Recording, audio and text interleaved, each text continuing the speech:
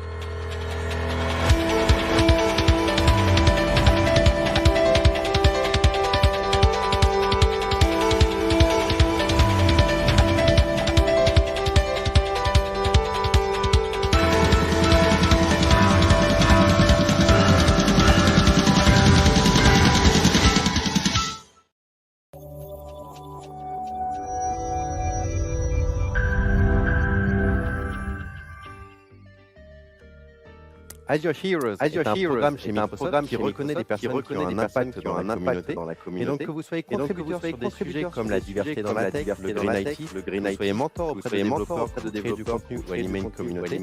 Il y a des petits badges que vous pouvez avoir et collectionner avec notre super mascotte. Et on a aussi d'autres types de badges. Je vous invite du coup pendant le DevDay à scanner le verrez entre les conférences pour recevoir votre badge Azure Heroes Learner.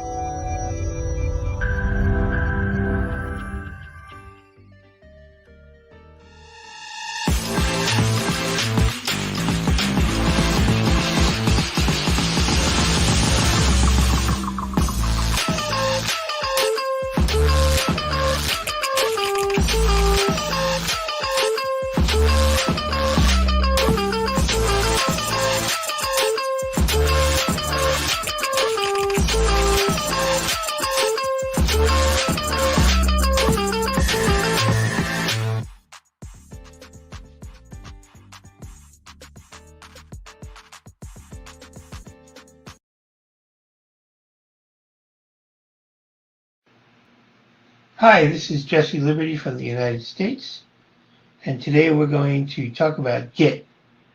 This is officially called Git in 1 hour, but we're actually going to do it in 50 minutes.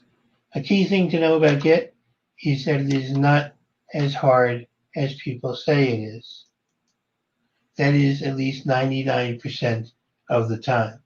Let's start at the very beginning. What is Git? Well, Git is a version control system. What's a version control system? A version control system is a framework that allows you to store away your program in its development at various stages so that if something goes wrong, you can back up.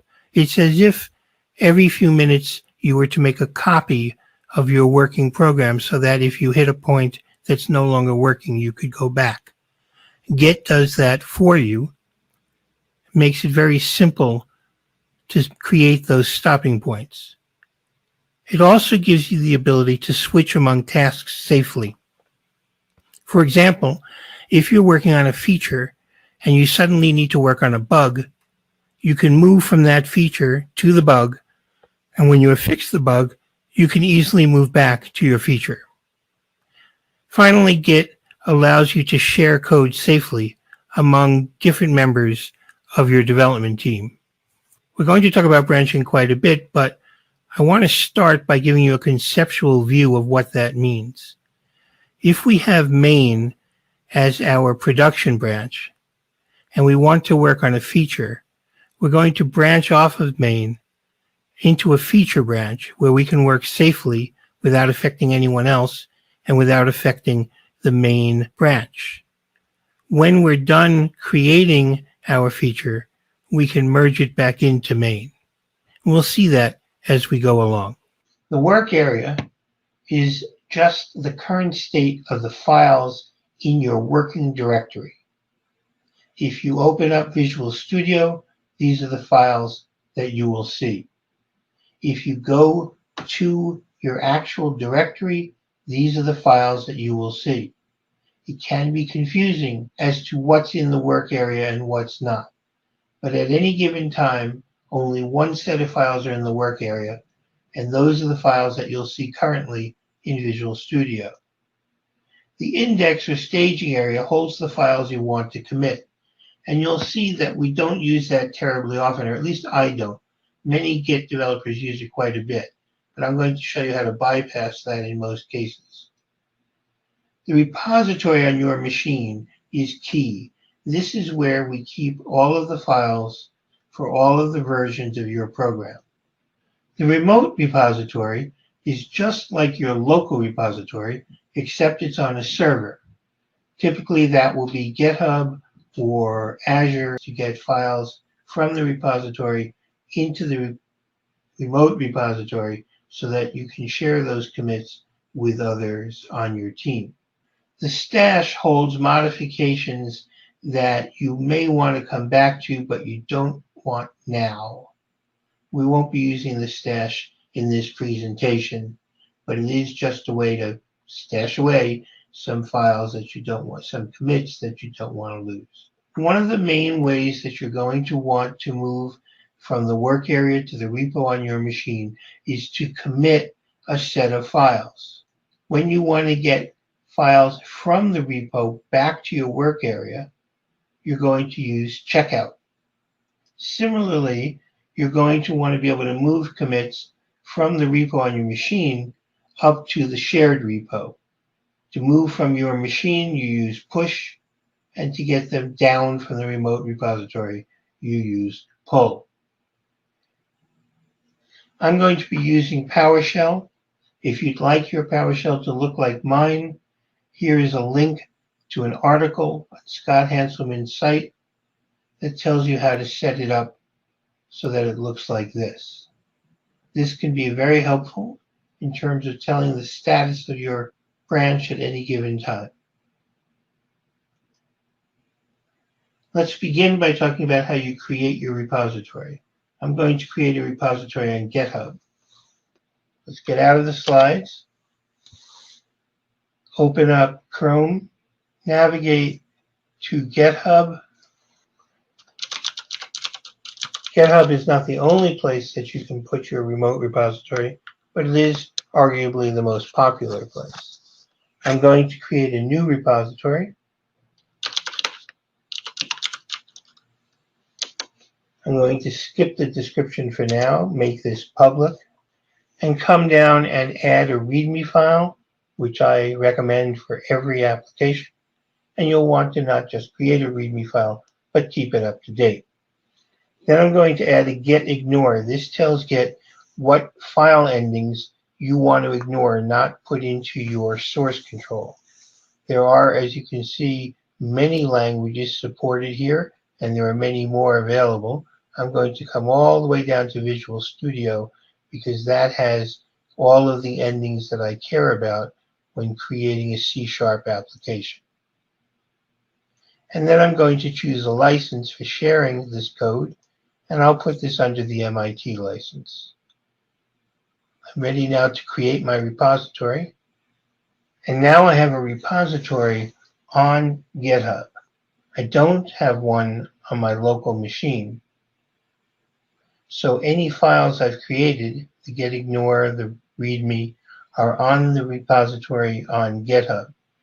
I need to get that repository onto my machine, and then we'll keep them in sync.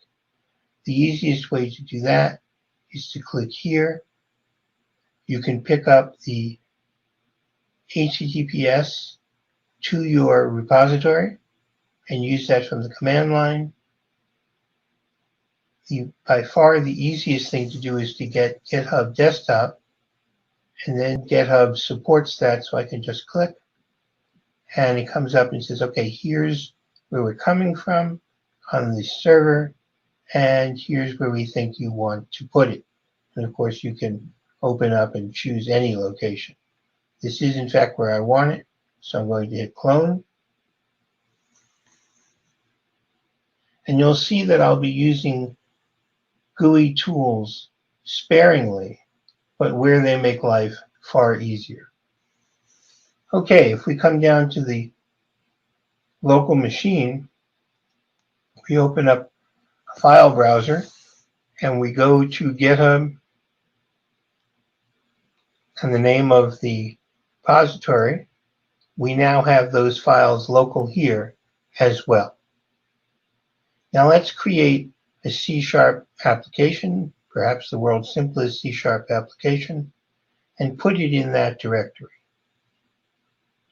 So I'll say File, New Project, and I'm going to choose to make a console app. You can, of course, make any kind of application you like. I'm going to say Next and give it the same name as the repository. You don't have to do that, but it is likely to create a whole lot less confusion. I'm going to put it into the same directory where I put get ignore, and then I'm going to go ahead and create that application. This application now exists, and notice that it has some code in it. That code is not yet up on the server. We can tell that by going to the server, and we still have the license and the README, but we don't have any of that code. Let's go to our terminal.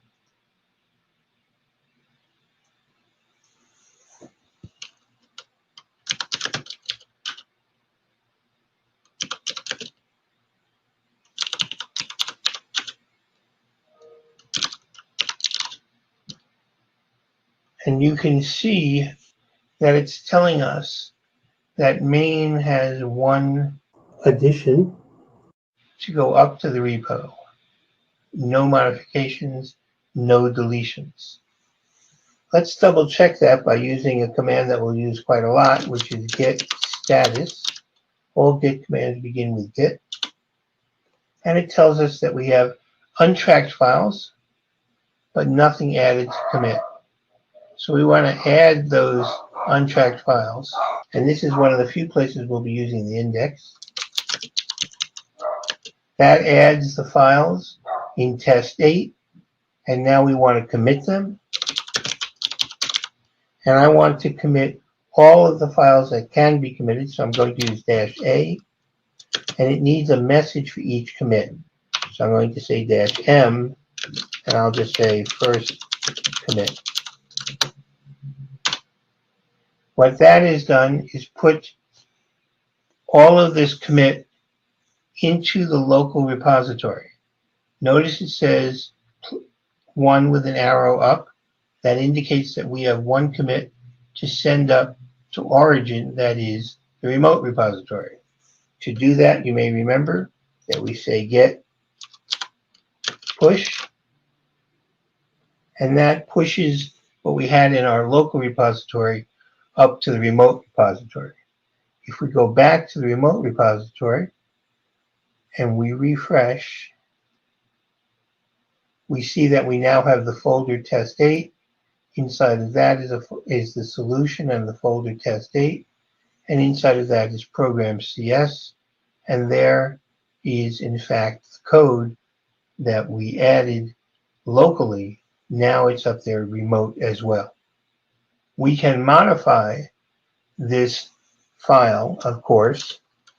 Let's go ahead and do something very simple.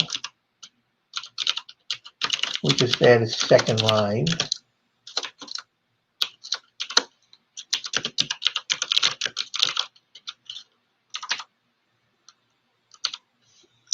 Save it. And I'm going to commit it after just that one line. Typically, you would not commit after every line. You would do a certain amount of work, a unit of work, something that makes sense to you, and then you would commit. Let's go ahead and commit it now. So I'm going to come in here, and as I usually do, I'll hit get status, and it tells me that I have one modified file. I can see that in a couple ways. First of all, it tells me I have a modified file and what that file is. And then over here, it shows me that I have no additional files, but one modified. Get also gives you some suggestions. So you can say get add file, and that will put it into the index. I have a couple options here. I can add the file to the index and then commit it, or I can do all at once. Let's start by adding it to the index, although that is not the way I typically do it. So we're going to say get add test8/test8/program.cs. And that is now in the index. I can then say get commit and give it a message, updated program.cs. And I should say that the convention is to make these update statements, to make these commit message statements in the imperative. So rather than updated, it's update. And then you want something more descriptive than update program.cs, because that doesn't really tell you anything when you're looking at the history. So what we're going to say instead is add second line to program.cs. A little bit more informative. And that made the insertion into the repository, local repository.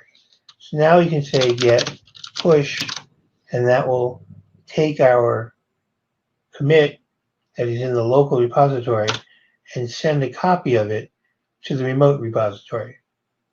And it will be in both places.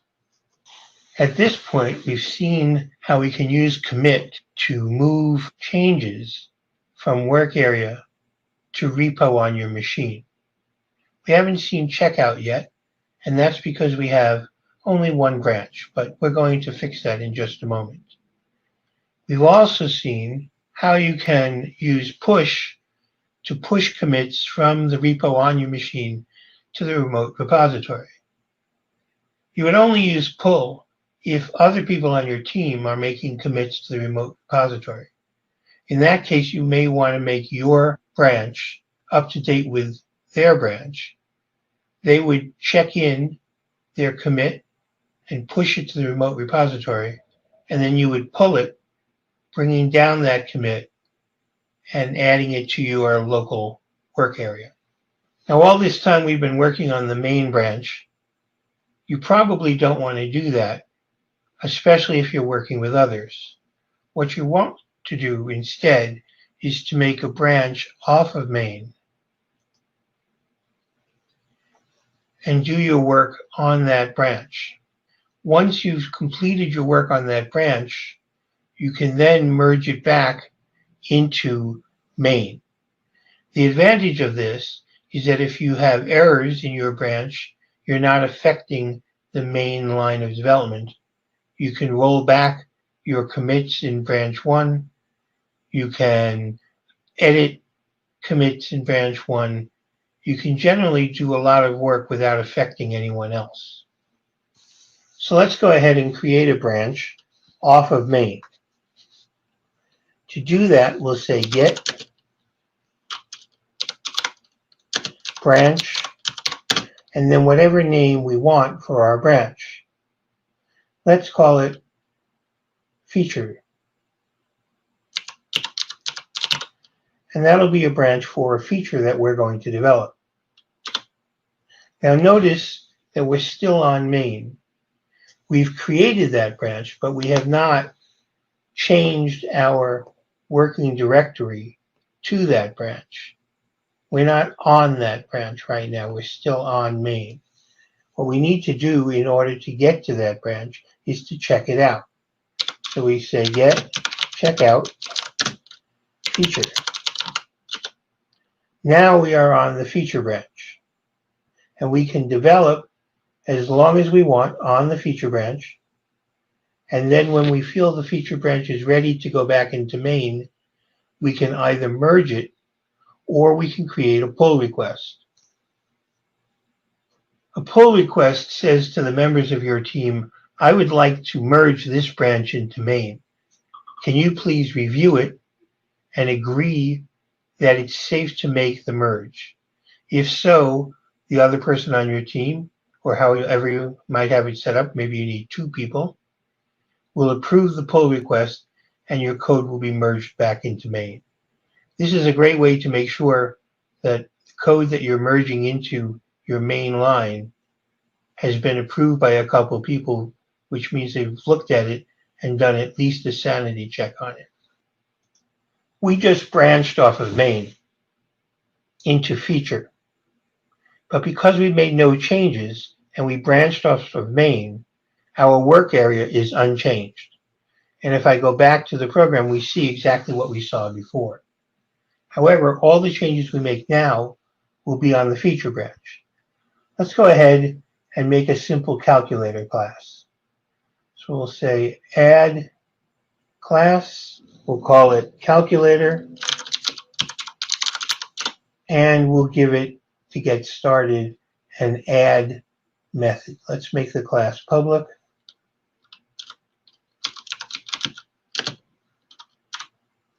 And here's our first method.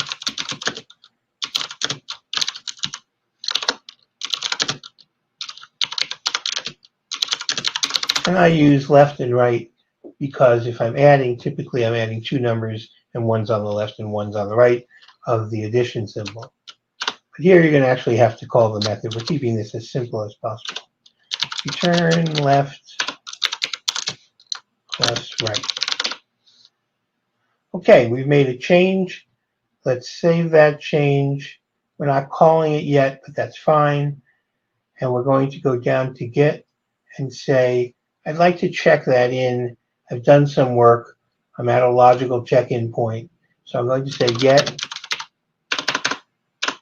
status. And there's the change, calculator CS. Now you'll remember we could add that and then commit it.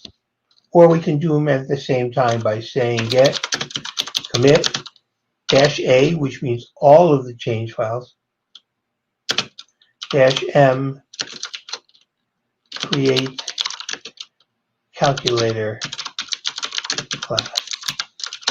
And it comes back and tells me I can't, because calculator class is not tracked. You have to explicitly tell get that you have a new file that needs to be tracked. In that case, you do need to do an add. So we're going to say get add, and I don't want to retype that, so I'm just going to go in and copy it and then paste it. Now we are tracking calculator CS. Get status, and it tells us that we have a new file, calculator CS, but now that is being tracked. So we can say get commit -a-m create calculator class. And that is now in our local repository because we have committed it. We may or may not want to push that up to the server. Perhaps we want to make a number of commits before we move them up to the server, which will give us an opportunity to combine commits or rename or change the messages. And we'll see that in a little while. Let's make a couple more changes and then look at a merge. We're still in the feature branch. We're going to add a subtract.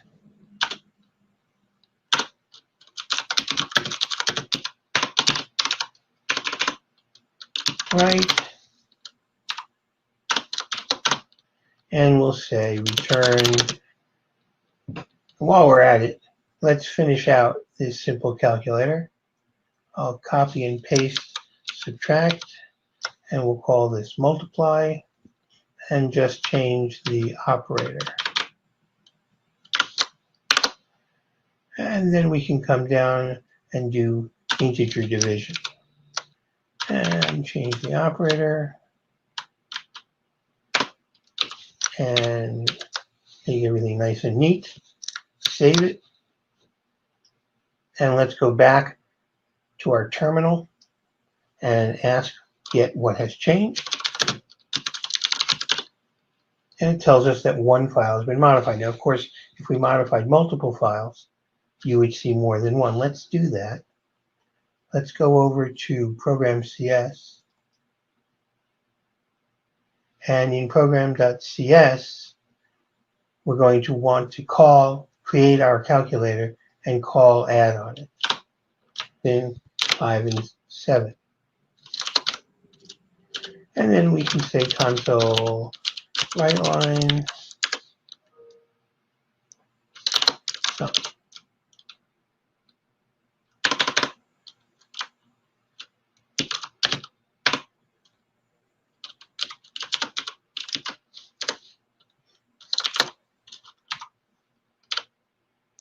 Okay, let's run that and see if it works. 12. 5 plus 7 is 12. Excellent. So now I feel like I'm at another good stopping point. I'm going to go back to my terminal. I'm going to get my status. Now notice 2 files have been modified. They are both going to be in my commit. Let's say get commit all, and now a message. Create calculator class and run it. And it tells us that 2 files have changed and we have 20 insertions. Feature is now clean. Notice that it's in green. And when I take a status, I see there is nothing to commit.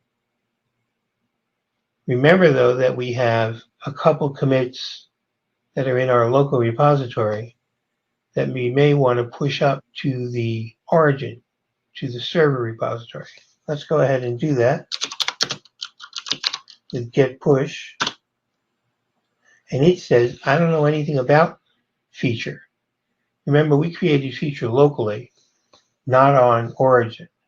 So we're going to copy this very helpful string, paste it, and this will create feature in the remote repository, and it will also push our files up there. Now we have it in both places. We know that, and we can check that. We can go to the remote repository and update this file, and sure enough, and wait a minute, where did the code go if we did update? Well, remember, we didn't update on main, we updated on feature. So we need to come up here and tell it, no, I don't want to. We can see that, in fact, calculator.cs is there as well. So what we have now is we have a branch feature that has a couple commits on it, and then we have a branch main that does not have those commits. And we may very well want to merge our feature branch into our main branch, which will take all those commits that are in feature and move them into main. Let's do that. Come down to the command line, and we'll say get status. Fine, we're in good shape.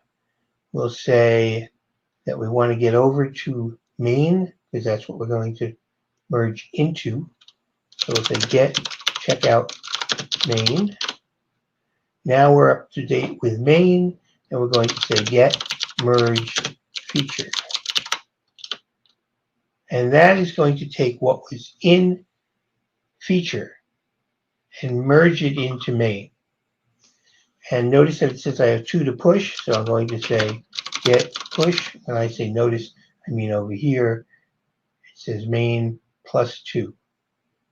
So I'm going to say get push, and that turns main green, which indicates that our merge is up on the server.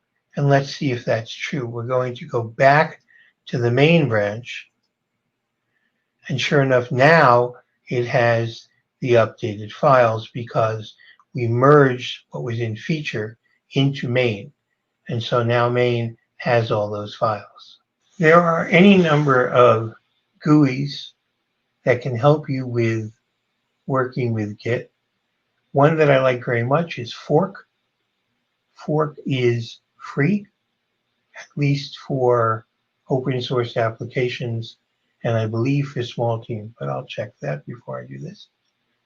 It starts us out in the repository manager and shows us our recent repositories. Here's the repository we've been working on. Here's where it's located on disk.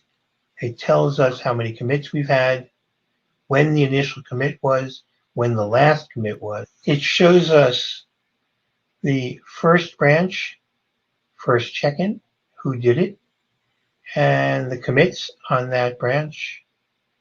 And we can then switch branches.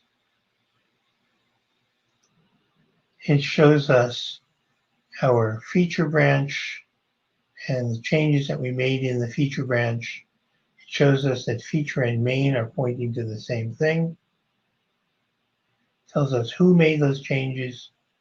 Every commit has a SHA, and here's the short version of each one's SHA, sometimes called an SHA, when these commits were made, and so forth. What I'd like to do now is to create a few commits. To do that, I'm going to go back to Calculator, and I'm going to take out subtract, multiply, and divide, just arbitrarily. Save that, and go back to the terminal. And you can see that Calculator CS has been modified. Let's go ahead and commit that. And we'll say delete 3 methods. And now let's go back. We're not going to push that yet. Let's go back and go ahead and add, subtract. And I'm just doing this to have a few different commits that we can work with. So we're going to call this subtract. Change the operator. Save it. And let's commit that as well. Status. Sure enough, it's modified. Get commit am add subtract method. And that's committed. And now we're 2 ahead on the local repository and behind on origin. Let's go back, and this time we'll make multiply. Multiply, change the operator, line, save, back to the terminal, get commit all message add multiply method. That's fine. And let's make one final one. Now, you would never do commits on such a small amount of work, but we want to get some commits in there.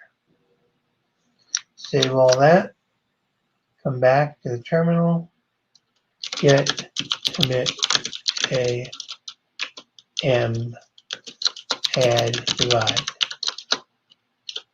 Now, as we saw before, we could simply type push and push these all up to the server. However, I'm not happy with the number of commits I have, and I'm not happy necessarily with all the merges I have. So I can say get rebase -i, and you want that -i, you want an interactive rebase. And then you need to tell it how many commits to go back.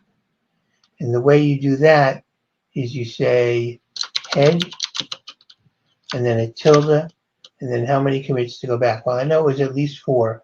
I'm going to say 5 to cover myself. And now it's going to open the editor for me. And I happen to use Visual Studio Code. And here are my commits. So the first commit says create calculator class and run it. Then delete 3 methods. And now I'm going to add, subtract, multiply, and divide. Well, I would like to combine subtract, multiply, and divide into a single commit. So what I'm going to do is squash the multiply commit into the subtract commit and squash the divide commit into the subtract commit. And the way I do that is I just change pick, which means keep this commit, and I say squash, and I can even abbreviate that just to S. You can see that right here, squash, but meld into previous commit, and that its abbreviation for that command is S. So let's squash this one as well. Now, I'm not so happy about the message here, add, subtract, method. So we're going to reword that commit. So we say R for reword, and we're going to change this to add remaining operators.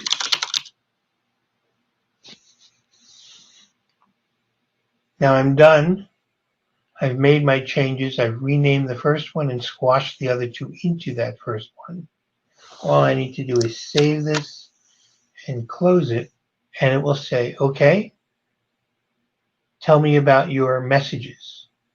And it wants a commit message for all of my changes. So I'm going to say, take this out and say, clean up merges, clean up commits. Save that, exit, and it tells me, here are all of your commit messages, and I don't want add divide anymore. I don't want add multiply anymore. I just want clean up commits. Let's close that. And it tells me I've successfully rebased and updated. And now I just have 2 to push up. Remember, I had 4, but I squashed 2 of them. So I just have 2, and I can say get push. And that's going to push those 2 new commits. And let's go look on the server. And up on the server, we can see there are 2 branches, and they are main and feature. Let's go back. The last commit is create calculator class and run it. And the key thing we want now is to look at the commits that the server knows about. It tells us that there are 5 commits. Here they are. Our initial commit, yeah, that's right. First commit, we did that. We added the second line to program CS. We created the calculator class, that was a commit. But then we had a series of commits where we had subtract, multiply, and divide, which we squashed, renamed the message, and there it is, that one commit with all of those changes. And if I click on it, we can see what's new is the subtraction, multiplication, and divide. Before you merge from your branch into your main branch, it's advisable to merge your main branch into your feature branch, and there you can resolve any conflicts you might have. There are two ways to do this. You can do a simple merge from your main branch into your feature branch, or you can do a rebase. If you do a merge into your feature branch, that merge will show up in the history of your branch. If you do a rebase, however, it will not. The goal of the rebase is to take your branch and put it on the tip of the main branch. All of this happens, of course, in your feature branch. Now, however, you've got a nice continuous development without an additional merge. This is easier to do than its reputation. Here's a good place where a GUI makes this much simpler. We'll go to Team Explorer, and the first thing we have to do is make sure that our main branch is up to date. So we're going to come down here and switch branches by clicking Manage Branch and choosing Main. And then we're going to tell Main that we want to get the latest. So I'm going to right-click on Main and say Pull.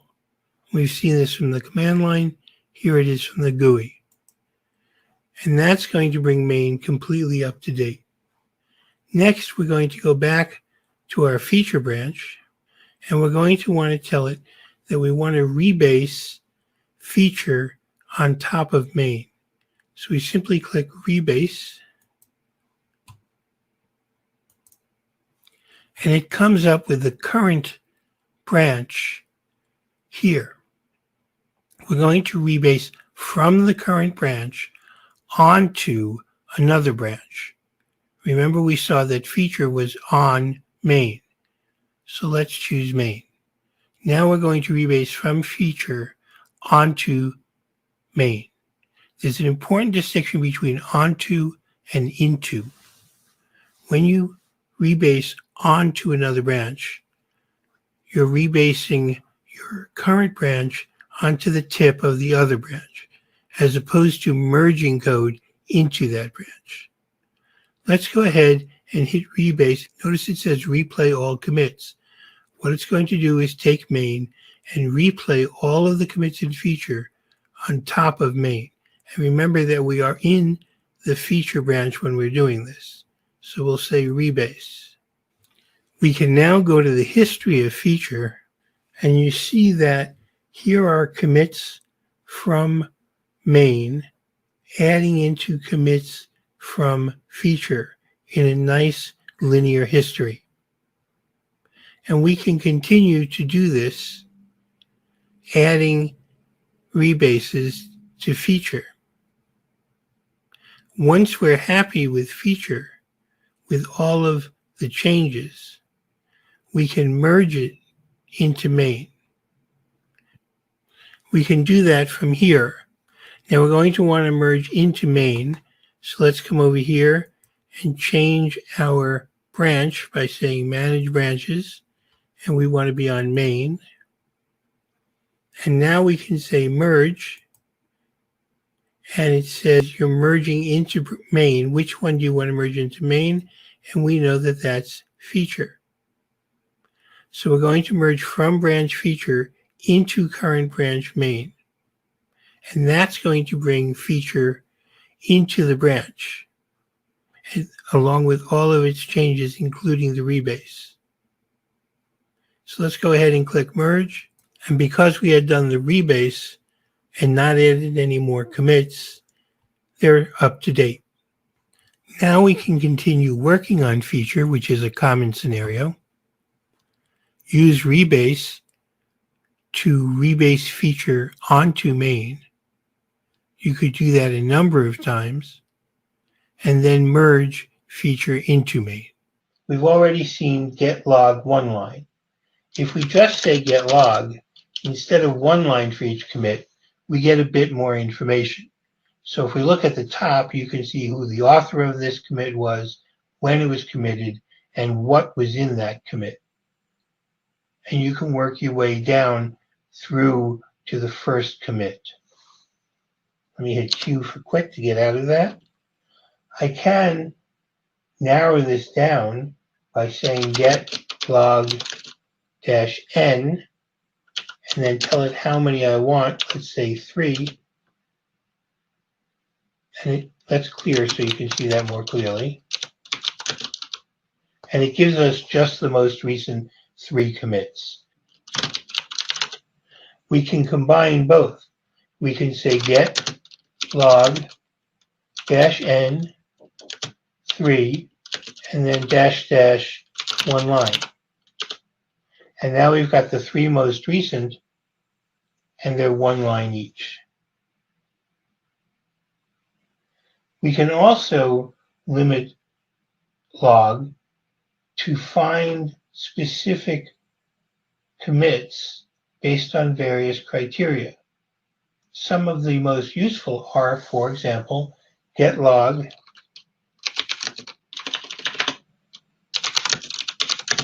and now we want to find the ones that were done before yesterday.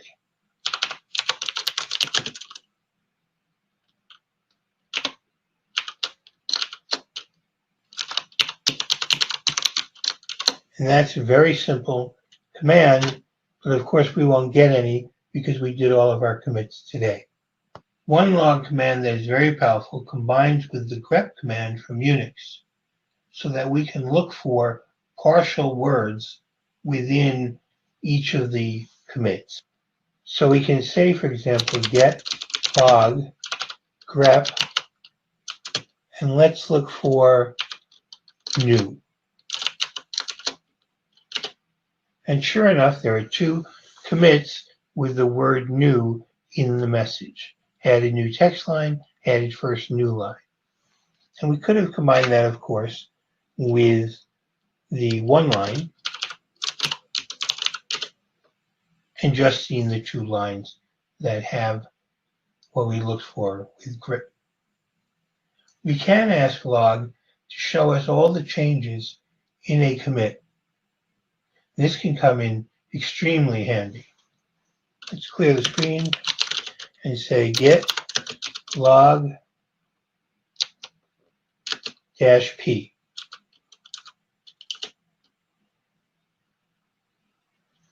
Let's hit clear. Let's just try one more, and let's go over to the calculator branch. Remember that branch is still alive. We haven't been using it, but it's still there. We can say get checkout calculator. We switch branch to calculator. Now we can say get log -p, and this again is going to give us the changes, but this time in the calculator branch.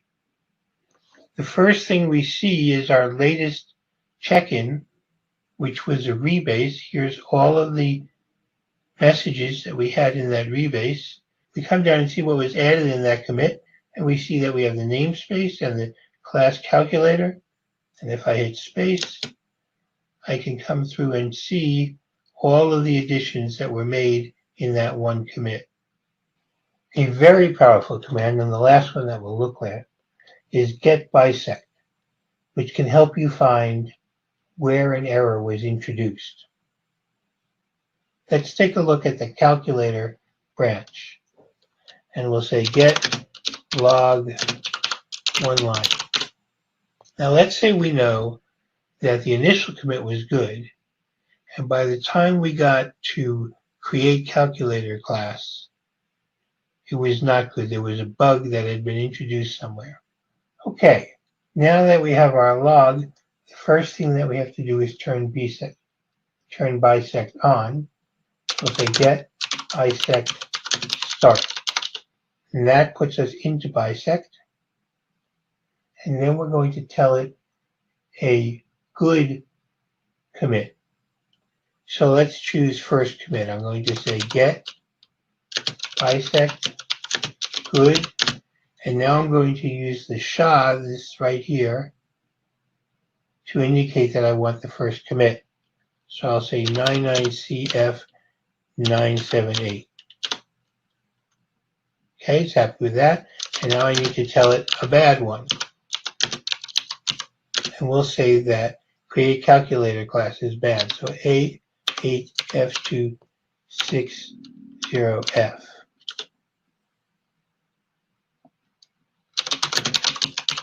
Let's try that again, spelling it right. A8F260F.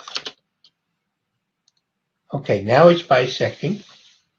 And it has told us that it has divided in half, and it's showing us that the add new text line right here needs to be tested.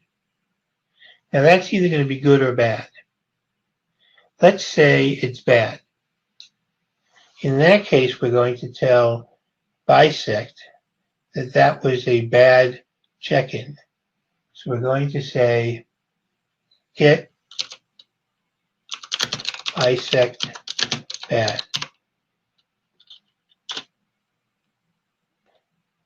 And it's going to bisect again and tell us that there are 0 steps left after this. And it's going to tell us that the one that we want is add first new line to program CS. And that will be where the bug was introduced. Let's look at that list again by saying, notice we're still in bisecting. We're going to say get bisect reset. That takes us out of bisect. And now, remember that it said that the error was in add first new line. Get log one line. And so it's going to be, you saw here, add first new line to program. And that's where we're going to find it in this commit right here. I think we've demonstrated that Git is not nearly as difficult as its reputation. We've covered a lot of material, some of which is somewhat advanced. And of course, the internet provides information on the specifics as you go forward. I want to thank you very much for hanging in there with me. This is Jesse Liberty. Thanks again.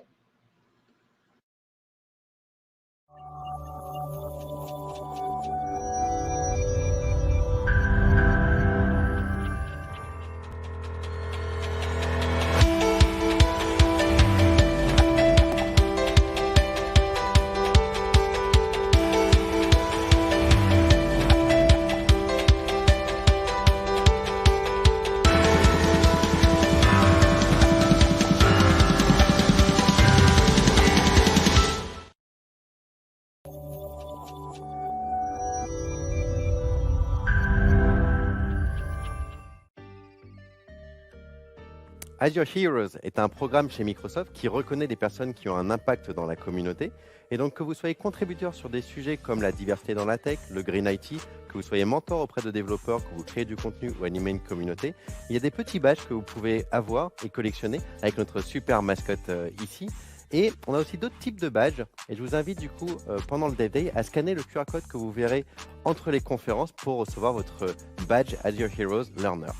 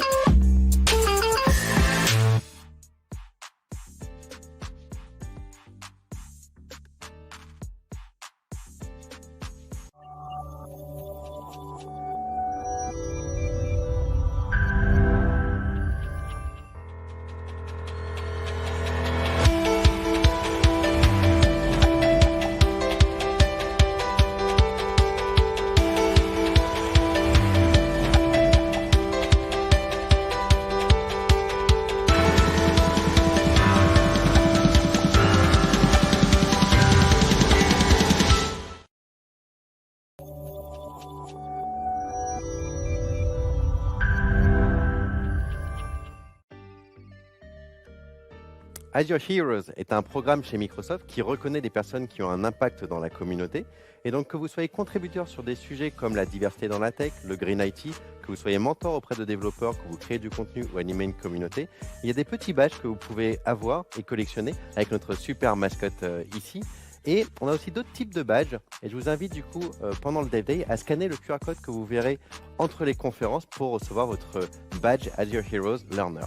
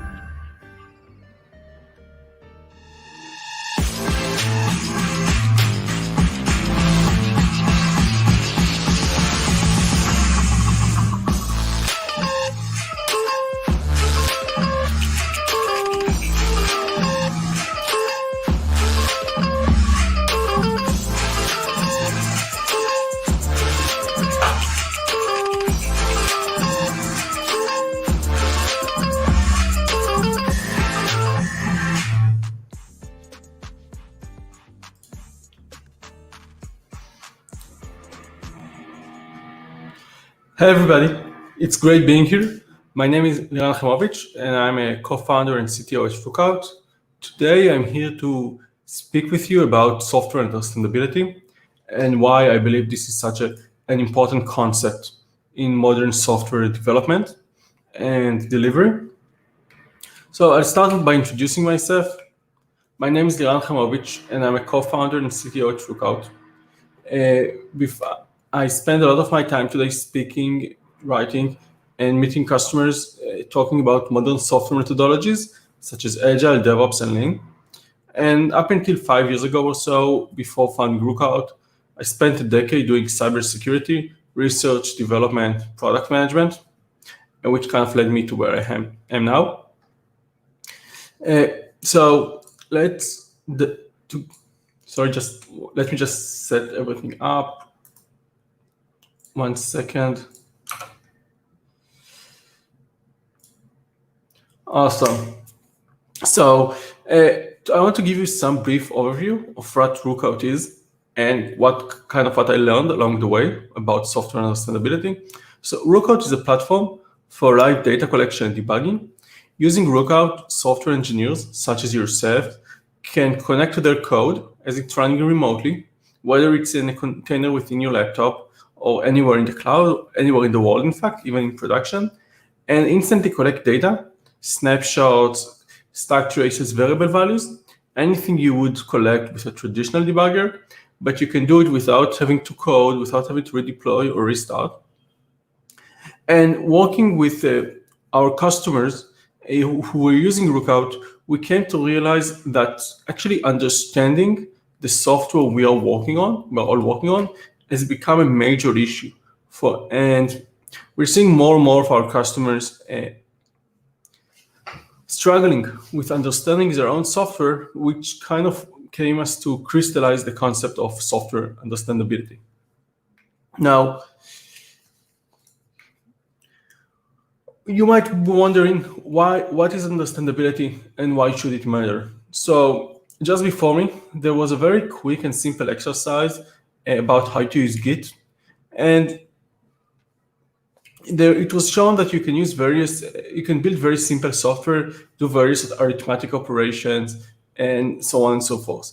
And there are many small examples, many small exercises, such as arithmetic exercises, parsing a JSON, validating a data structure, and so on, that we've all come to know and realize. And here you just saw somebody run a 1 hour live coding session and solve one of those exercises. They've become so easy and experienced engineers can easily tackle them. But let's take one of those same tasks, such as, I don't know, validating a data structure. And if I were to ask you to implement that same task within the context of a very large system, potentially a very complex system, you would likely be spending just as much, if not more so, time understanding the system, figuring out what belongs where, and what to do about it, and also then testing, integration, and so on, then you would actually spend the time working on the feature itself. And that's kind of the concept of understandability. If we know the system well, everything is easy. But if we don't know the system all that well, all of a sudden anything can become incredibly hard. Now, I really love this quote by George Bernard Shaw, who said that imagination is the beginning of creation. You imagine what you desire, you will what you imagine, and at last you create what you will. Now, nowhere is this more true than in software engineering, where truly the sky is the limit, and there is virtually nothing we can't do. But the thing is that today, for many customers, the reality is not that they are bound by their imagination, but that they are bound by their understandability. 68% of organizations experience flying blind or flying slow, according to this DEJ report, essentially saying, we're not sure what's going on. We can either spend a lot of time collecting data, trying to understand our own software, essentially flying slow, or we can just take wild risks and make uncertain changes to the software, flying blind, trying to move fast, but potentially crashing and burning. And this has become a major concern in almost any organization I've worked at or worked with. And so this brought us to crystallize the definition of software understandability. Now, software understandability or understandability in general comes originally from the finance industry, where service providers such as insurance company and pension funds were in the past sent very complex and hard to read reports to their consumers. And recently regulation came into play that required them to make that information readily and easily available to their users. And so drawing on that inspiration, we define software understandability as understandability is the concept that the system should be presented so that an engineer can easily comprehend it. So if an engineer can easily comprehend the system, he can easily do his job, adding new features, fixing bugs, onboarding new team members. While if understandability is poor, then even the most trivial task can become hard. Now, before we dive into what understandability is all about, let's take a quick look about what a software application is comprised of. Because I'm sure all of you are going to say, first and foremost, source code. And of course, source code is a critical part of a software application, but it's not the only part. Definitely not the only part that matters. You also have configuration and state. Think of how many pieces of software can be fixed by restarting a computer or by clearing the cache in the browser. That's because configuration and state are both very complex topics, and it's very easy to break an application through bad configuration, bad state, or unexpected behavior. Now, state and configuration can be stored in memory, on file, on disk, even in a database. There is so many ways, but if you want to understand an application, you have to take into account its configuration and state. There is the runtime environment. If you're using Node, are you using Node 4 or 14? Are you running the same piece of code in Node or in the browser? Are you transpiling it? Same goes for Java versions. Same goes for other languages. Are you using a single-threaded or multi-threaded environment? Same piece of code might perform very well in one scenario, but cause bad bugs in the other. Are you using cloud services, and which one? Those are all critical components that make a difference. Are you using service dependencies? Today, whether it's a first-party service dependencies, stuff within your organization, or third-party service dependencies, services such as Stripe, for instance, that provide you with lots and lots of cool features, those all end up being part of the application where you're not responsible for the source code or the service delivery, but it all combines together. And last but not least, obviously, the inputs and the outputs of the system. Looking at an API, it might be looking at the same API, you might be seeing that it does a set of arithmetic operations or value lookups, but is that API receiving a JSON or an XML or a dictionary? Is that API called once a second, once a week, 10,000 times a second? Those are all questions that make a huge difference in how we understand the system and how we have to work with it.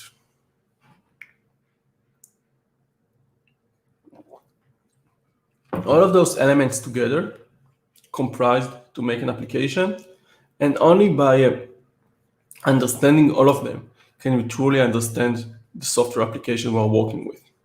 And so how do we evaluate if a software application is understandable or not? Well, drawing again on the finance industry, we've taken the same list of criteria they're using to estimate if a report is understandable or not.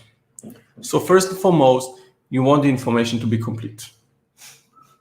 If you want engineers to be able to understand the system they're working on, they have to get all the data, whether it's they need to access the source, not only the source code, but to the sample configurations, sample inputs, and so on and so forth.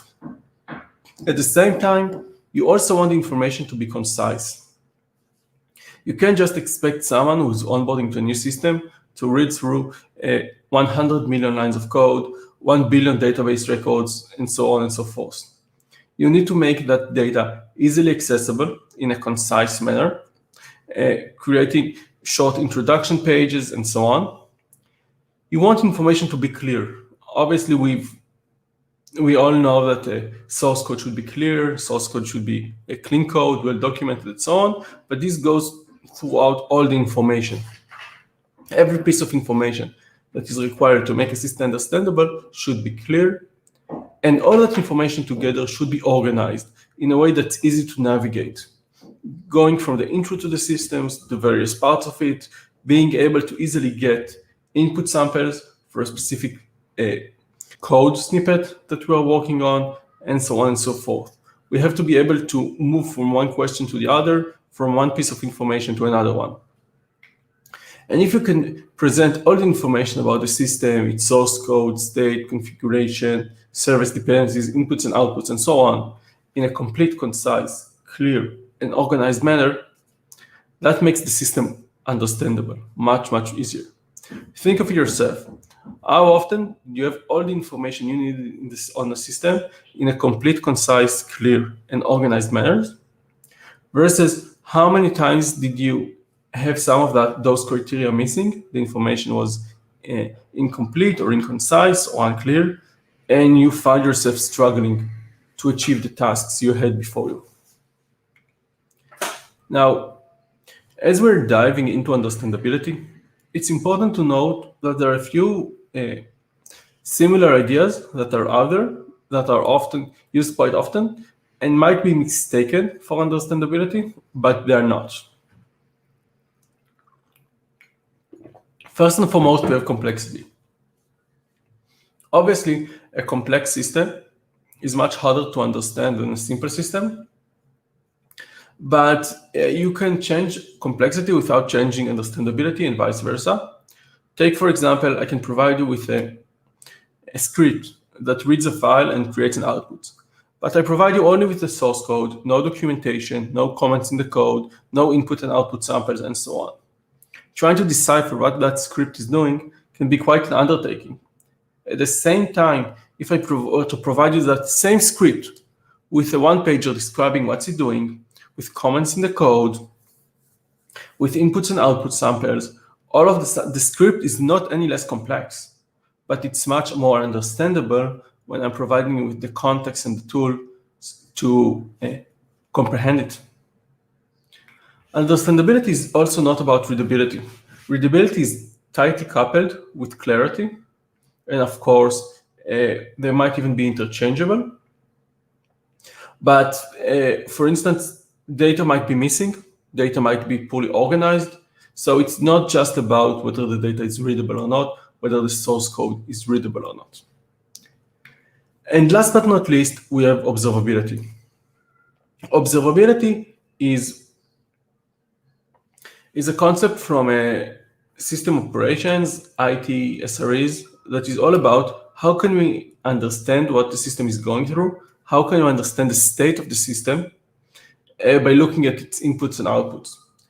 And that's a very specific concept. How do we know how the system is behaving right now based on its inputs and outputs? This assumes we already know what the system is doing in general, and we're just trying to determine its current state. Versus understandability is more about trying to understand the system's both the system's desired behavior, its current behavior, as well as its inner workings. And so it goes much deeper into the mix. Now, all of those elements can have a huge impact on understandability, and they can make a huge, but they also serve their own purposes, and they are truly a separate concept.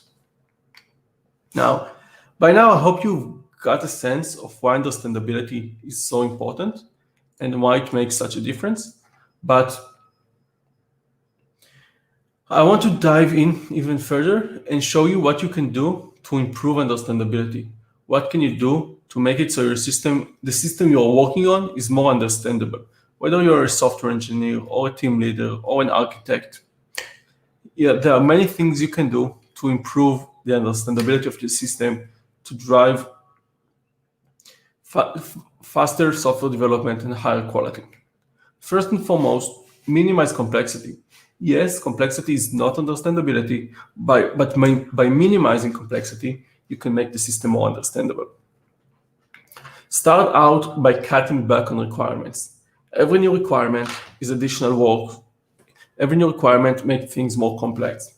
This applies both to functional requirements, such as what the system can do, as well as non-functional requirements, as how the system is doing it. Non-functional requirements include things such as security, compliance, performance, availability, and all of them make a system more complex. Hire the best developers. Better developers are going to find simpler solutions to the same problems. So even if the problem is complex, there might be a simpler solution out there, and a better developer is going to find it. Utilize the highest level building blocks available, whether it's the newest version of JavaScript, various frameworks, cloud managed technologies, and so on, by offloading as much of the complexity as you can to your providers. You can focus on the business logic, you can focus on what matters, and avoid unnecessary complexity. Apply software engineering principles. That's been true for decades. Whether you're in the cloud or on a mainframe, using tools such as domain-driven design, clean code, and so on is going to create a nicer, neater system that's less complex and easier to understand. And last but not least, practice Agile and DevOps. This allows you to build out systems gradually, to avoid over-engineering, and keep things reasonably simple. If you go through those points, which none of them is truly unique, none of them is truly new, you're going to end up with a simpler system that's easier to understand. The only drawback to this approach is that much of this is easier to achieve on a new system that you're just writing out, rather than an existing system that might be 5, 10, or 15 years old, with an existing team, with an existing setting. And while minimizing complexity is awesome for the newer tools, often when it comes to improving the understandability of an existing system, complexity is rather set and cannot be easily changed. And so if you can change complexity, acquire knowledge about it. If you have the knowledge about what's going on within the system, it becomes much more understandable. Think about it. If you have the information and you can share it, then you can understand. Start out by learning. Learn about the system. Learn from existing colleagues. Learn from former colleagues who've originally designed the systems and who've worked on it. Learn from stakeholders. Obviously, learn from the source code, but also collect information about what's going on in production. Collect sample configuration and state, sample inputs, and so on. As you learn, make sure to document your learning. write it down, keep a folder of everything you've collected, both so that you can more easily refer to it, and so that you can, in the future, share it. Now, sharing the knowledge is very important.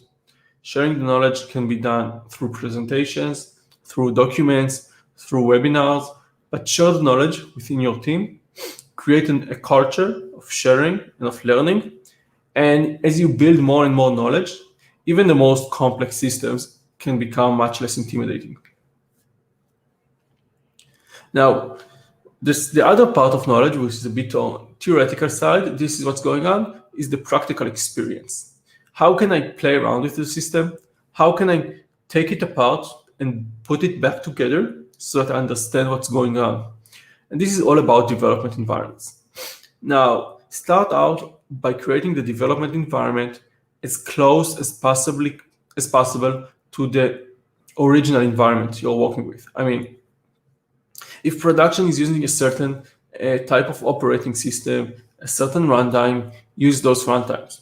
Whether it's the language version, the operating system, if it's in the cloud, the database vendors, anything you can replicate so that development environments as closely resemble production as possible, because it will enable you to learn much more about it. Use high-quality test data. As I mentioned, inputs and outputs, configuration and state are all critical to understanding a system, and you need to collect that information to be able to truly know what's going on. This can be non-trivial from a compliance and privacy perspective. Many companies cannot use production data in development environments, and if so, you have to synthesize the data, buy potential data, or do whatever is necessary to collect the data. And last but not least, you have to manage environments drift. Whether you're adding new technologies to the production, whether you're adding new APIs and new use cases to production, or even if just the way the system is used by our users is changing, you have to keep collecting new data, new test cases, and new tools to keep testing.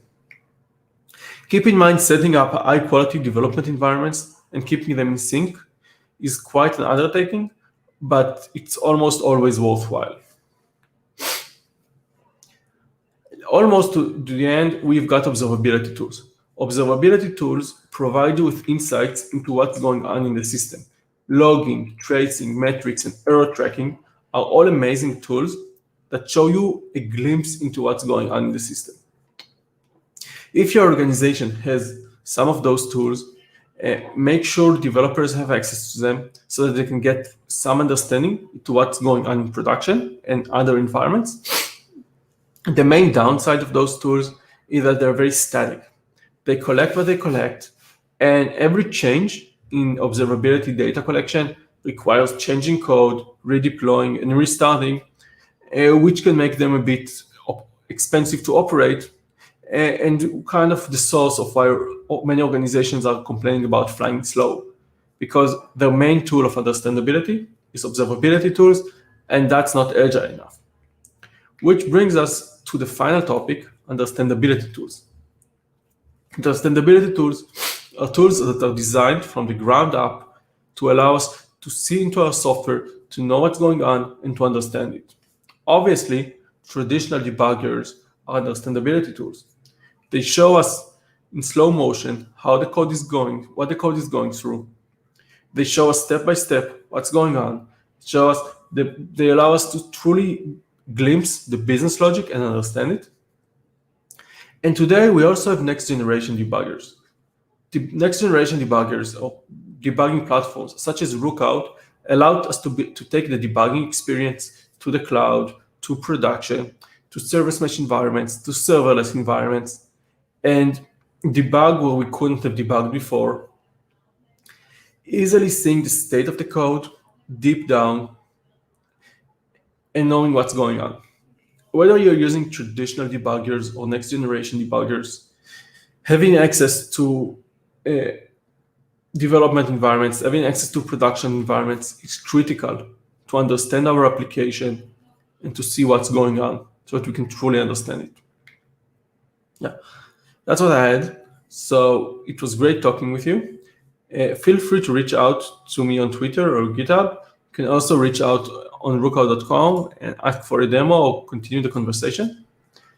Feel free to ask any questions you might have in the chat right now. I'm here with you for a couple more minutes. Thank you very much.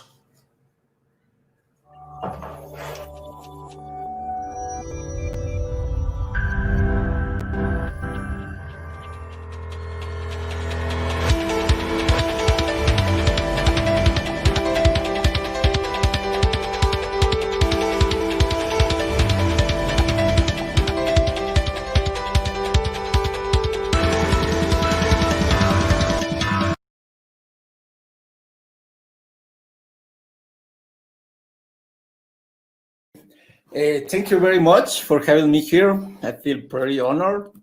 My name is Alejandro Mercado. I am a web and mobile developer. I can say that now I'm a technical evangelist or developer advocate, whatever that means. But well, I'm going to talk a little bit about Uno platform, which is pretty cool. Technology, this framework to build native mobile, desktop, and web applications with C# and XAML. So let's talk a little bit about the background. Platform is taking advantage of the Universal Windows platform. So this is one of the many ways to create client applications for Windows. So if you already know UWP, you are already a Juno developer. So that's the good news. So maybe at this moment you can ask, why another tool to make cross-platform? Because we have at this moment a lot of technologies, frameworks, and tools to make cross-platform. So why Juno? It's going to be like the first question to answer. So Microsoft purchased Xamarin. Xamarin, this is the way that C# developers have to deploy to iOS and Android. So maybe you are thinking, so we already have Xamarin. Why do we need another framework to make apps? Well, the idea is to take advantage. Actually, Uno platform is using the same native stack to deliver the applications. So I can say that Uno platform is adding a new way to deliver for web. So it's kind of it's not against Xamarin. It's using, standing on the giant shoulders to make the magic. So that's where I can say that. See, if not, it's becoming a go-to language for creating quality software that scales. Yeah, that's for sure. So the good news here is that if you already have a universal window platform app, you can run it. You can run it easily without too much effort. And we are going to see an example of that. So you can take advantage of the Win32 APIs and, of course, all the .NET classes.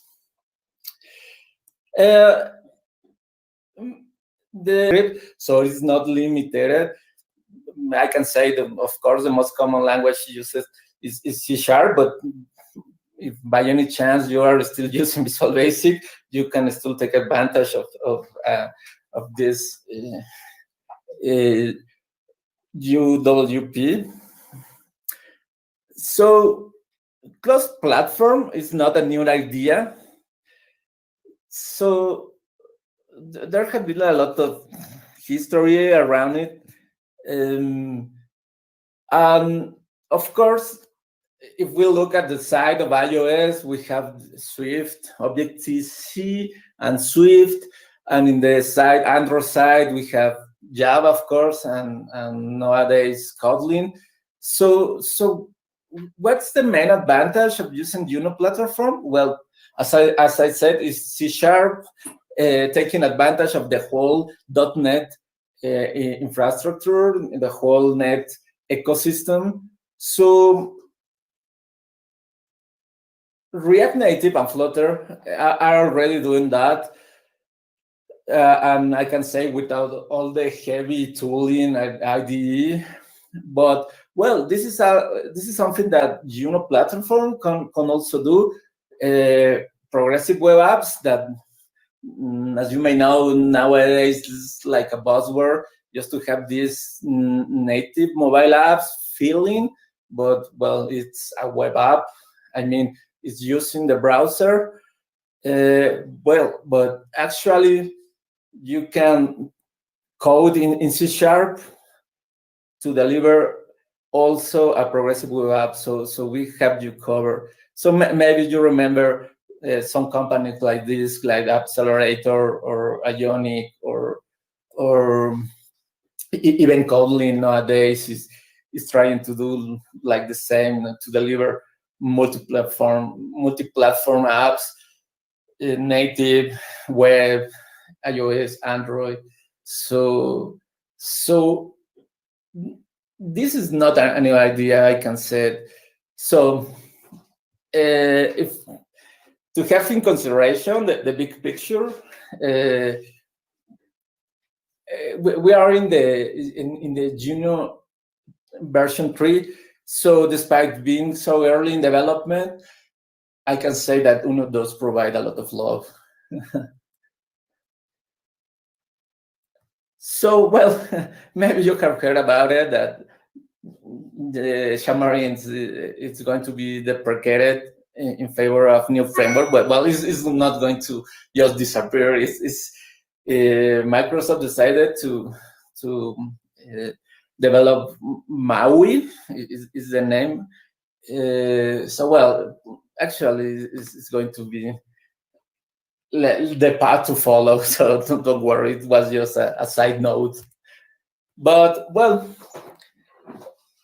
the whole idea of Juno is to easily deliver applications, as I said, for web, iOS, even for Linux with .NET Core.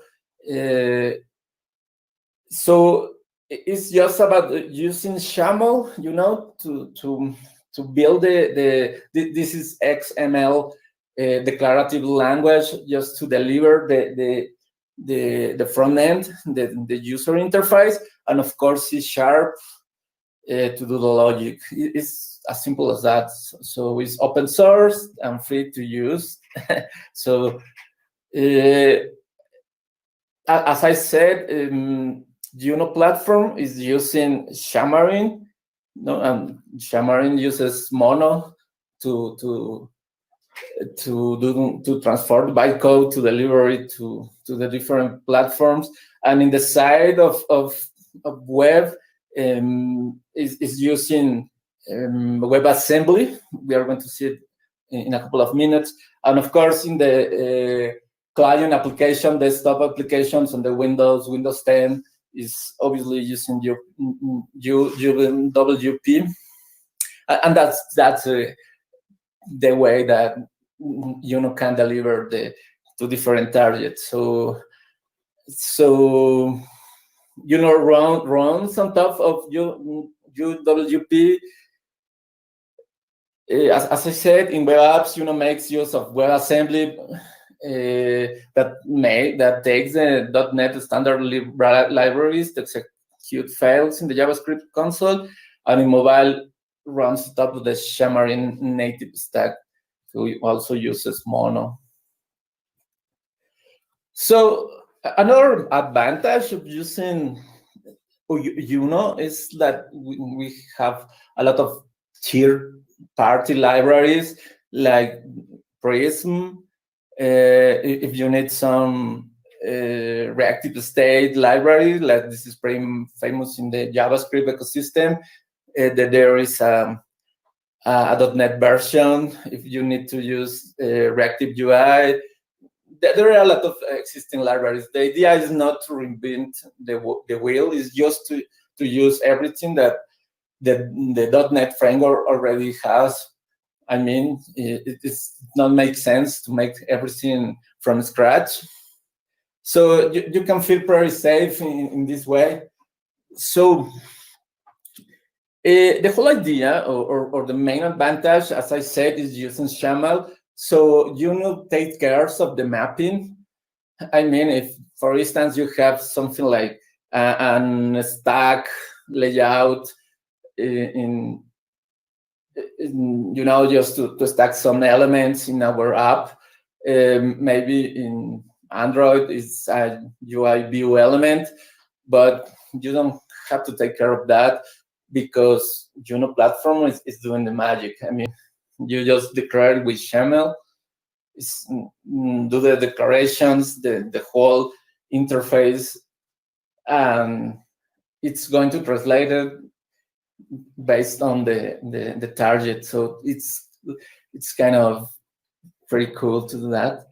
So of course you can run nowadays you can run even the Visual Studio on Mac. So of course if you want to deliver an iOS application, you must have the Xcode, to take advantage of the tiling to deliver on the emulator. But well, maybe you are not just targeting to iOS. Maybe you have this installation and on a Windows PC, or well, it's just to add of course the .NET framework.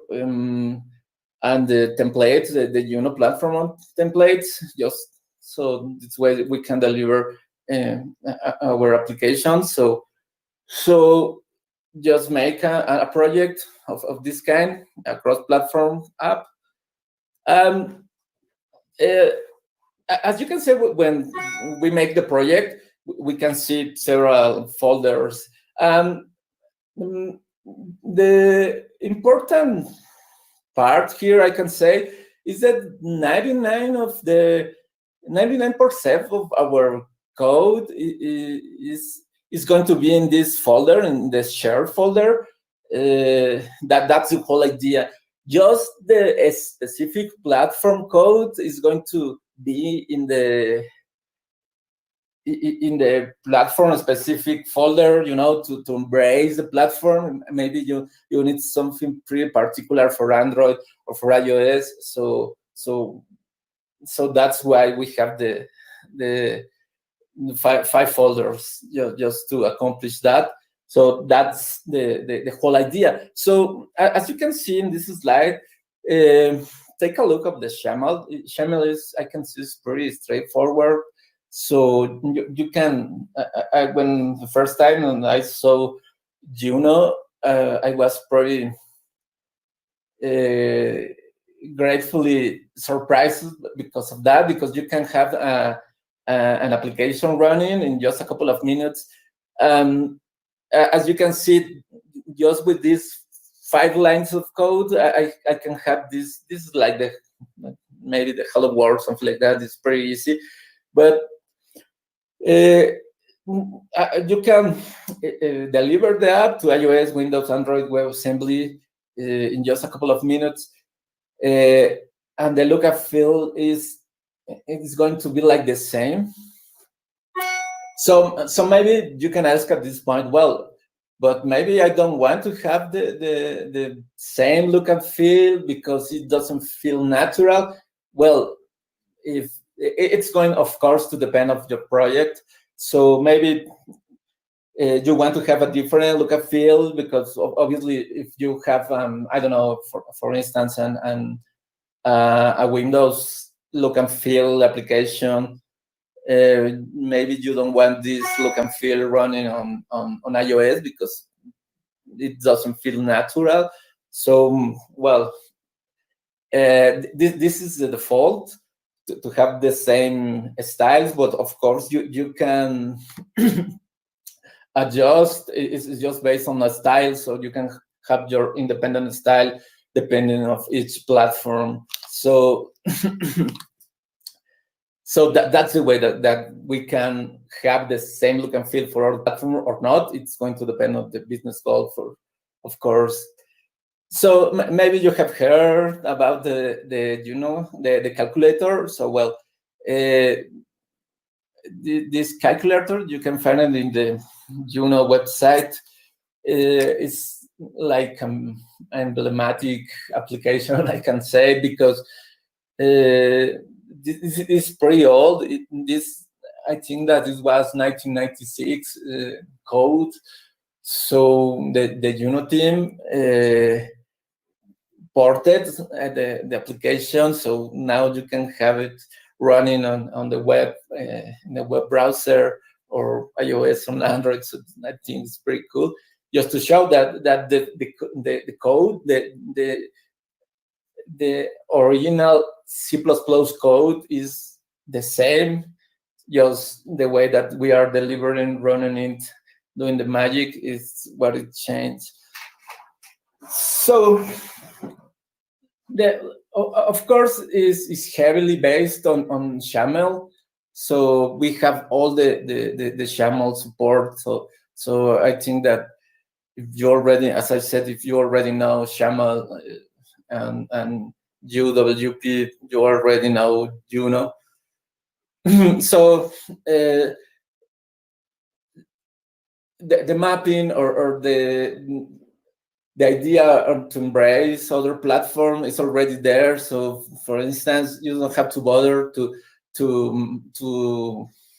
put some assets like in iOS that you have this Retina display assets. So well, does that for you. So it's like pretty useful. And of course, you can use like Florian, this framework to improve the UX. You can have, of course, other tools available like Sketch, just to do the mock-ups and material. Well, they have a tons of tools just to be more productive. That's the whole idea, I can say, if you ask me. At the end of the day, the idea is to be more productive, to deliver our applications. This is just like a couple of examples. So if you go to the platform website, in the showcase, you can see a lot of already built applications.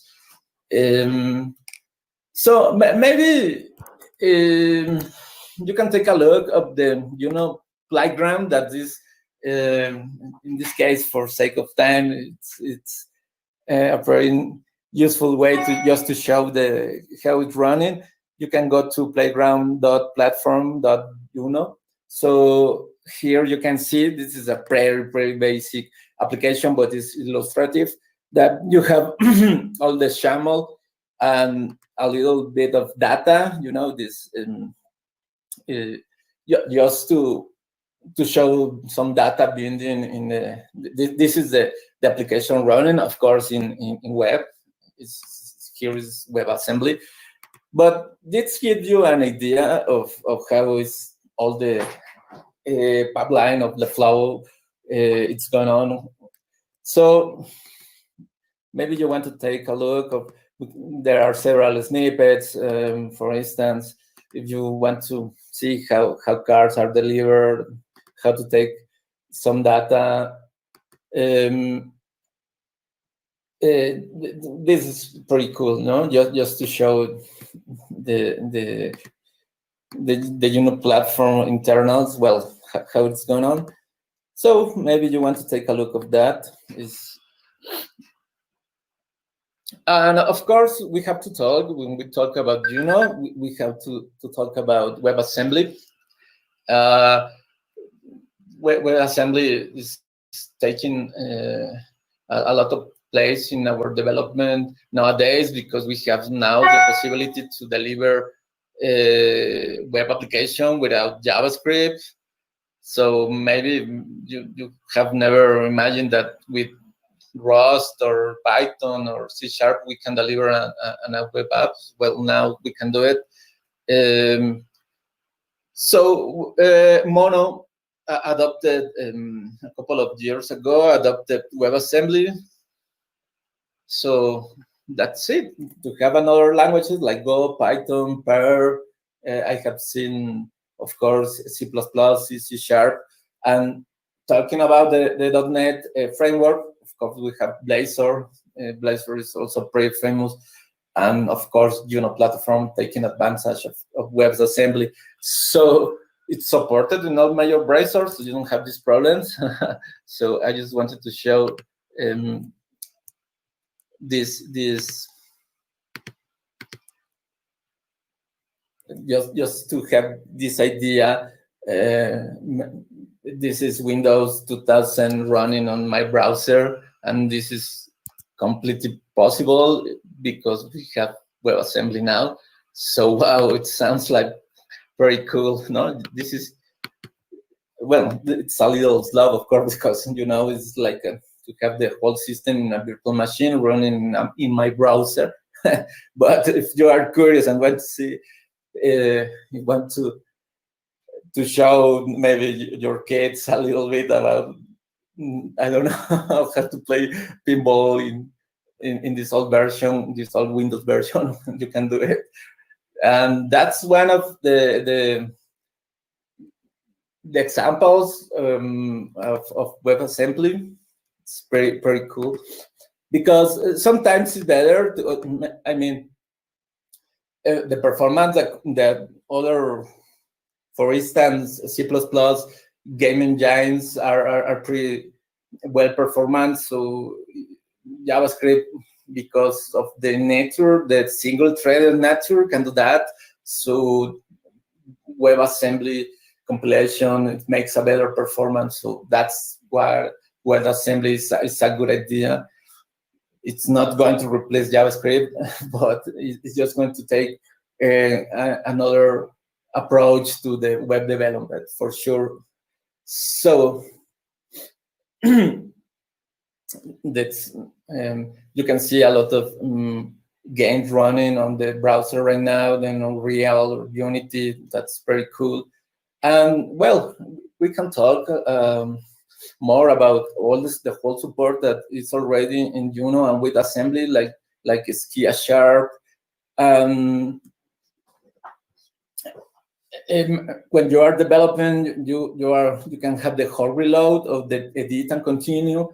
That is to have these changes when we are coding, we can see immediately the changes. So it's pretty cool, no? Not just to start delivering the app once again and once again.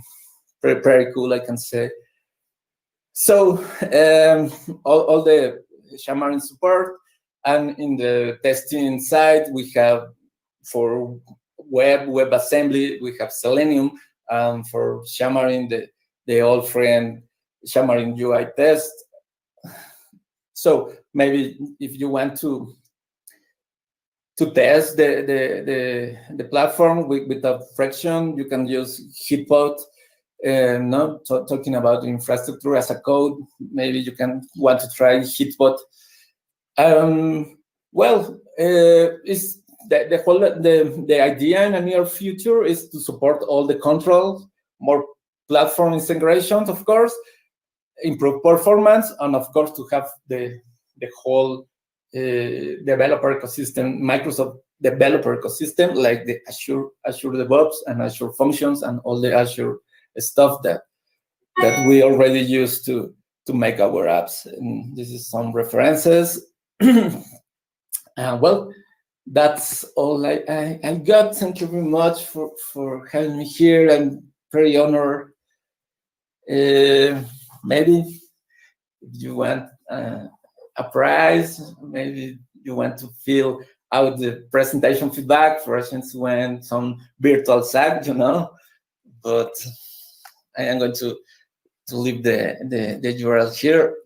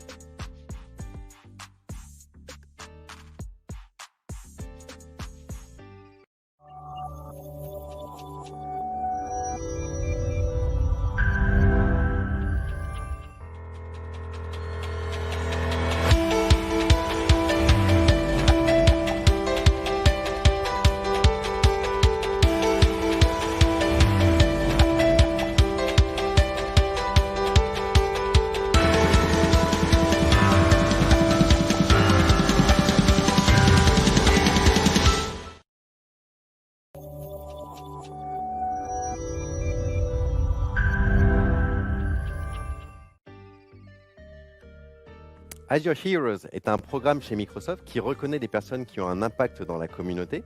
Et donc que vous soyez contributeur sur des sujets comme la diversité dans la tech, le Green IT, que vous soyez mentor auprès de développeurs, que vous créez du contenu ou animez une communauté, il y a des petits badges que vous pouvez avoir et collectionner avec notre super mascotte ici. Et on a aussi d'autres types de badges. Et je vous invite du coup, pendant le DevDay, à scanner le QR code que vous verrez entre les conférences pour recevoir votre badge Azure Heroes Learner.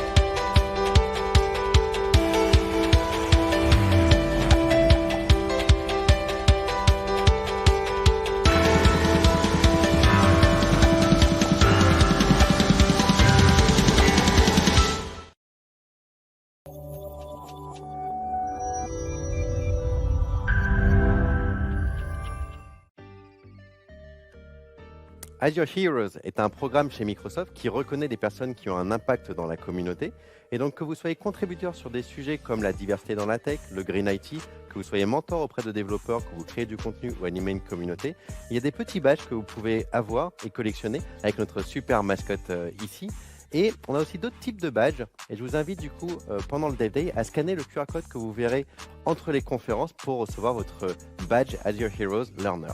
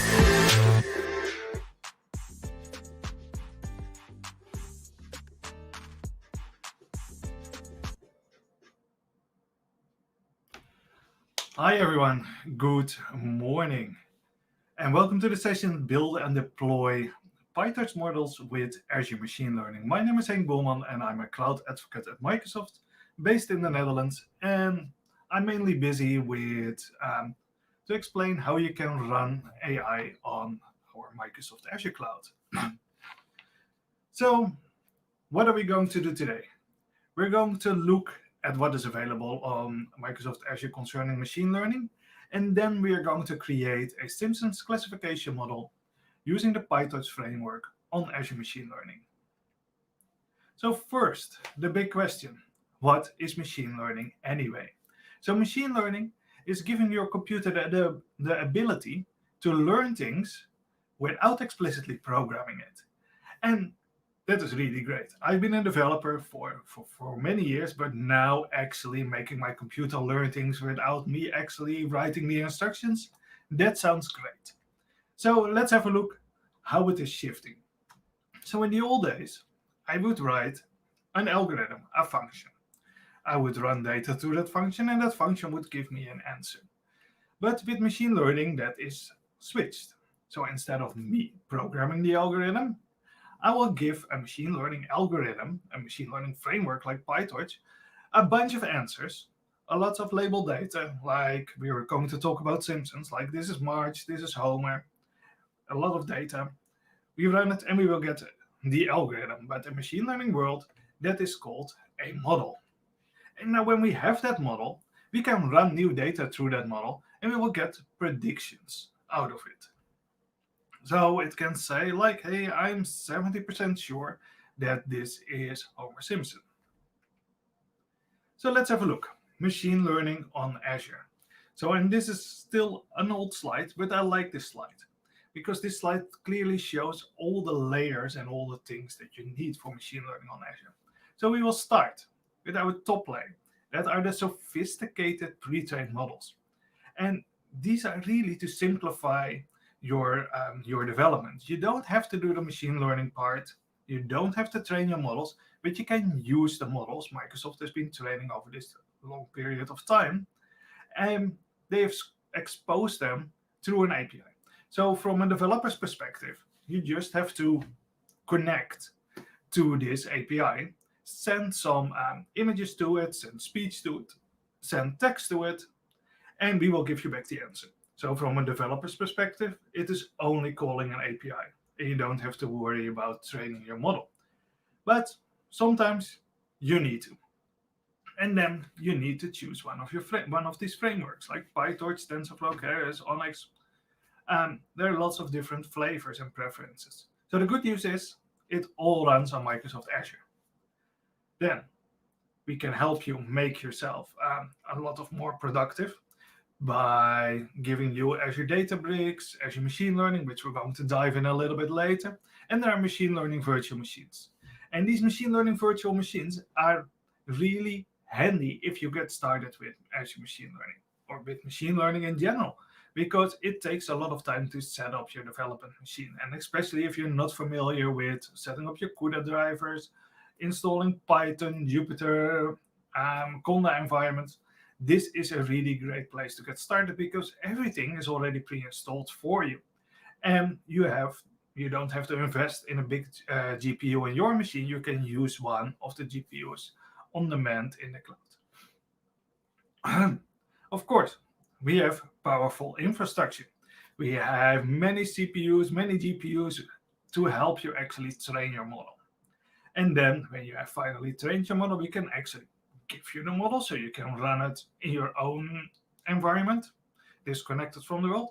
But we can also host it for you in our Azure cloud, or even help you deploy these models to edge devices. So I want to zoom in a little bit deeper in our cognitive services. So these are the services that you can just call via an API. So these are pre-trained models maintained and created by Microsoft. They run in the cloud, but we can also give them to you in a container so you can run them on the edge or in your own data center, because we basically give you a Docker container which you can run everywhere. And the good thing about that is that your data is not going to leave your safe network. So if you want to do face recognition or if you want to do computer vision, we can give you these models. They can run in your own data center. The only thing you need is a connection to the cloud so it can send us your billing information. And I think that is every 15 minutes by now. So there are 4 main regions. If you look at these cognitive services, there are 42 services and they're divided in 4 regions. So there is vision, speech, language, and knowledge. So vision is there to make your application see. Speech is to make your application listen and talk back to you. Language is there to understand what is being spoken, and knowledge is there if you want to tap into the knowledge of the bigger internet. But we are not going to use these cognitive services today, and we're going to create our own service. So we have to level up a little bit. And we're going to do that with Azure Machine Learning. And Azure Machine Learning Studio is a fully managed cloud service that enables you as a user or team to build, deploy, and share these machine learning experiments together. So it enables us or your team to work together on a machine learning project. And we are going to answer this question today. We're going to create a model because models can answer questions. So we always have to start with with formulating a question. Is it March, or is it Homer, or is it Lisa, or is it whoever is on this picture? So we're going to create a classification model that can classify which Simpson is on the image. And for that, we need data. So I have my Simpsons Lego dataset. Yes, I'm still using it. And it is available on my GitHub. So it contains 10 Lego figures. And every Lego figure has 50 images. There is a training set and there is a test set. And you can download it from my GitHub if you want to recreate this. So what are we going to use? Back to this overview. We are going to use Azure Machine Learning to work together. We're going to use the PyTorch framework, and we're going to use a GPU cluster. And then finally, we're going to deploy this model to the cloud. So, and how does it look? How do you work together as a team in general when you are creating one of these models? So it is all about, like I said, working together and recognizing the different disciplines within a machine learning project. So first, it starts with the data science discipline. And the data scientist team is there to create and craft the model. Sort the data, look at the data, understand the data, and finally deliver us that model that is registered in a service called model management.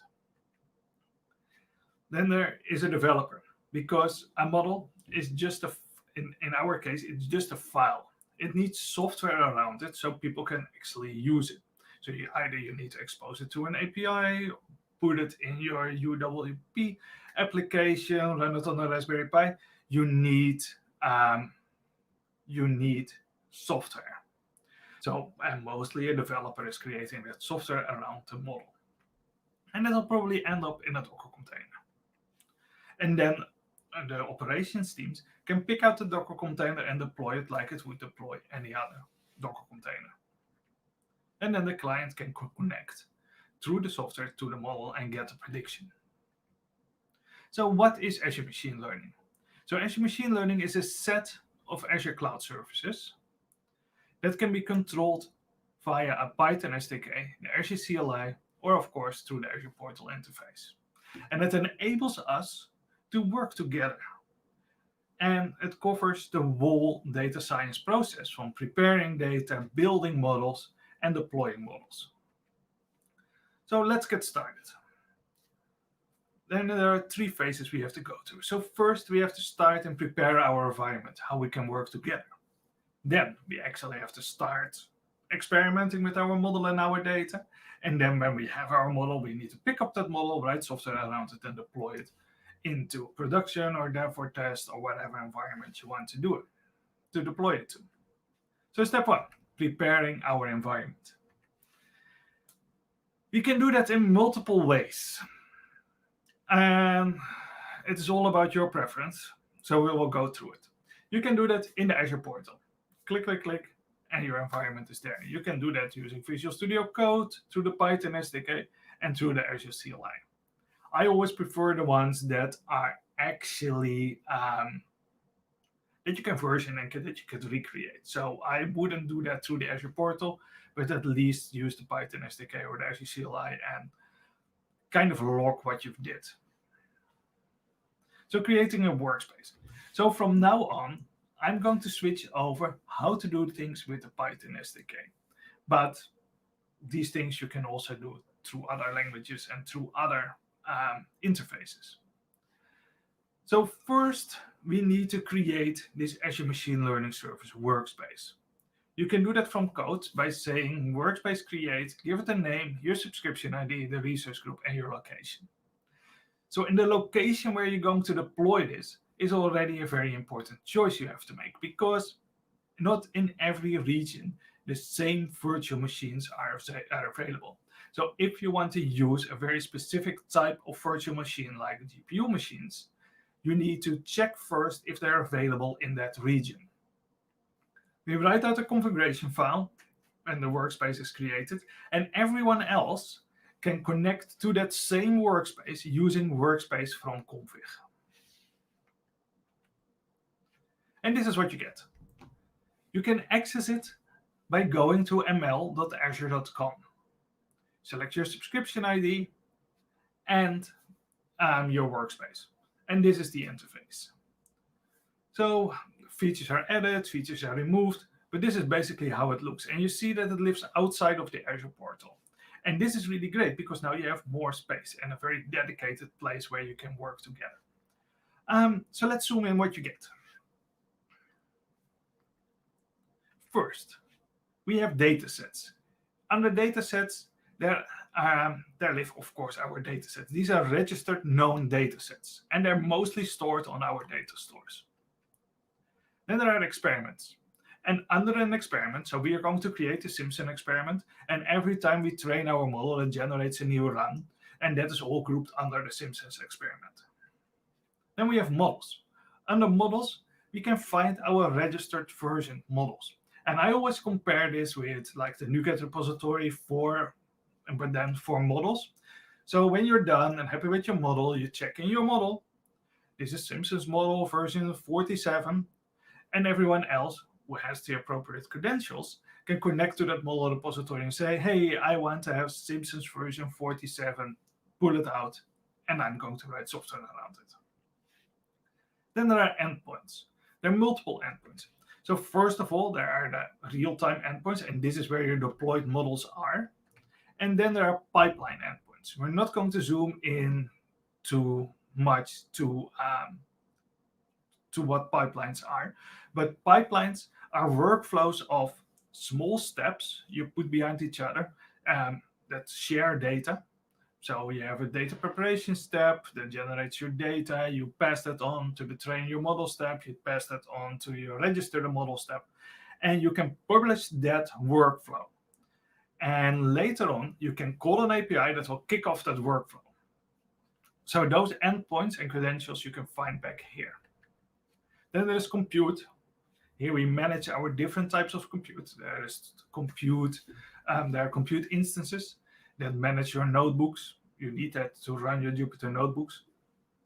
There is your inference clusters. Here are your connections with your AKS service, as your Kubernete service. And there are your compute clusters that are actually used to train your models. And then there are data stores. And under data stores, you manage the connections to where your data actually is. So if you have a blob storage device with all your Simpsons images, you manage the connection here. So in your code, when you're training your model, you can just reference a data store, and you don't need to enter your credentials. So let's create compute. So we have now our workspace. So the next thing we need is compute. And you can create your compute easily by saying Azure Machine Learning compute, create this compute target. So first you start with provisioning configuration, saying I need a virtual machine size of standard NC6, minimum node is 1, maximum node is 6. So here you see that I say minimum nodes is 1. And this means that there is always one virtual machine up and running. And that is good if you want to have fast access and don't want the boot time of your cluster, but you're also paying for it. So the good thing would be to say minimum nodes is 0, because then your cluster shuts down and it will come up when you submit a job. We will see later how to do that. When there is a new job, it will actually spin up your cluster and will start training, but it adds 5 to 10 minutes more to your training workflow. So we create our compute target, and provisioning one of these clusters takes around 10 minutes. The last thing we need is storage. By default, it comes with a default storage, a default blob storage, but we can register any blob container as data store by just giving the account name and the account key. It doesn't even have to be in the same subscription. So let's get started and actually go over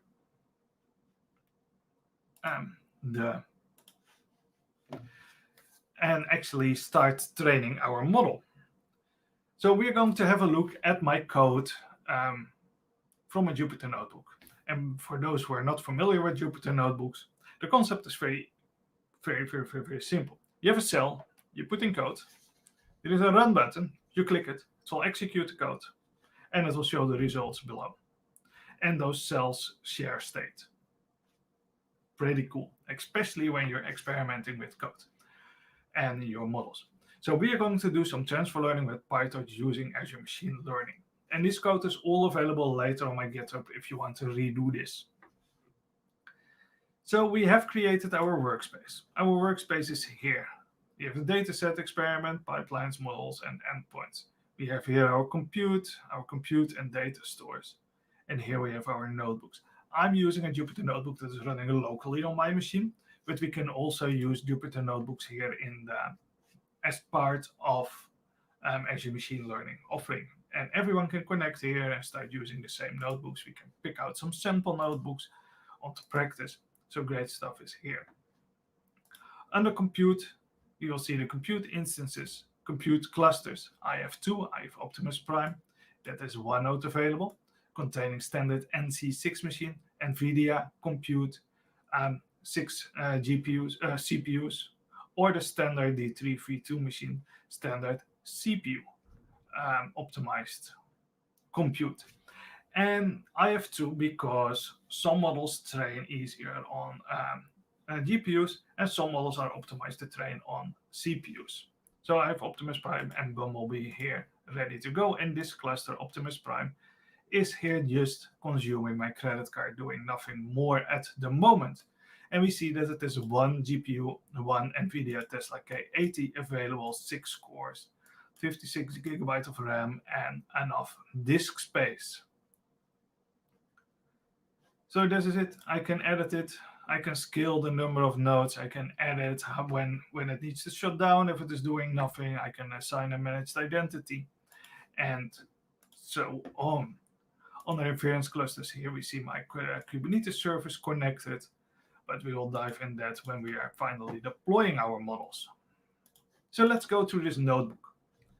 So I always start with all my dependencies on top because I don't like them throughout my code, but that is just a matter of taste.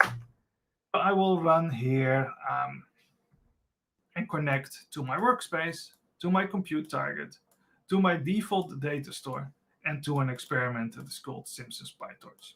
I already created all this because we're not going to wait and see how it is going to provision compute. So I have it here: workspace Cybertron, compute target Optimus Prime, workspace blob store, and experiment Simpsons PyTorch. So now we are connected to our workspace, to our data store, and to our compute target. So now we need to get access to our data. And the data is available in my GitHub. So we just download the dataset from GitHub, unzip our dataset, and upload it to our data store in a folder called Simpsons Lego version 3. We overwrite the data and we show the progress. When we have uploaded it to our data store, we can start creating a data set from the data in that path. So I'm just saying here, create this new file data set from this, from everything in this folder, So I say data set from files, and I'll point to the path. And then I can register the data set. So I say Simpsons data store, register, or Simpsons data set, register it in this workspace, give it this name, give it this description, and create a new version. So I've already done that because nobody wants to see me uploading 500 images. So the thing I can do now is I can say just dataset get by name, Lego Simpsons. So what we can do is we can find our data set back here. I have a few data sets here, and here we see the Lego Simpsons version 3 data sets with version 2. We see that it is located on the data store on this relative path. It is now still counting. It's 545 files, 27 megabytes. These are the versions, and this is when it is last modified. And we can see here how we can consume it in code. Just dataset name, and we can download it again. But we can also now explore it. And the only thing that does is show us which type of images are in here. We have Homer and probably a Bart and so on. Mr. Burns is in here. You can do it, yes. So here are our training images. We can also do that in code. We just loop through the directory and put a sample here of the 10 classes or the 10 Simpsons images that are in here. So what will we have? We have created a workspace, we have created a compute target, and we have set up our storage. So we have data. So now we have all the ingredients that are needed to actually start training our model. So it's time to experiment. And before that, you need to create an experiment. And the experiment is the glue that holds everything together. You can see progress through the different runs, find back all your metrics. Everything is located under that experiment. The next thing we need is a training file. And the training file can be basically any Python file that trains a model. What you see here is a Keras model, but we are going to take an example from the PyTorch website and just run it as is. Then, when we have our training file, we need to create a script run configuration. So now we need to specify how this script and where this script is going to run in. So basically what we're going to do is create a Docker container, install all of the dependencies, and tell what we want to have done in this Docker container. So that all starts with specifying our environment. We can choose between two things. We can pick out a curated environment. These are environments maintained and updated by our Azure Machine Learning Service team. Or we can create our own environment from scratch. So we can say, pick this curated environment, Azure Machine Learning PyTorch 1.6, optimized for the GPU, pick that out and clone it and give it to me. So you will use that. Or you can create that environment yourself, give it a name, and then use the conda dependency, package conda dependency, create method to specify which pip packages you want to have installed and which conda packages you want to have installed. So this basically ends up in the same thing. So when you have your environment, you have to specify your script run configuration. So the configuration, how your training script is going to run. So first, you can parse in arguments. And this is quite handy for your hyperparameters when you're training your model. You specify where your training scripts are, and then you create your script run config. You point where your project folder is, which script it has to execute, which compute target it has to run, and which environment it has to take, and which arguments have to come in.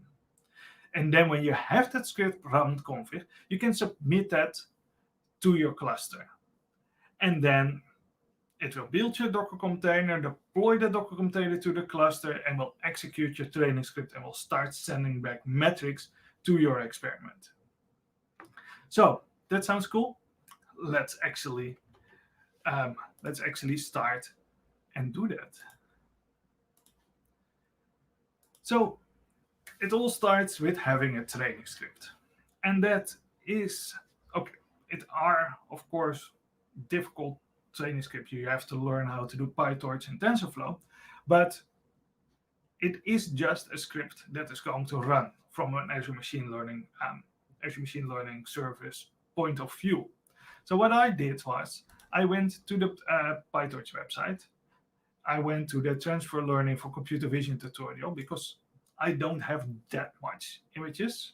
So the best approach would be using already a pre-trained model for this.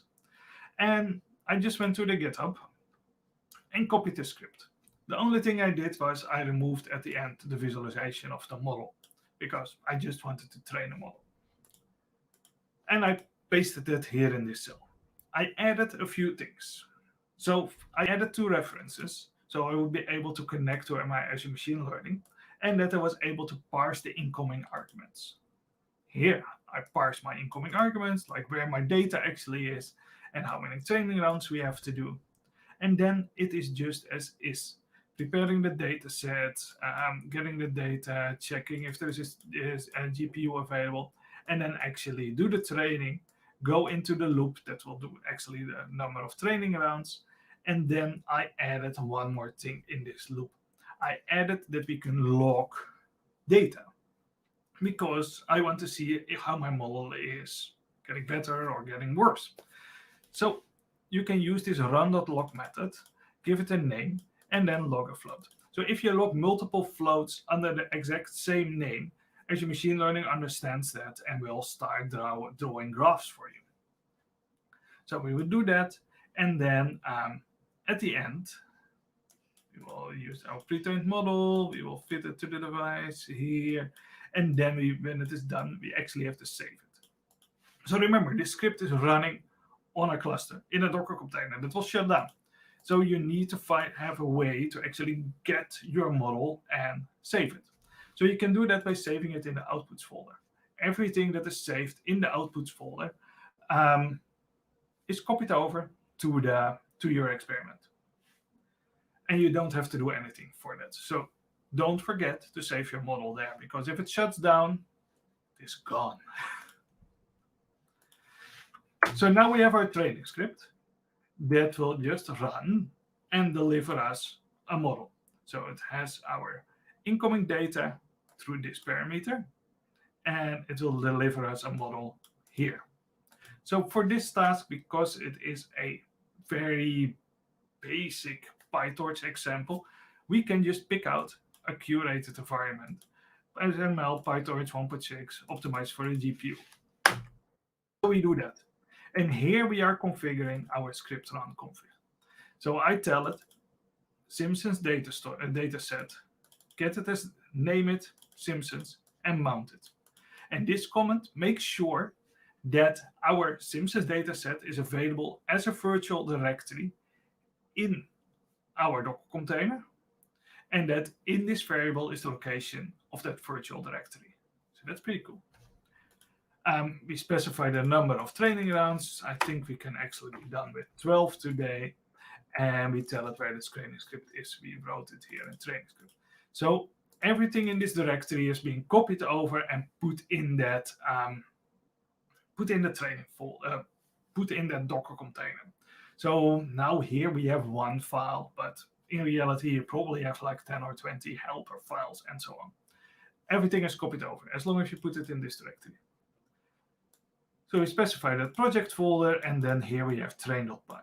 And train.py, this is the file that will actually be executed when our Docker container is up and running in our compute cluster.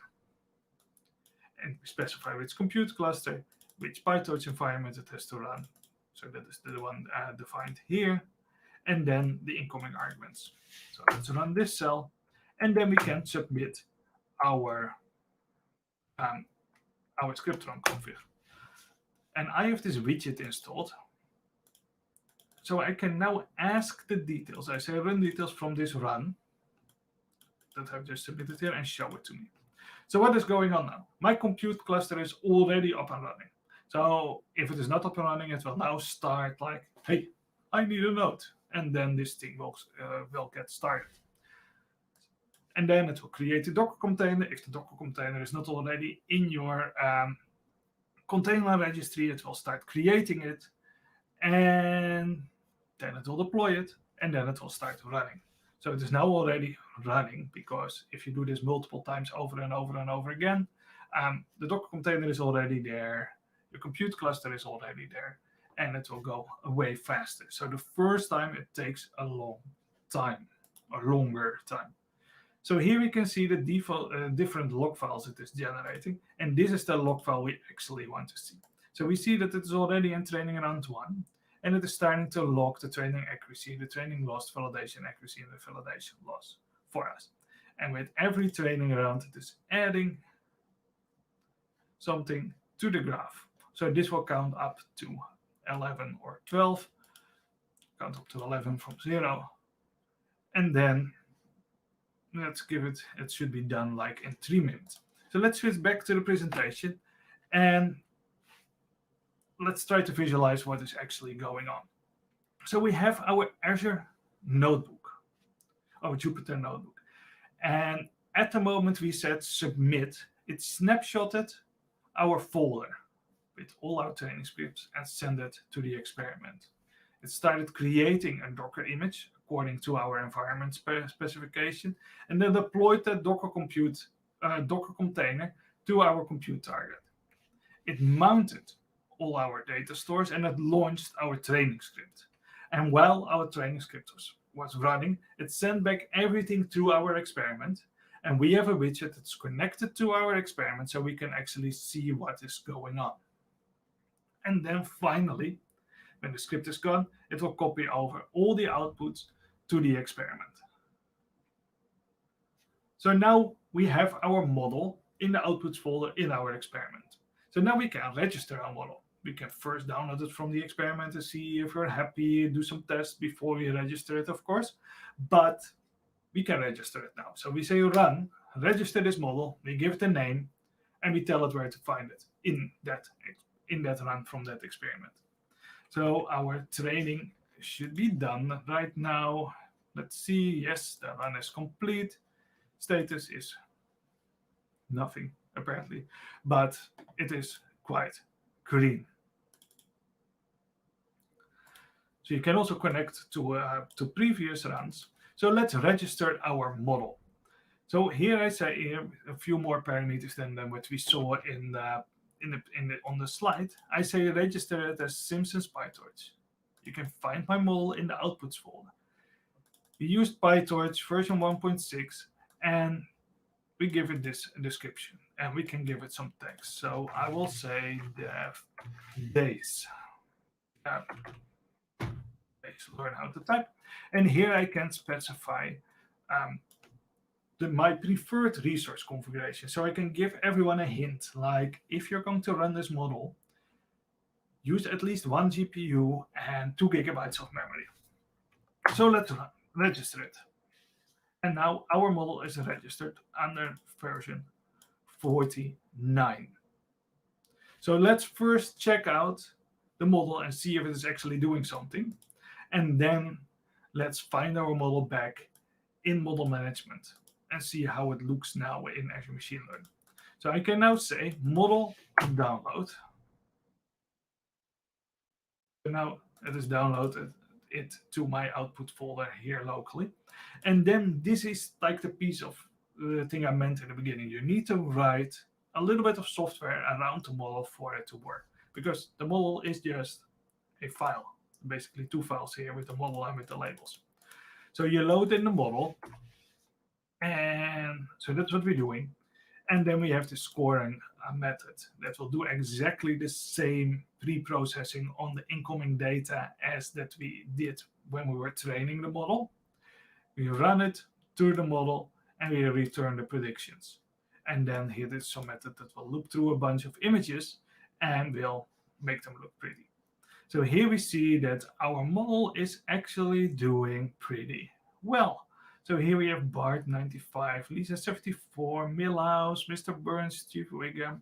It is not wrong for these images. Sometimes that happens, but this time it is really doing well. So now we have this model. So let's find out what happened to this model. So we registered our model here. So we see here conference DevDays. So we can click on the model. We can have a look what artifacts are there. Do it. It's an outputs folder with the labels and here actually the model. I recommend not clicking on that model because that will give a lot of gibberish here. Here under, oh, it's cool. Again, a new thing. So here we have our description, the framework used, and here we can see the experiment that is generated, and here we can see which run has actually generated it. So I can click on the run, and here I will find back all the outputs and logs that actually have generated this model. This is exactly what we saw in the Jupyter notebook. Here are our metrics, validation loss, our training accuracy, that is 1. So here we see everything. From here we see also on which compute target it is run, and we can find back which dataset is being used. So you see from the model, we can trace all the way back to the actual data that is being used. So no more data that is on someone's machine in a directory, and then the laptop went back to somewhere and to be refurbished and the data is gone. No, everything now is traceable. So we can actually explain to someone, okay, this is being used, this was the data, these are the training parameters, and it is all visible for everyone that has access to Azure Machine Learning. So now we have our model. So now it is time to start deploying it. So let's do a quick recap of what we have done. So we first have created an experiment. We've created a training file. Then we configured the environment where our training file has to run in, and we submitted that to run on our cluster. And that delivered us a model which we've registered in model management. So now it is time to pick up that model, write some software around it, and run it in production. And to do that, we need to have 3 things. First, we need a model. Second, we need the script that is going to load in the model and handle the predictions, to handle the incoming data. And then we need to have a file, an environment file that will specify how to run this, how the environment where this script is going to run it. We wrap those 3 up and we get a Docker image. So let's have a look at that scoring file. So the scoring file, you need to do 2 things. You need to have an init method that will actually load in the model, because loading, this is a very small model, a very, very, very light, small model. But if you have a big model, loading in a model takes a lot of time, and you don't want to do that on every request. So you do that in your init function, and then you have a run function that will actually shape the data and run it through your model, and then returns, in this case, the labels. The environment file specifies how your environment has to look like, install PyTorch, install OpenCV. And then you combine those 2, your scoring file and your environment file, in an inference config. And with that inference config, you can create a deployment. And that deployment can go to an Azure Container Instance or an Azure Kubernetes service. So deploying it to an Azure Container Instance, you specify how many CPU cores and how much memory it has to use. And then you can say model deploy it. This is the model, this is the inference config, and this is your Azure Container Instance config. To deploy it to a linked AKS service, you only have to connect to that AKS service first. And then it is exactly the same process as deploying it to an ACI. So let's deploy it actually to an AKS service. So we can all do that from a Jupyter Notebook, but you can also do this from Azure DevOps. But for demo purposes, I just want to show you how to do this from code, so you have a better understanding what is actually going on. So first we need to create a scoring file. And this scoring file has the init method and has the run method. So here we load in the model and we load in the labels. That's it. And then in our run method, we get our input data. So that is the image that is being posted. We download the image. We do some pre-processing over it. I create a tensor from it, check if there is a GPU available, and then run the prediction, run the model, and then return the results. And then we throw the image away. So let's write out the scoring file. The environment file is basically the same thing as what we had when we were training the model. So here I'm creating an environment from scratch because I want to have it as clean as possible. And I say Simpsons inference. Let's just call it like that. And then I'm going to add some pip packages to my conda dependencies. Say Azure ML defaults, Torch, Torturation, and Pulumi. That's just what I need. And then I'm creating an environment, Python, conda dependencies.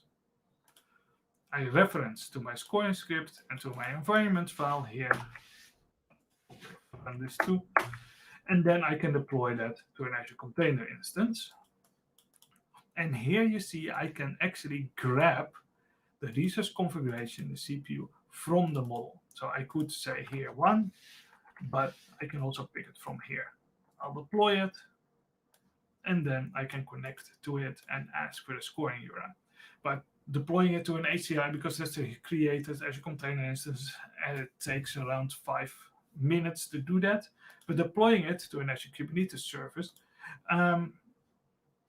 then we can say here DevDay. I still have to adjust my typo.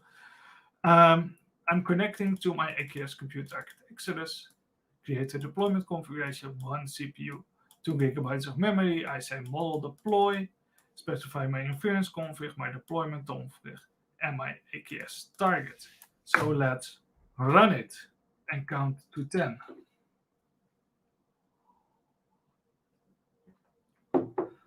And that should not take longer than 10 minutes, it says here. So I can, in the meanwhile, show you what you can do with these inference clusters. So here we have Exodus. This is my Kubernetes clusters that I've just created from here. I just selected, I gave it a name, selected my virtual machines. But you can also connect to an existing one.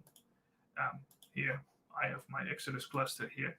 And what it does, it installs a bunch of other containers, and it will enable you to actually load balance and scale out of the box your machine learning models that run there, which is pretty cool. So here you don't see that much. You can actually put them in your own virtual network and so on. But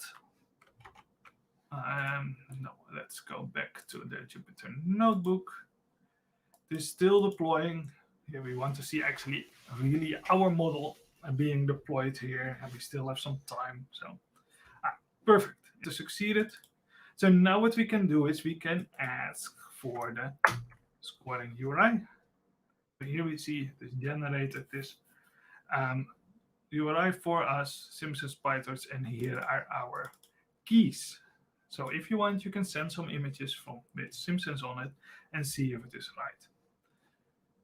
So we can also see now with our model where this model is being deployed under endpoints. Here we see it is now deployed on the Simpsons PyTorch DevDays in our compute target Exodus. So we can click on that, and we can here learn how to consume it. We will see how the auto scaling is arranged by default. Minimum replicas 1, maximum 10, scale up by 70%, check every 1 minute. We see even here which Git repository and Git commit is deployed. And we can dive into the deployment logs so we can see if anything has failed. So let's test our endpoint. So I've made this small method here that actually is testing the endpoint and visualizing it. So what it does, it is downloading all these testing images and download them, and then send them to the endpoint. So what they've done is they made a nice wrapper around it, so it automatically posts JSON to your endpoint, so you don't have to write these requests yourself. And then we will visualize it. So let's run. So now it is posting all these 10 or 8 images to the endpoint. That's the wake up. And then it visualizes it. So here we see that it is still predicting the right thing. So Lisa 77, March, Net, Krusty. It is all up and running. So what did we see in this presentation? Let's do a small recap, because that was a long journey from actually setting up our environment all the way to training, running, registering, and then finally having it running as an API, basically creating our own cognitive service.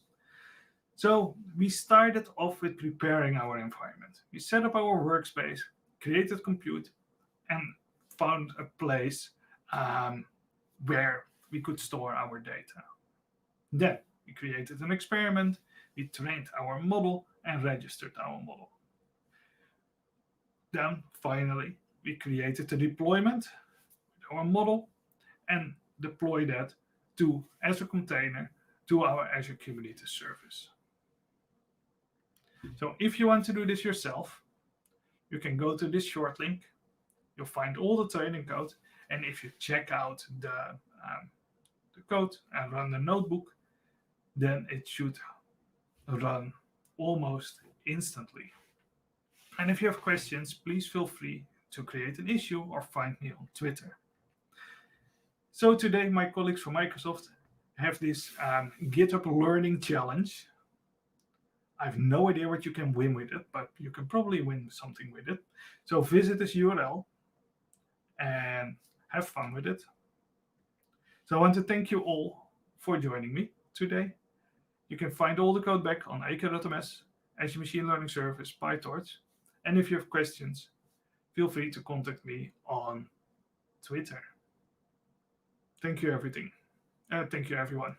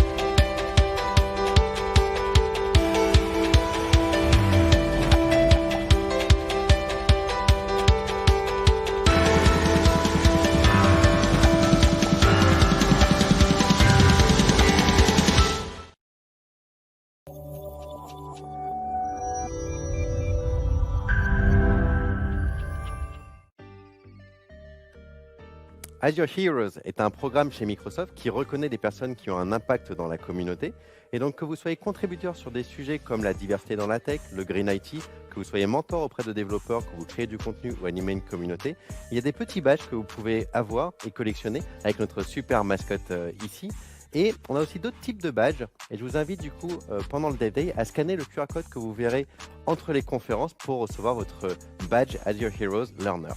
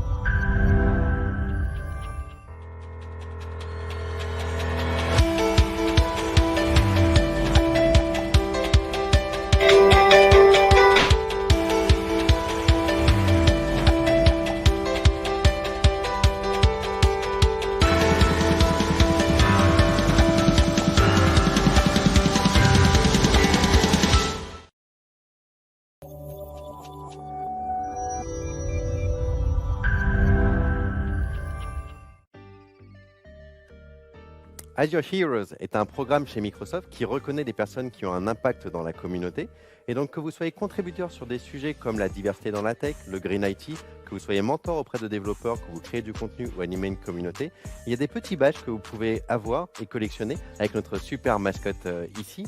Et on a aussi d'autres types de badges. Et je vous invite du coup, pendant le DevDay, à scanner le QR code que vous verrez entre les conférences pour recevoir votre badge Azure Heroes Learner.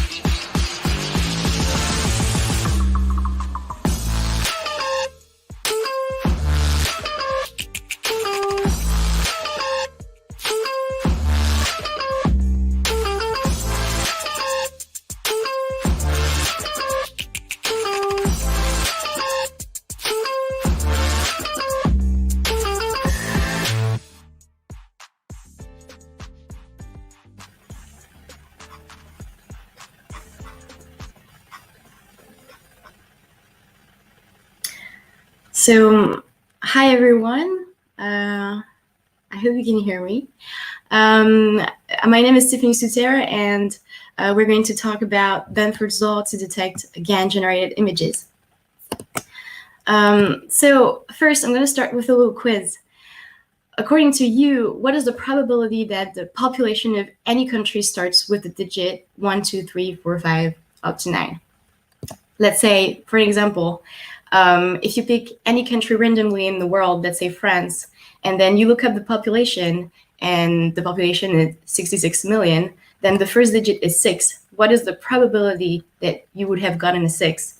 And then let's say now you take Belgium and the population is 11 million, then the first digit is 1. What is the probability that you would have gotten a 1? Well, intuitively, most people would say that it is equiprobable, that you would have as much chances to get a 1 than you would have to get a 9. But actually, this is not equiprobable. The distribution of the numbers should follow what we call Benford's law. And Benford's law was discovered in 1881 when Simon Newcomb realized something. At that time, we didn't have any calculators. So to find the logarithm value of anything, you would have to look up in what we call a logarithm table. And what he saw was that certain pages were more used than others. Actually, his observation was that he noticed how much faster the first pages wear out than the last ones. And the first significant figure is oftener a 1 than any other digit. And he does not just stop here. He came up with this beautiful equation that you can see here that describes the frequency of the first digit of occurrence for numbers. So numbers that start with a 1 occur in about 30% of cases, and the lead digit is 2 in about 17% of cases, and so on down to 4% with 9. Sorry.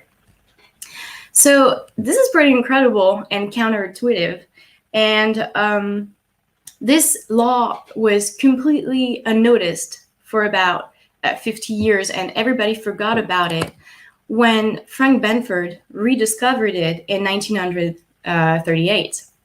And what Benford's law discovered was that it does not only apply to logarithm tables, it also applies to a wide range of different data sets. He saw that it worked with populations in cities, but also mathematical constants, pressure, atomic weights, molecular weights, even death rates in cities. This is really weird. And also, when he did the average of all of those data sets, what he saw is that it almost perfectly fits Benford's law. And one of the most beautiful applications that I can think of, and I saw when I was doing my research on this subject, was if you take Earth as a point of reference on space, and you take all of the distances of all of the galaxies that you can observe, then you will see that the first digit of those distances actually do follow Benford's law. This is the same for galaxies and for stars. So it seems like there is this universal law that applies to a wide range of different kinds of data sets. And if Benford's law is followed by natural occurring data sets, does it mean that you can detect when something is not natural, when it does not follow Benford's law? Well, actually, yes. Benford's law has been used in fraud detection in finance. Here you can see an example of Enron. If you haven't heard of Enron, this is one of the biggest financial fraud of this century. And basically what you can see here is that the data of all publicly available financial data record from 2001 to 2011 almost perfectly fits Benford's law. But in the case of Enron's financial data, you see that it does not follow Benford's law. So it does not mean that necessarily that there has been financial fraud, but Benford's law can help raise flags into seeing maybe there is something fishy and we should investigate. And actually, Enron did financial fraud with their financial data. So, and now the question is, if we can find fraud in financial data, is it possible also to apply this to pictures? Here you have a really nice example of GANs. GANs, generated images, are basically images that have been generated by a computer. Here you can see like a video of someone talking, and you can embed the feature of someone else's face, here the Mona Lisa, and embed those features to a video and see her speaking. So this is a really nice application of a GAN, but you can also do other things that are not so nice, and those are called deepfakes, which is basically you can usurpate someone's identity and make them say things that they didn't say. So deepfakes can be one of the very big challenges in the future, because deepfakes are now really easy to make, and we need some way a way to detect if an image has been computationally generated. So maybe Benford's law can help us do this, but how can we apply Benford's law to images? And this is the next question, because what is an image? Basically, an image is a matrix of different values, and the values are the value of pixels in the image. And pixel values goes from 0 to 255. And this is not good for Benford's law, because we need bigger orders of magnitude to be able to apply Benford's law to a data set. And because values only span between 0 and 255, we will have a huge bias towards 1s and 2s, because we don't go further than 255. So pixel value is not a good fit for Benford's law. What we can use, on the other hand, is discrete cosine transformation, DCT.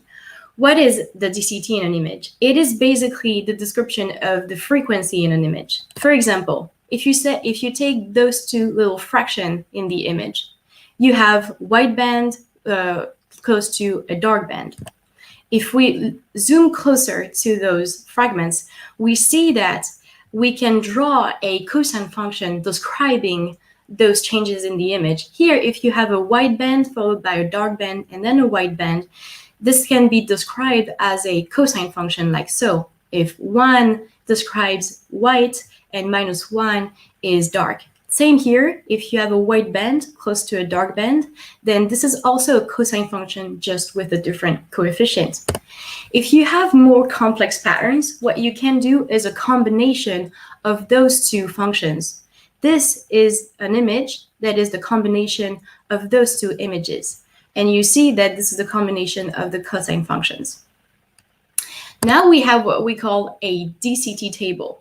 A DCT table is basically a set of different kinds of cosine functions that shows different frequencies.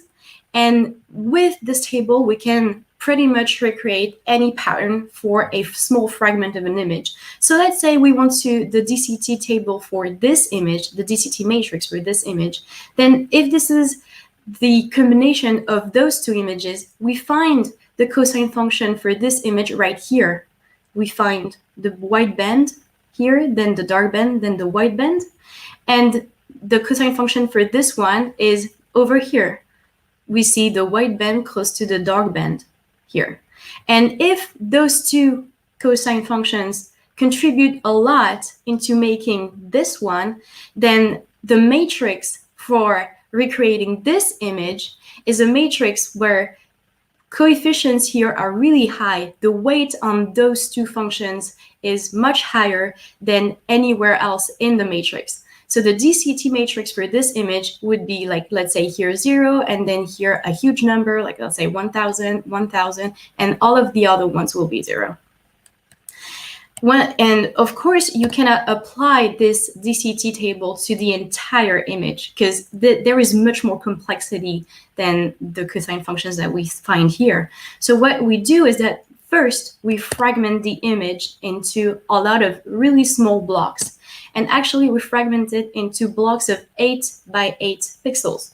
So let's say this image is a fraction of the eye of the tiger. And this can be described by the combination of a lot of different cosine frequencies. And here is the DCT matrix, where you have all of the coefficients by which you need to multiply those cosine functions in order to recreate this image. Once we have the DCT matrix, we apply what we call a quantization matrix. For those of you who are familiar with JPEG compression, this is exactly how it works. So quantization matrix is most of the time just a standard matrix. And what you do with it is that you divide your number with in the DCT table with the corresponding quantization number in the quantization matrix. So for example, if you want to get here the minus 26, what you do is that you do minus 415 divided by 16 and you get minus 26. If you do here minus 30 divided by 11, you get minus 3. And this is all floor down. And this quantized DCT table matrix is what we use for first digit distribution. We look at all of the first digit that are different than 0 in this matrix, and then we plot them into a first digit distribution. And we do this for all of the blocks in the image. And this is how we can compare an image with Benford's law. So scientists did this experiment, and an article was published in last April, so it's really recent. And according to their observation, they saw that results show that GAN-generated images often fail in representing Benford's law, thus can be discriminated from natural pictures. So what it means is that we can actually use Benford's law to detect GAN-generated images. And this is really cool because it means that we can segregate between deepfakes and natural images, but, and there's a huge but, they also say in the conclusion that this suggests to possibly embed Benford's law into GAN loss function in order to obtain even more realistic images.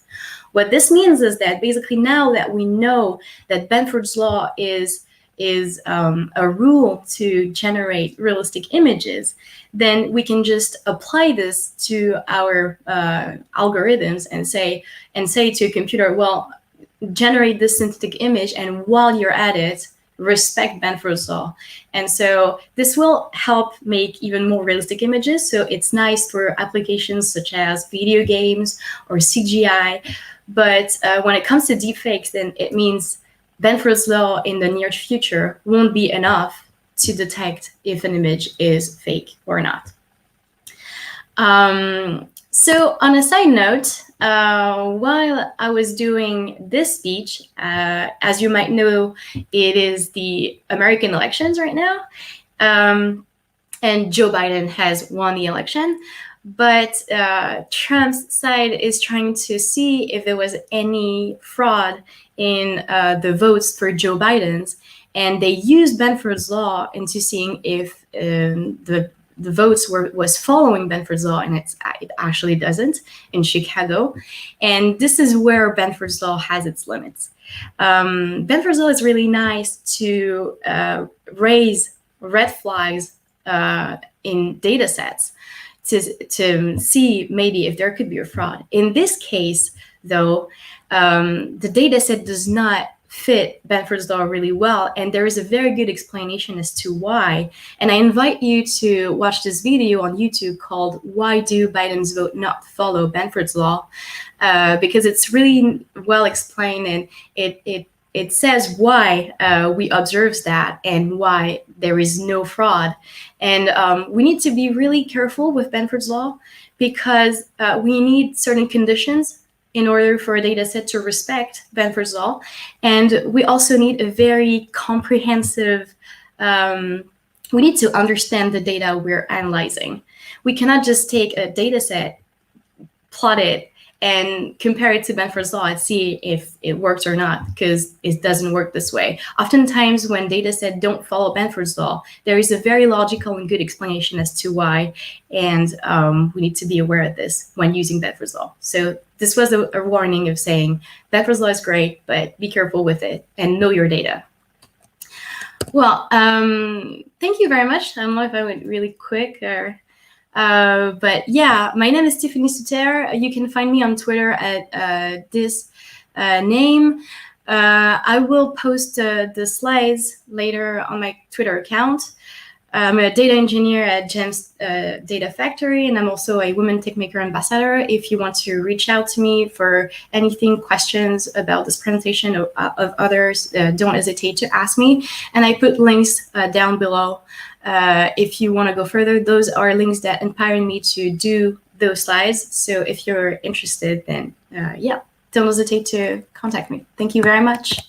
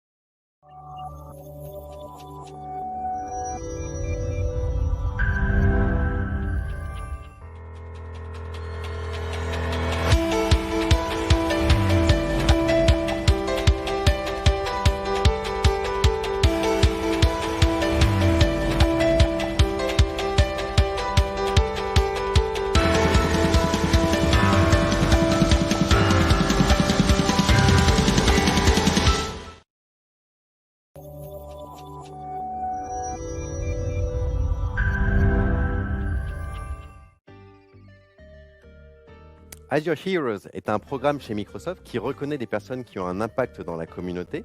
Et donc que vous soyez contributeur sur des sujets comme la diversité dans la tech, le Green IT, que vous soyez mentor auprès de développeurs, que vous créez du contenu ou animez une communauté, il y a des petits badges que vous pouvez avoir et collectionner avec notre super mascotte ici. Et on a aussi d'autres types de badges. Et je vous invite du coup, pendant le DevDay, à scanner le QR code que vous verrez entre les conférences pour recevoir votre badge Azure Heroes Learner.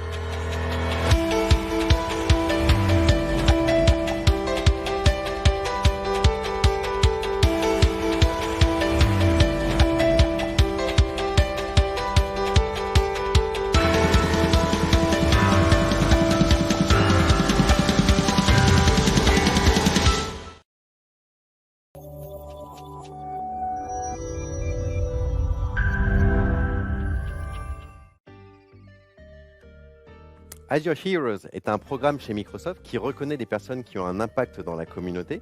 Et donc que vous soyez contributeur sur des sujets comme la diversité dans la tech, le Green IT, que vous soyez mentor auprès de développeurs, que vous créez du contenu ou animez une communauté, il y a des petits badges que vous pouvez avoir et collectionner avec notre super mascotte ici.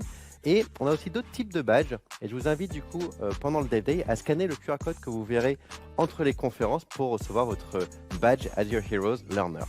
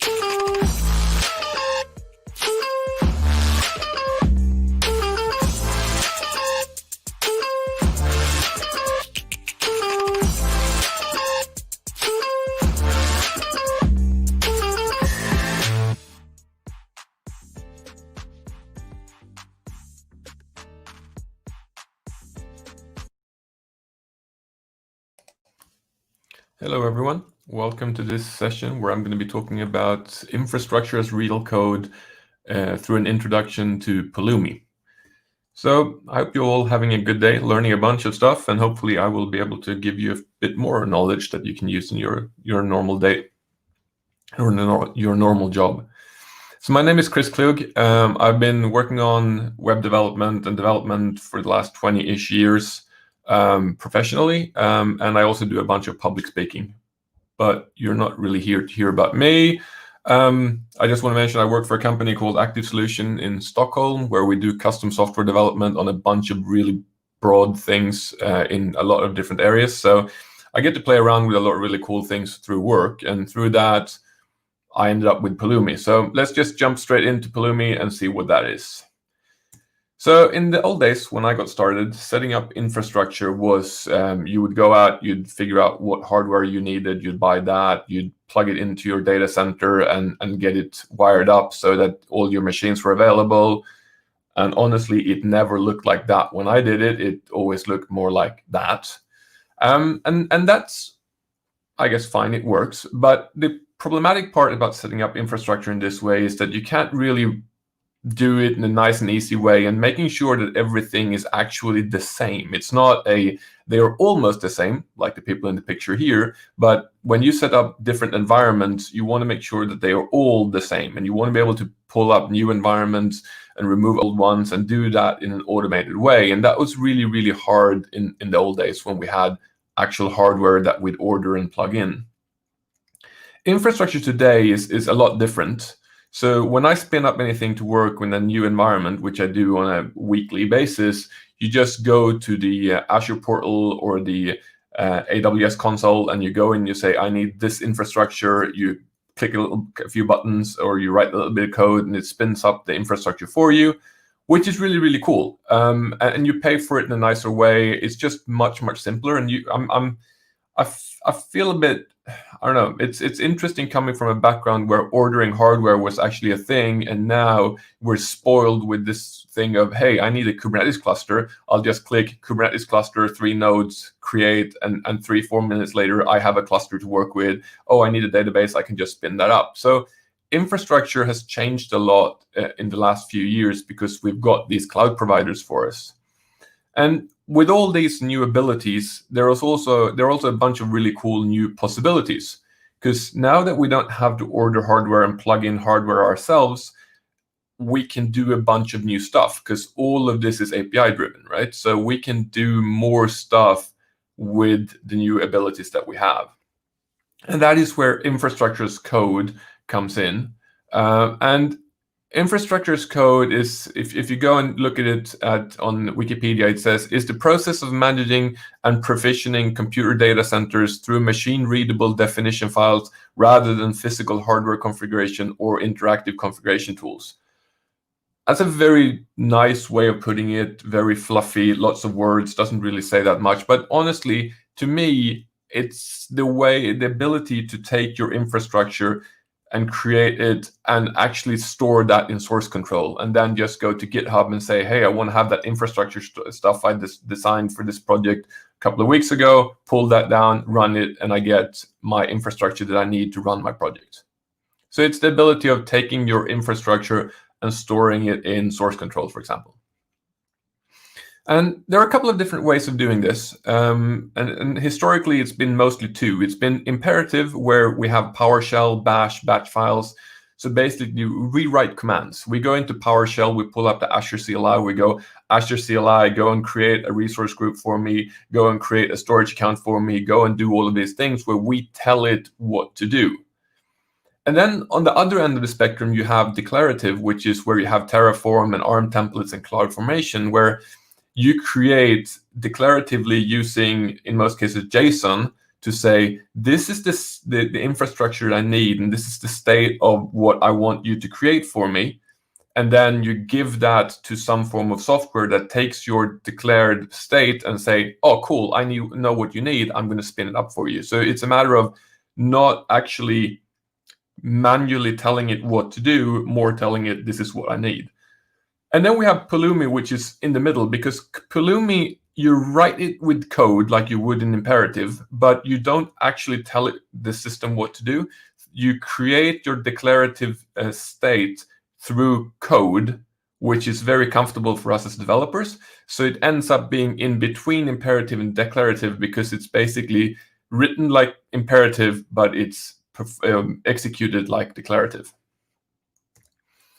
So this is what it looks like if you want to do with PowerShell. You go and you create your credentials, and you do AC login and AC group, and you basically literally tell it what to do. And with ARM templates for Azure, you write a bunch of JSON, which to me is really hard to read, and it's a bit complicated. And then you take that and you shove that into Azure, and Azure, the resource manager, takes your template and it creates your resources for you. You don't have to know how to create a storage account. You just say, I want a storage account, and it creates it for you. And then you have Pulumi, where you actually go and write code, and you say, hey, I want to have a constant here called my RG. I want it to be a resource group. My resource group is the name of it. Then I need a storage account. The storage account should be put inside of my resource group. And then you tell Pulumi to do the work for you. So it's a sort of a mix in between. So let's just have a quick look at Pulumi before we start coding with Pulumi and looking at it. And they call it infrastructure as software, because it's not really... It is actual software. We are writing TypeScript or C# or Python or whatever language you want to use. But in the end, it becomes declarative. So high-level architecture for Pulumi is that you have 3 different areas. You have the CLI. And inside the CLI, you have language runtimes, which makes it possible for you to run different languages. So in my case, I'm going to be using TypeScript because I'm comfortable with TypeScript, but I could also do it in C# or Python and a few other languages of your choice. And there are more languages being added. But that's the kind of cool thing, is the CLI doesn't care about your language. As long as there is a Pulumi language runtime for you, it sorts it out for you. Then it has the deployment engine, which is the thing that makes sure that stuff gets created in Azure. Or rather, it doesn't actually create it. And it's not just Azure, sorry. It figures out what resources need to be created or removed or updated. And then the deployment engine depends on another thing, which is part of the packages thing, which is a resource plugin. So a resource plugin is a binary that's responsible for doing the actual work against AWS or Google or Azure or wherever you want to do your work. So in the packages area, that's something that you download from your package manager. So for TypeScript, that's going to be NPM. And when you download your NPM packages, you get the resource plugin installed for you automatically. And you also get an SDK, which is a language-specific software development kit that you can use. So in my case, with NPM, I do NPM install, and it gives me an SDK for Azure, for example, that allows me to create Azure resources using TypeScript. And finally, you have state. So the state part is, once your code is run and all of the resources have been created, Pulumi stores your state, or the state of the infrastructure that it has set up, as a JSON blob. And that gets stored in a state storage, which can be locally or in the cloud or wherever you want to store your state. But then whenever you make changes to your code, it will diff your changes against the current state in the state store. So there are those 3 kind of separate pieces: the CLI, the packages, and the state. So what happens is that we create a Pulumi program. We run Pulumi up, which is a command line tool. So it's a CLI that says Pulumi up. I want to do an upgrade of my infrastructure. Pulumi goes and spins up the language runtime for whatever language you've chosen. In my case, TypeScript. That's going to load up Node in my case. And then Node pulls in my Pulumi program, which is the program that I've just written or I'm about to write. Inside of Node, inside of my code, I create a new resource group. And when I create a new resource group, that gets connected to something called a resource provider. So it's get passed to a resource provider, which then talks to the deployment engine inside of Pulumi. The deployment engine figures out whether or not it needs to be created, removed, updated, or whatever. And then the deployment engine talks to the resource plugin, which is the binary responsible for your specific cloud environment. So in my case, it's going to be Azure. And then that talks to Azure, and Azure sets it all up for me.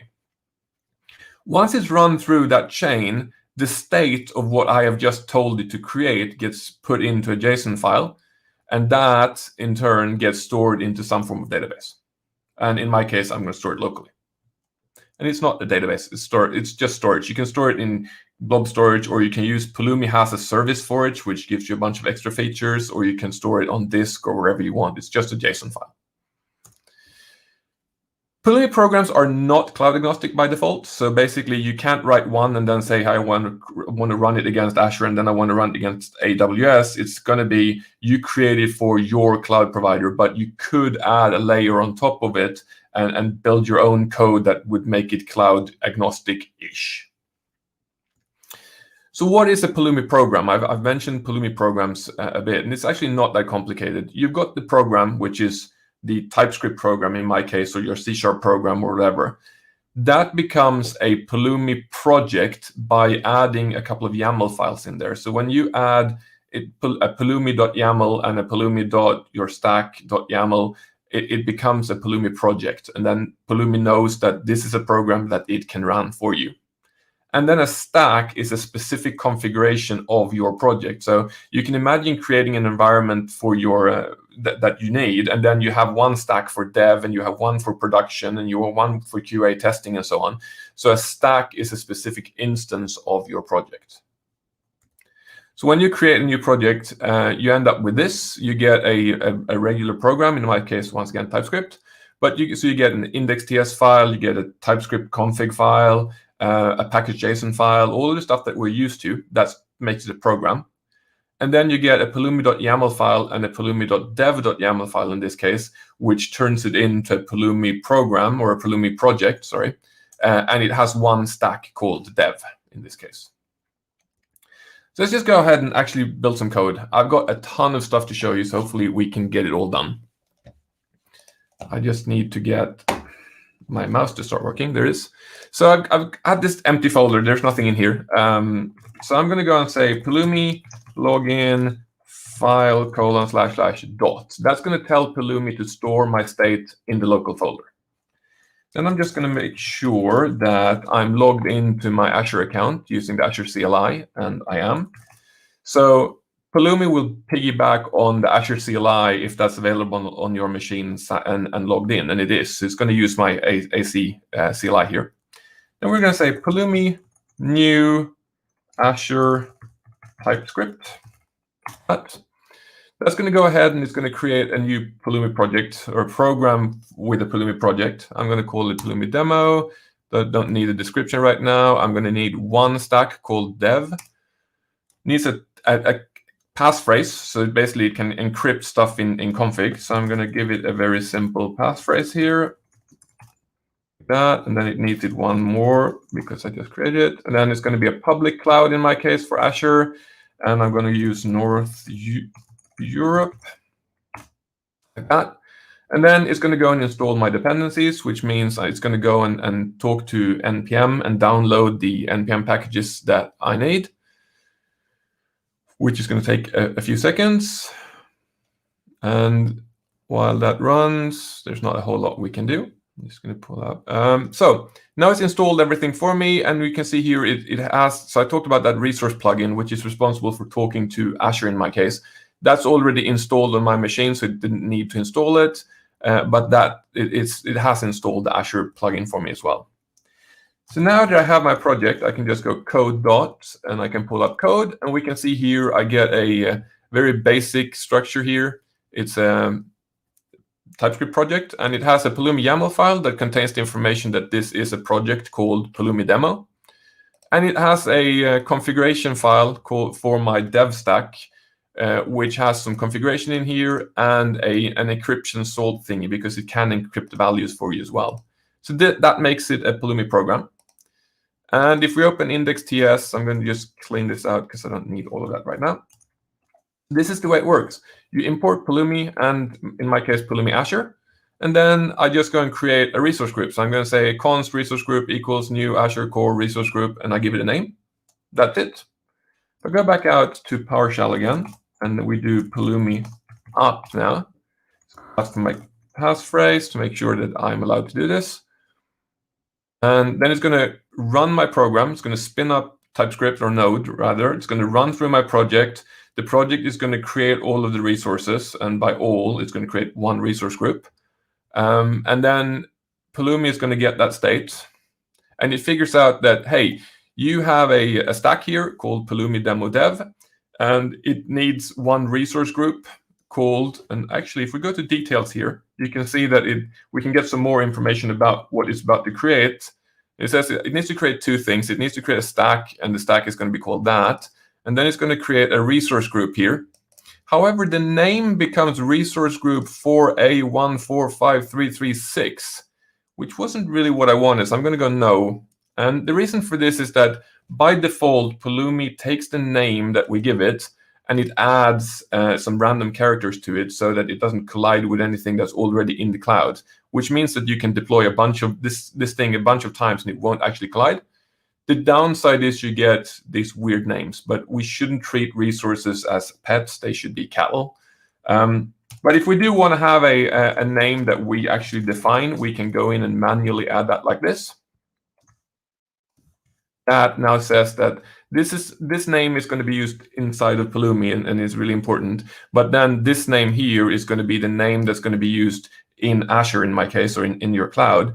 But normally, if you don't manually add the name thing in here, this part here, it will just get a random name at the end of it.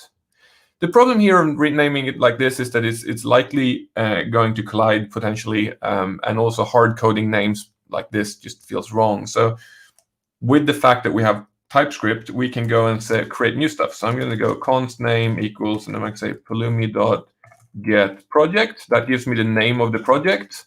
Then I'm going to add a dash, and then I'm going to say pulumi.getStack, which is going to get me the name of the stack. I'm going to name my resource group that, like that instead. So with that in place, we go back to TypeScript. No, go back to PowerShell. I run Pulumi again.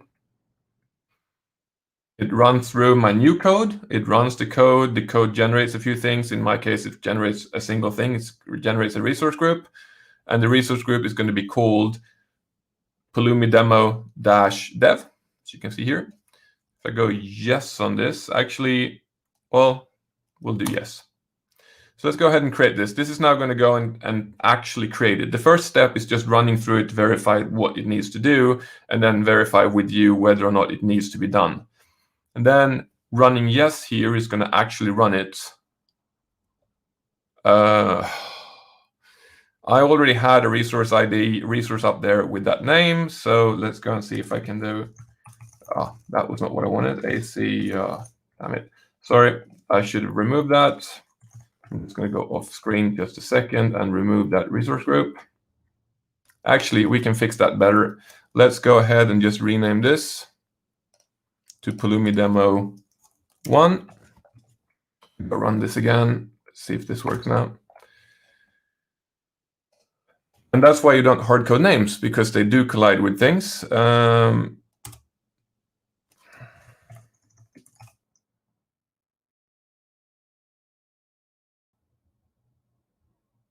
Come on.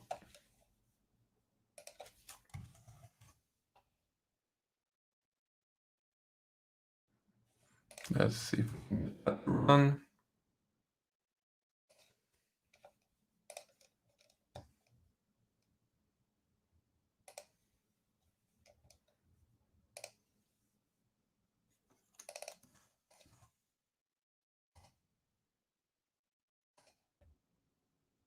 That worked fine. So now, because of me screwing up, it deletes the stack first because it has changed, but then it created a resource group and a stack. So we have now Pulumi Demo 1-dev instead of Pulumi Demo. So sorry about that, but it still works. So now if I want to create something else, actually, I can just show you this. What happens is that it creates a stack in here, and here is the state, the current state that says that there's a stack called Pulumi Demo 1-dev, and there is a resource group with the same name in here. So now we've got that, we can go ahead and I want to create a static website, or I want to create a storage account that can have a static website. So I'm going to go and I'm going to add a storage account like that. Once again, you just go new storage account, get a name. The name for the storage account cannot contain dashes, and it has to be lowercase, but with code, we can just run that. So we have all of that support of being able to run TypeScript, right? So with TypeScript, we can do all of these to lowercase, replace, and all of that stuff that we need. And then to turn this into, actually one thing to note here, resource group name comes out of resource group, which is this thing here, .name, which is of type, as you can see here, it's Pulumi output of string. So output is a promise, basically, and it basically turns a property like name in this case into an asynchronous thing, because we won't necessarily have the name here before this resource has been created. In this particular instance, we will actually have it because we've said it specifically. But if we are using things like this, which uses outputs, it sets up a relationship between these two resources so that this resource here won't actually be created before this parameter or this value here can be figured out. So if it depends on something having to be created in the cloud first, it will delay the creation of this until the previous resource has been created. That's the really cool power of outputs of T. But now we can go in here and say, and as you can see, we get full IntelliSense here. These are all the things we can set. So in my case, I want to create a static website. And then in here, we can see that there are properties for index documents. I'll just set that to index.html. And for error 404s, I will set that to 404.html like that. It's all like coding as usual, which is really simple and nice. And then we can go back out here. Now that we have created more resources, we can run Pulumi up again. See if it figures out what needs to be created. It should.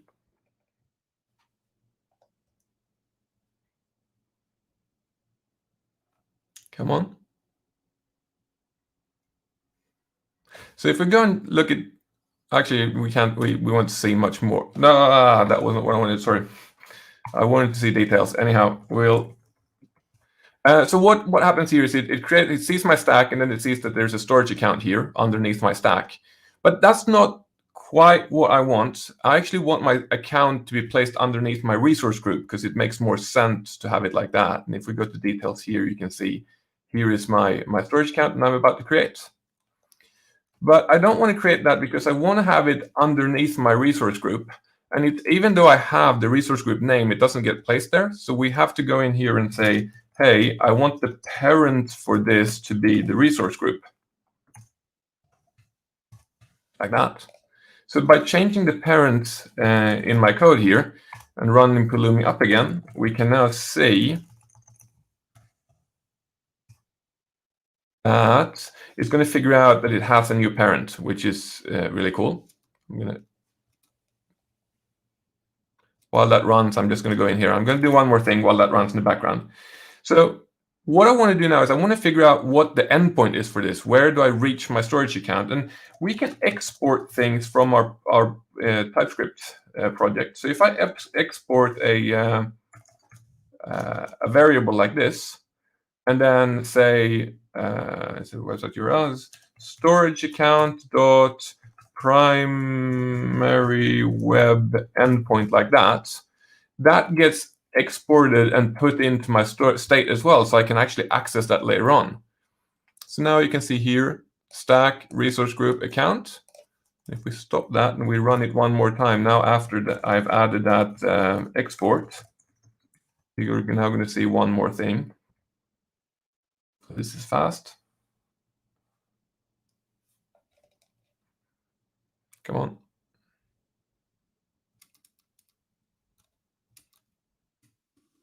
Okay, so what we can see here now is that, first of all, we got these in the right order. So we got a stack, and inside the stack we have a resource group. Inside the resource group we have an account, but we also got an output here.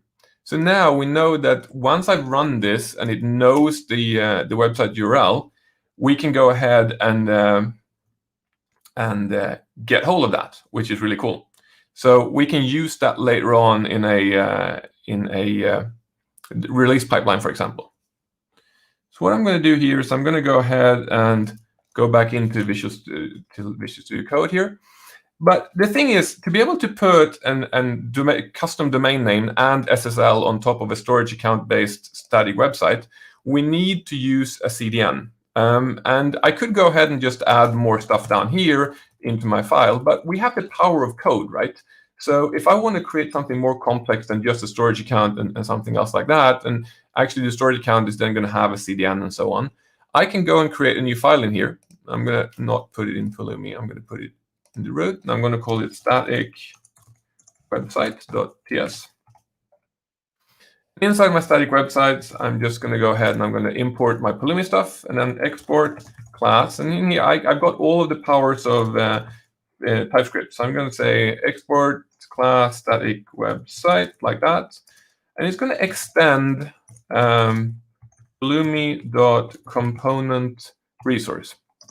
So a component resource is a resource that we've created that consists of other resources. It's just basically just a container. It groups other resources.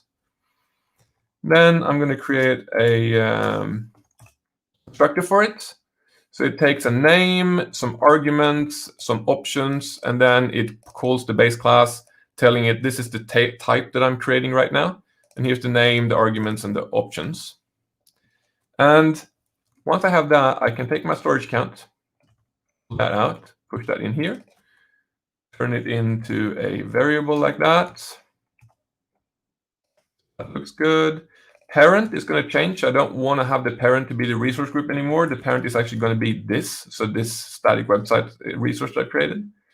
The problem now is that I still need to get the resource group name in here. And what we normally do for that is we create an interface like this. It has static website args like that. And then we can change the argument here to be of type static website args. And then we can change this down here to be args.resource group name. So the resource group name is of type input of type string. And inputs are kind of the inverse of an output. So an input can accept, in this case, a string, but it can also accept an output. So I can send in an output into an input, and it just figures everything out for us. So that's it. I've got my storage account. I've got my static website. I can now go back out here, and I can import that. Let's go ahead and import my static website. We'll say const. I think I have that in there. Look at that. I got my website, static website, just new that up, give it a name, give it a resource group name, give it a parent. And then down here, now this becomes wrong because that needs to be website.storageaccount.primary web endpoint instead. So now I have my own resource here. And just as with any other resource, I can go out and say Pulumi up, Pulumi, give it my passphrase.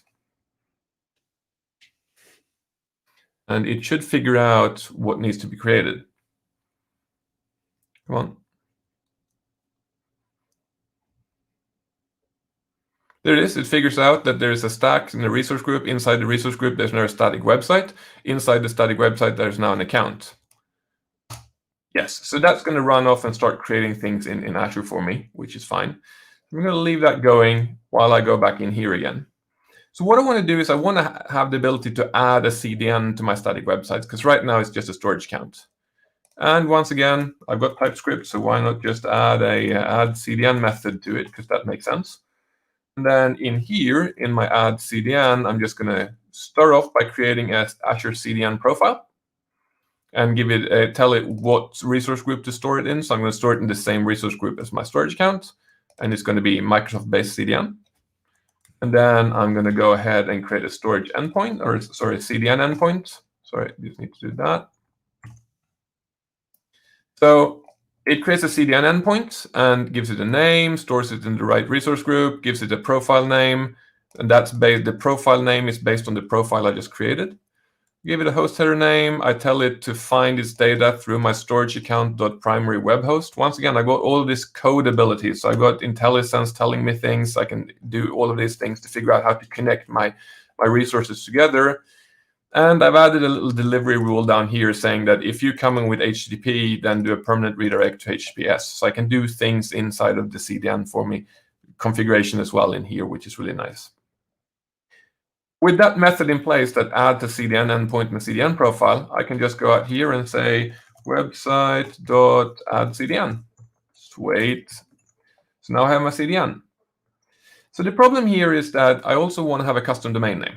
And it's not a problem, but let's go back to add CDN here. And to be able to do that, I need to have a DNS zone, which is going to be of type azure.dns.zone. And I'm going to need a subdomain, because I'm going to put it on a subdomain to my own domain name, like that. Now I'm just asking this as parameters into my method, just as you would with any other code that you would write. Then down here, I'll go ahead and I will create a CNAME record. So I'm going to go Azure DNS CNAME record, give it a name, put it in the resource group of my DNS zone, tell it what DNS zone to use, tell it some time to live, and also tell it that, hey, it should point to my CDN endpoints ID. The next step, once I have my CNAME in place, is that I need to connect the custom domain to the CDN. And the problem here is that I can't actually do that by default based on Pulumi, because Pulumi doesn't support this feature. But the cool thing is that even if Pulumi doesn't support the feature, it doesn't mean that we're dead in the water. It means that we can extend Pulumi. And I Googled this and I had a look at the examples from Pulumi, and there is an example for doing exactly this, of adding a custom domain name to a CDN on the Pulumi examples on GitHub.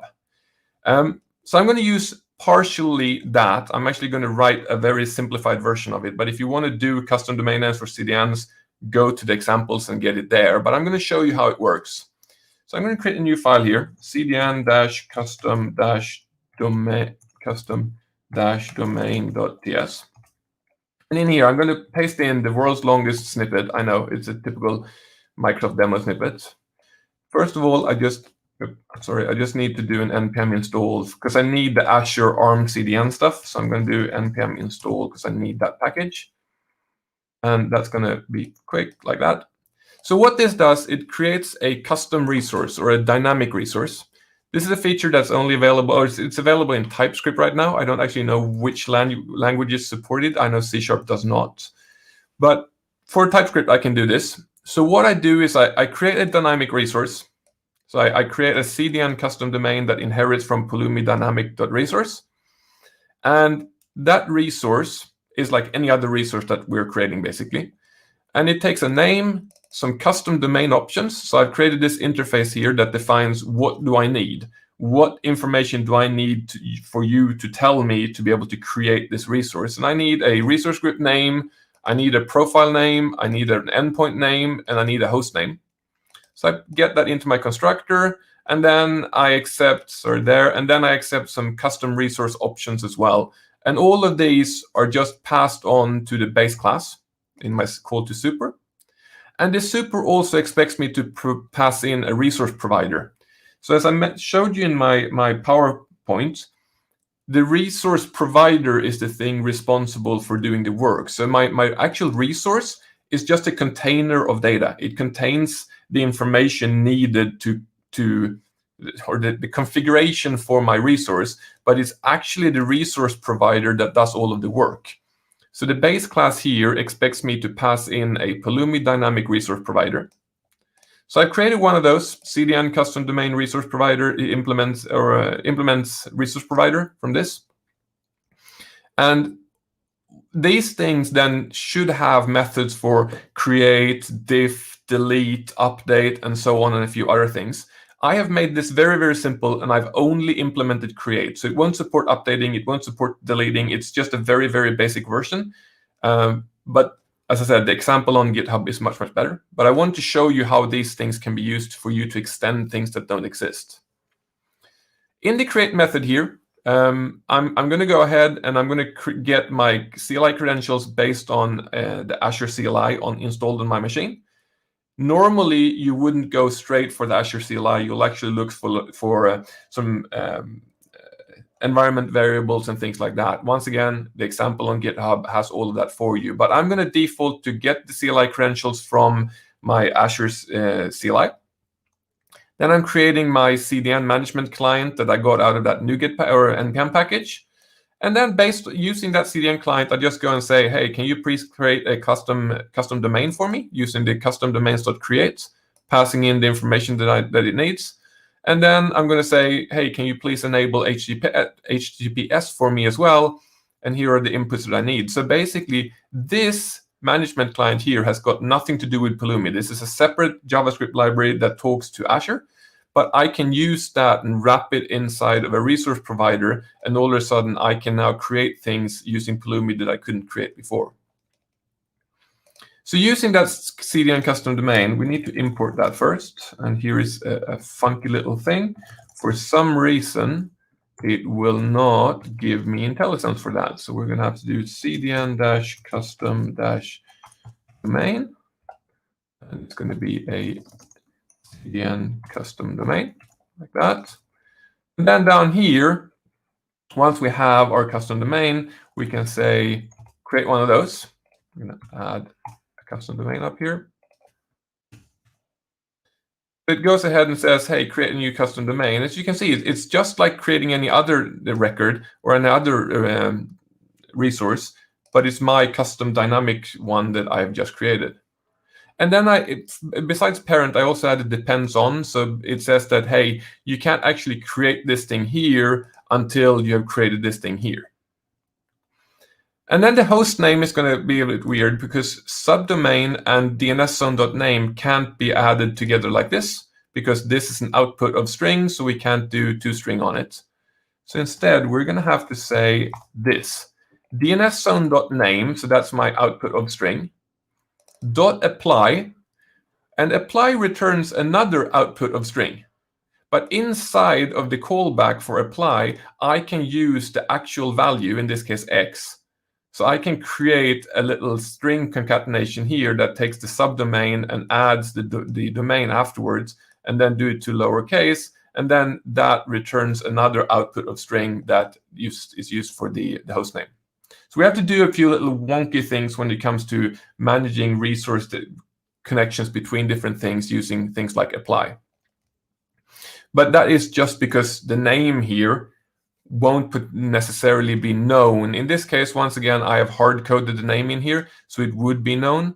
But if I hadn't hard-coded it, the DNSZone name wouldn't actually be known until the resource had been created with the random characters at the end as well. If we go back out here to my index.ts, it's now going to say that there's a missing argument, so we need to provide it with a DNSZone, and we need to give it a subdomain, so I'm going to give it name. The DNSZone here is a bit different because DNSZone here is going to be an existing Azure DNSZone that I already have, and I don't want it to be controlled by this Pulumi script program here. I want to make sure that that is kept completely separate. And to do that, we can actually use this syntax here, which is Azure DNSZone.get. So every resource type that we're creating basically has a get method. And using get, we can go and say, can you go and get a DNSZone? This is going to be the name for it inside of Pulumi when Pulumi looks at it. And here is the ID for the existing DNSZone that's already there. That means it's going to go to Azure and it's going to load in the information from Azure and make it available for me as a Azure DNSZone in here in Pulumi language, but Pulumi won't actually control it. It will read it in and it will know what it is, but it won't go ahead and start making changes to it or anything like that. However, I wouldn't potentially or necessarily recommend that you hard code your IDs or hard code values inside of your code like this. It's just not a very good idea to do. But Pulumi has this built-in configuration system, right? So we know that inside of Pulumi dev YAML, here is some config stuff. So we can add config stuff here as well for our own configuration, not just for Azure. So if I pull up my terminal here, and we say Pulumi config set DNSZone ID, and then we need to set that to, that value there, like that. We don't need those things around it. If we look at Pulumi dev YAML, it has now added my DNSZone ID and added the value in here, so it's available in configuration. And it prefixes everything with the name of my program or my project. So Azure has its own prefix, and then my program or my project will have its own prefix. So that means that if you share resources using NPM packages and things like that, they can be configured without colliding with things. So they're all namespaced. But you could imagine that this would actually have to be a secret value maybe. And the cool thing is that Pulumi supports us actually doing secrets in here as well. So if I add -- secret down here, and I set my value again, it needs me to unlock my file using the passphrase. It now sets this value here to something that is secure. So this is now encrypted using my own keyword or my own key phrase. And that means that you can actually check this into source control. The actual value won't be available and you won't be able to get it unless you have the passphrase, which is really neat. So now that I have my value in place here, I have my DNSZone ID, I can go back in here and we can say const config equals new pulumi.config. It does accept you to pass in a name, which is then going to be that prefix. If you just leave it empty, it's going to prefix it with the name of the current project. And then here we can just say config.require, because it needs to be there, DNS zone ID, like that. So that's going to work fine. I now have my DNS zone, which is going to work out perfectly. What's going to be wrong here now is that the primary web endpoint is not one I use anymore. What I want to do is I actually want to use the website custom domain hostname. Because I wanted to get the address to the actual custom domain. I don't want to get the address to the storage account. And I could do this. The problem here is that the hostname here is just going to be the actual hostname. There's going to be no scheme, so there's not going to be https://. And if you want to use, in my case, I want to have the actual URL so that I can use it. We could go and say apply, and basically apply and use the apply method like we did previously. Or we can use this really cool feature, which is pulumi.interpolate. Interpolate, this is an extension to some stuff that's going on in JavaScript, but it allows us to basically write code that looks like this. It takes a string interpolation, like that. We can add https:// and / here. And then because we've put Pulumi interpolate in front of our backtick enabled string, it will actually make sure that this thing here gets evaluated as an output of string for us. So that's going to give us the actual website URL that we want to use. Finally, I just want to do one little thing here to demo a thing. I'm going to say console.log DNS zone ID. And then I'm going to output config.require DNS zone ID. So I'm going to output this value here, which is a secret, right? So it's used in here. It's fine. I can pass it in here. But now I'm actually console logging it, or I could write it somewhere, which could be kind of dangerous because it could end up in logs and things like that. But I want to show you that Pulumi actually takes care of secrets. So if you log it, it won't actually show it. And also, if you happen to add something like this to state, it won't actually show that state. Save it in state so that you can access it by just having access to the state. So with that in place, we go back out to PowerShell again. We run Pulumi up. It gives me the ability to add that. It's going to run my code for me. It's going to take a little while. It's starting up Node here.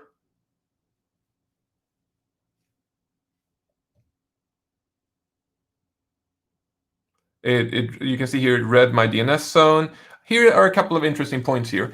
First of all, here is my log. So my console.log got output, but it did remove my my secret value.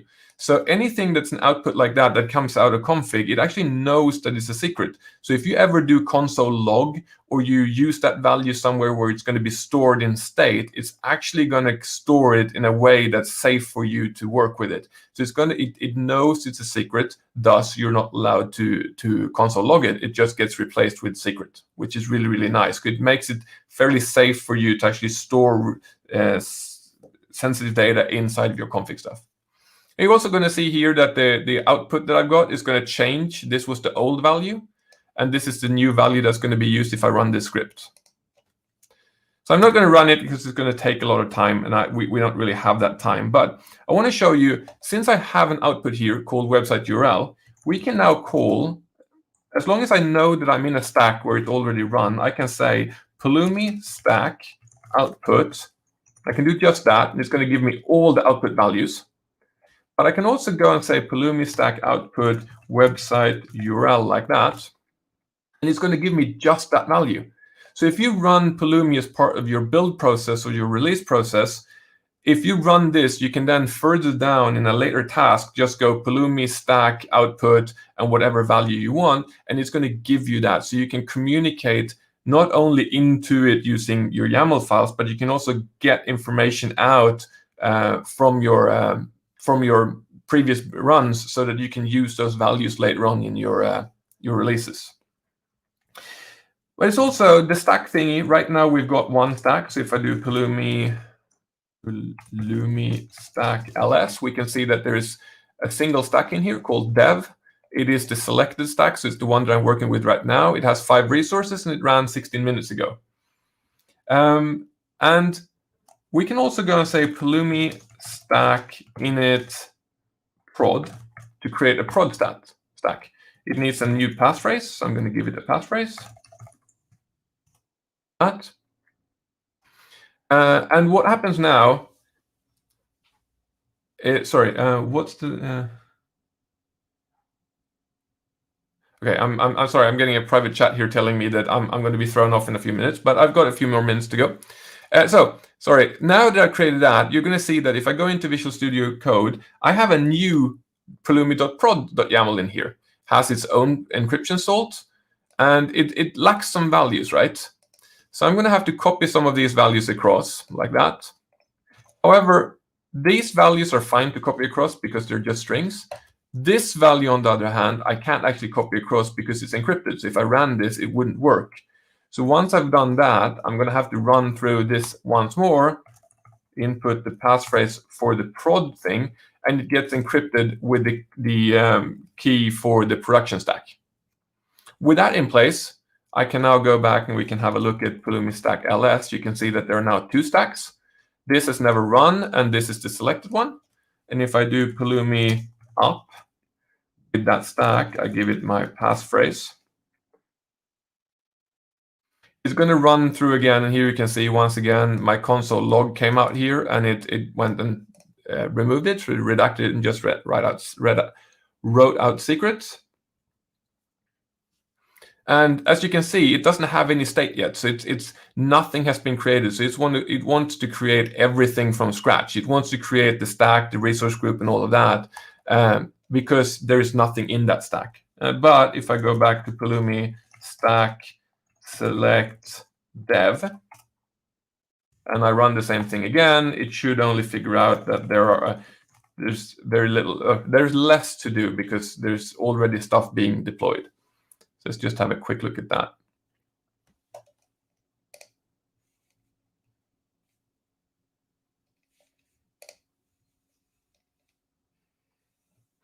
Oh, and as you can see here, once it's done with dev, it goes and says, okay, so there's already a stack, don't need to do that. There's already a resource group, don't need to do that.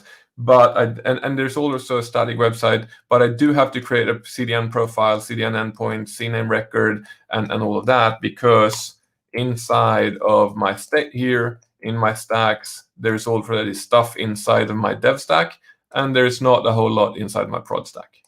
So we got these cool abilities to do different stacks. And then if we ever want to delete something or we don't need the stack anymore, we can just do Pulumi stack destroy. Pulumi destroy, sorry. Ask for the passphrase. And then it figures out that these are the things you just created. Do you want me to delete them for you? Yes, and it's going to run off to Azure and delete all of it for me. That's going to run in the background. Don't need to look at that anymore. So that was kind of what I had to show you today. I want to thank you all for listening. There are a minute or two left, I think, for questions.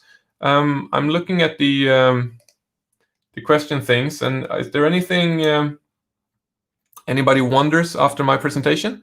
If you don't have time or don't want to ask them now, I'm available on Twitter at ZeroCall if you're interested in that. And if you have any questions, please write them in the chat. Otherwise, thank you, as I said, for listening. I hope you got something out of it. And I do recommend that you have a look at Pulumi's website and look at the examples in there, because it's really, really useful, and it's a really nice way of building your infrastructure stack without having to do weird JSON-based stuff.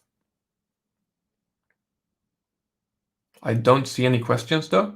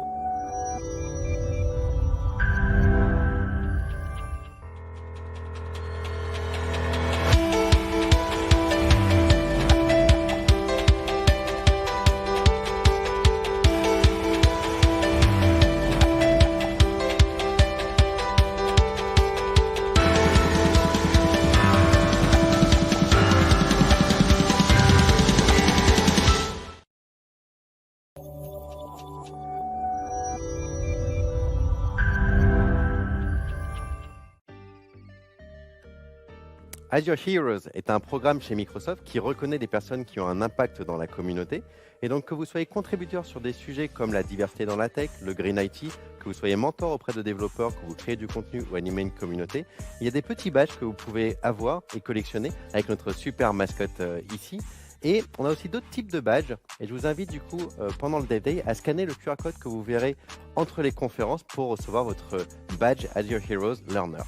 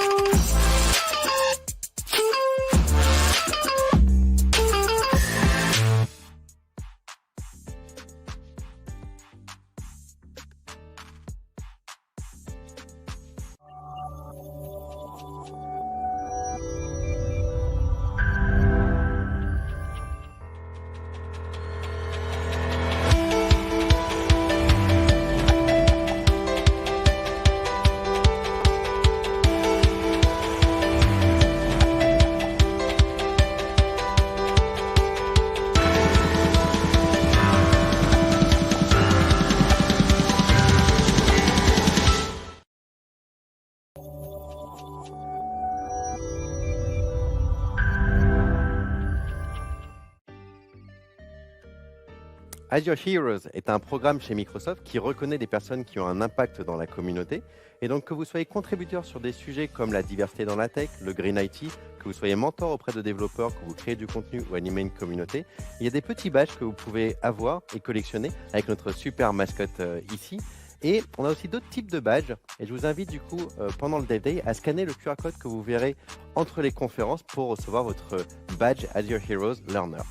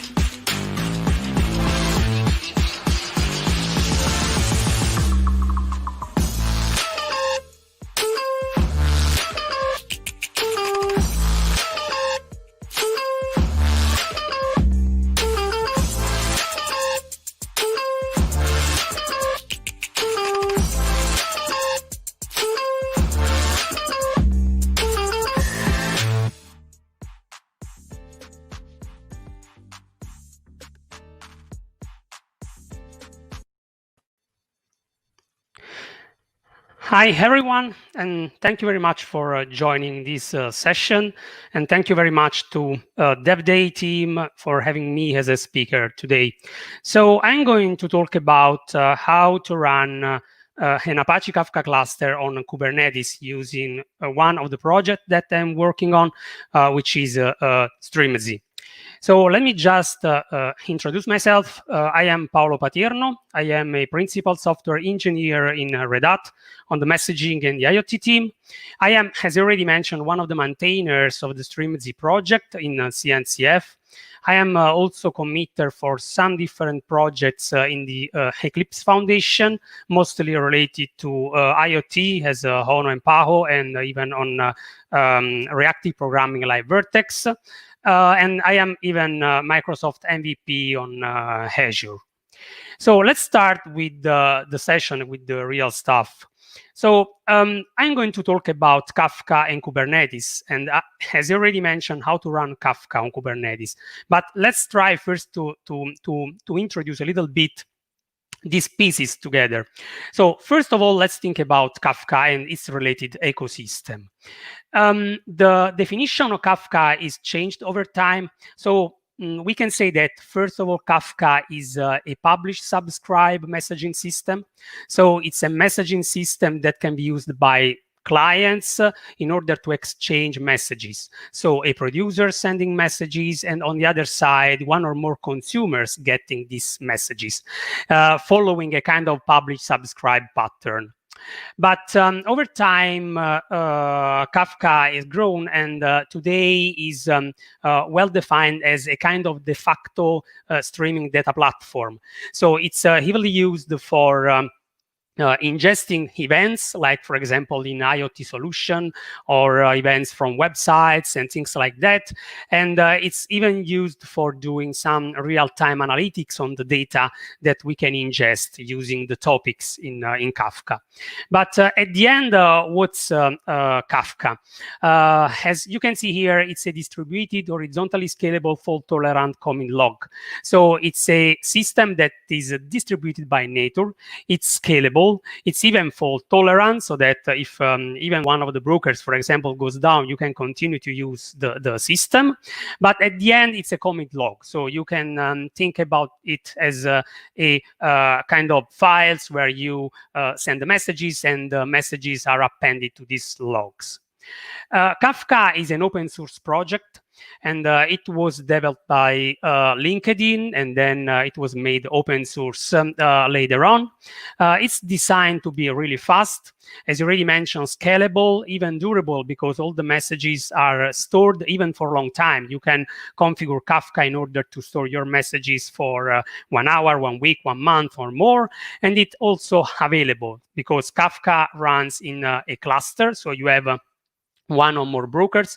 If you have more brokers, your system becomes available, because if even one broker goes down, you have all the other brokers works again, and providing the topics in order to have the clients continue to exchange all the messages. It's one of the messaging systems that is distributed by nature. And one important thing is that it supports data partitioning. So the way the clients exchange messages is about topic, but one topic is sharded, let me say, in partitions, and partitions can have even more replicas for high availability, as you already mentioned. So at the end, the unit used by the clients for sending the messages are the partitions inside a topic. The topic is a kind of virtual object in Kafka. It provides high throughput and even low latency during the messages exchange. And it's even really good to handle a huge number of consumers, because we can say that in the Kafka land, the broker is really dumb somehow compared to the clients. So I like to say that, for example, if in a traditional messaging system, it's the broker to track the offsets where the consumer are getting the messages. If, for example, one consumer goes down and then goes up, and then it needs to recover from the last point where it was reading and getting the messages, it's the other way around in Kafka, where it's the clients, so on the consumer side, for example, to be actually really smart and tracking the offset using Kafka as well. So it makes Kafka really more flexible and allowing Kafka to handle a huge number of consumers for this, and one of the reasons that this makes in this way. But Kafka, it's not just the brokers that are used for exchanging the messages between the clients.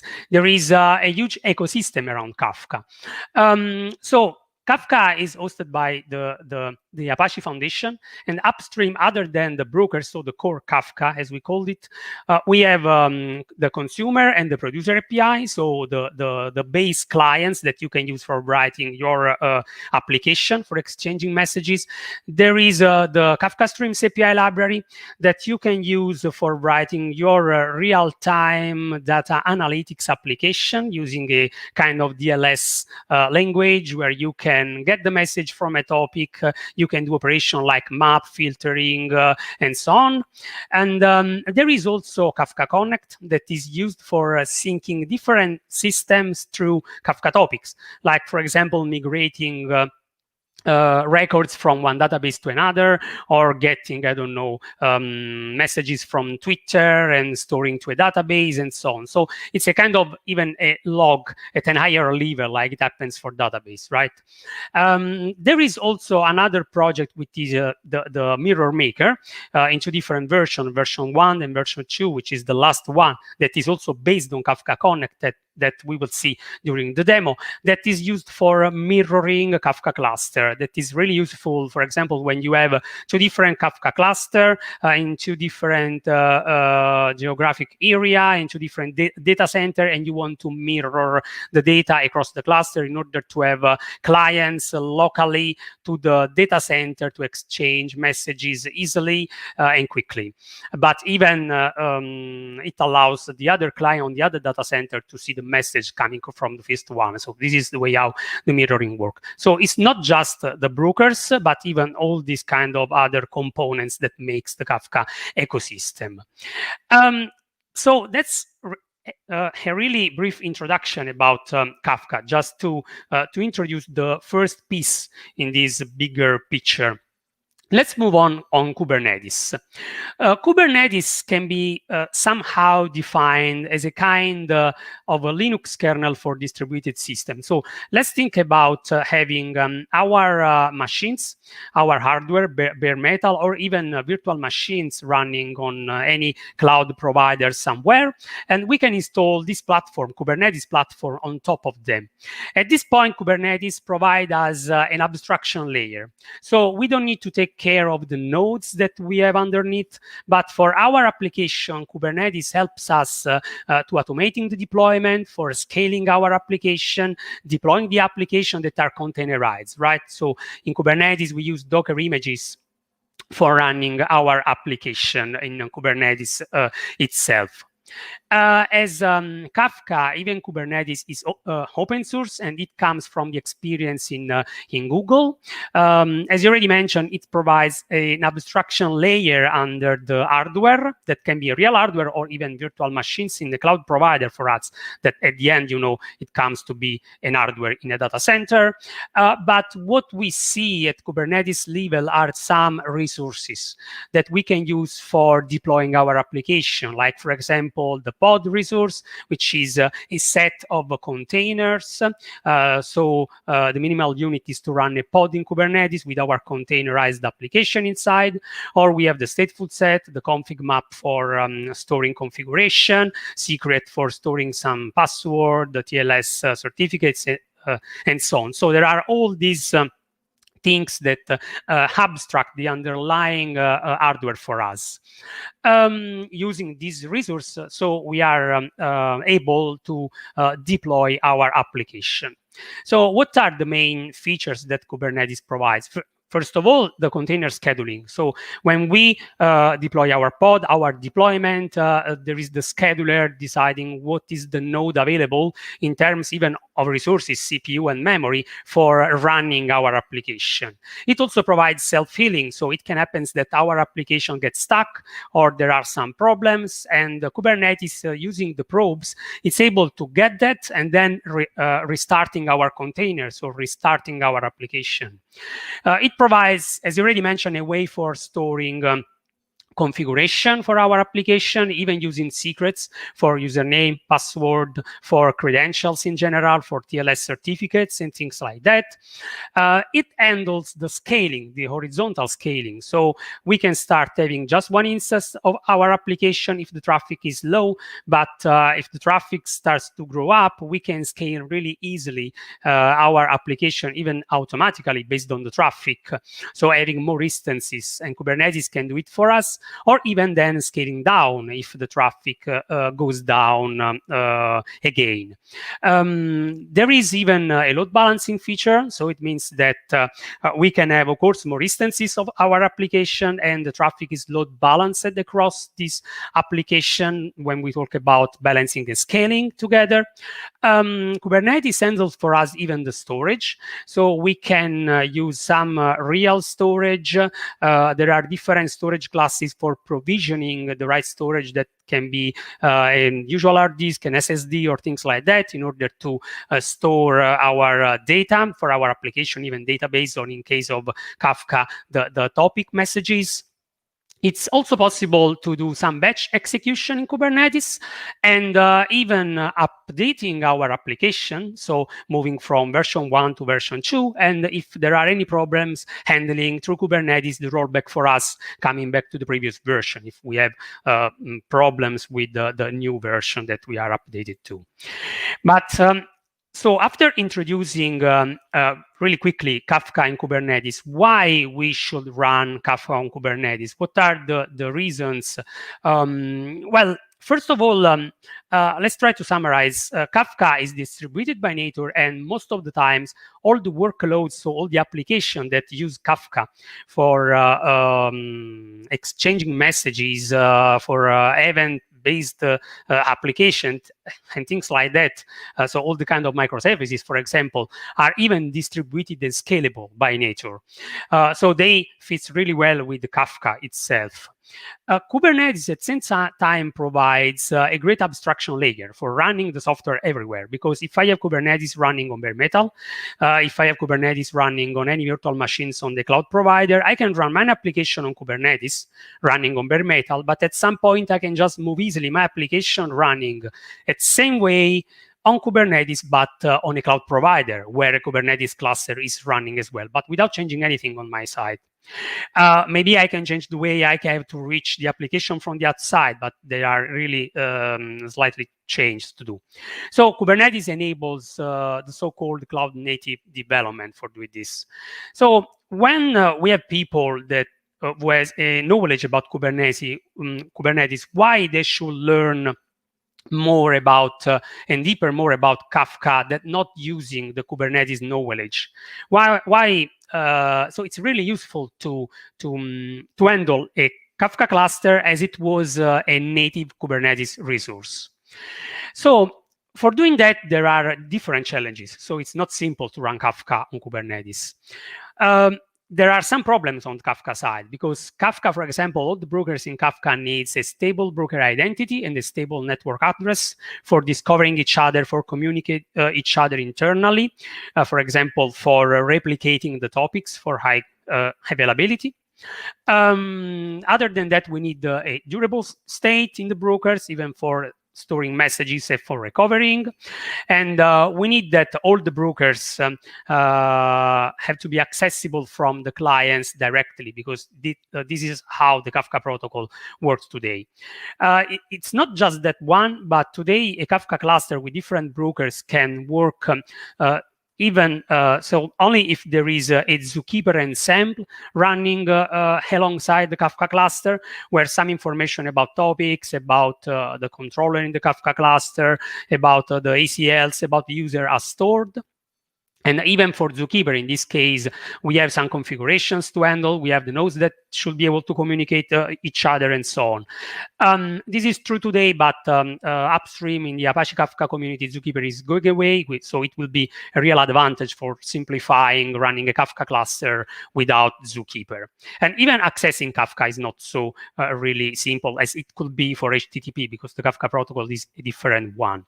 But what Kubernetes provides today for running really Kafka on Kubernetes itself, we can just decide to use all the native resources that Kubernetes provides us. So we can, for example, write our own stateful set for having the stable identity and network. So deploying the pods of our Kafka cluster using the stateful set, that together with the headless service and the normal services, we can make the pods discoverable each other, but even accessing the cluster from the clients. We could use and write our config maps and secrets for storing the Kafka configuration, or even secrets with TLS certificates for TLS encryption when connecting to the Kafka cluster, or even for TLS client authentication, for example. We can use persistent volume and persistent volume claim for asking to Kubernetes to provide us some storage for storing the messages in Kafka. We can use the ingress for enabling us the access from the outside, the network policies for defining some access rules to the Kubernetes Kafka-related pods from some specific namespaces, for example, and many more. So we can decide to write all this stuff our own, and after creating to handle this stuff on our own. But it's quite difficult. So let's try to make it easy. For making it easy, here the reason why there is the Strimzi project.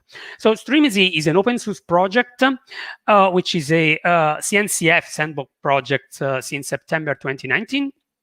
And it's really focused on running Kafka on Kubernetes.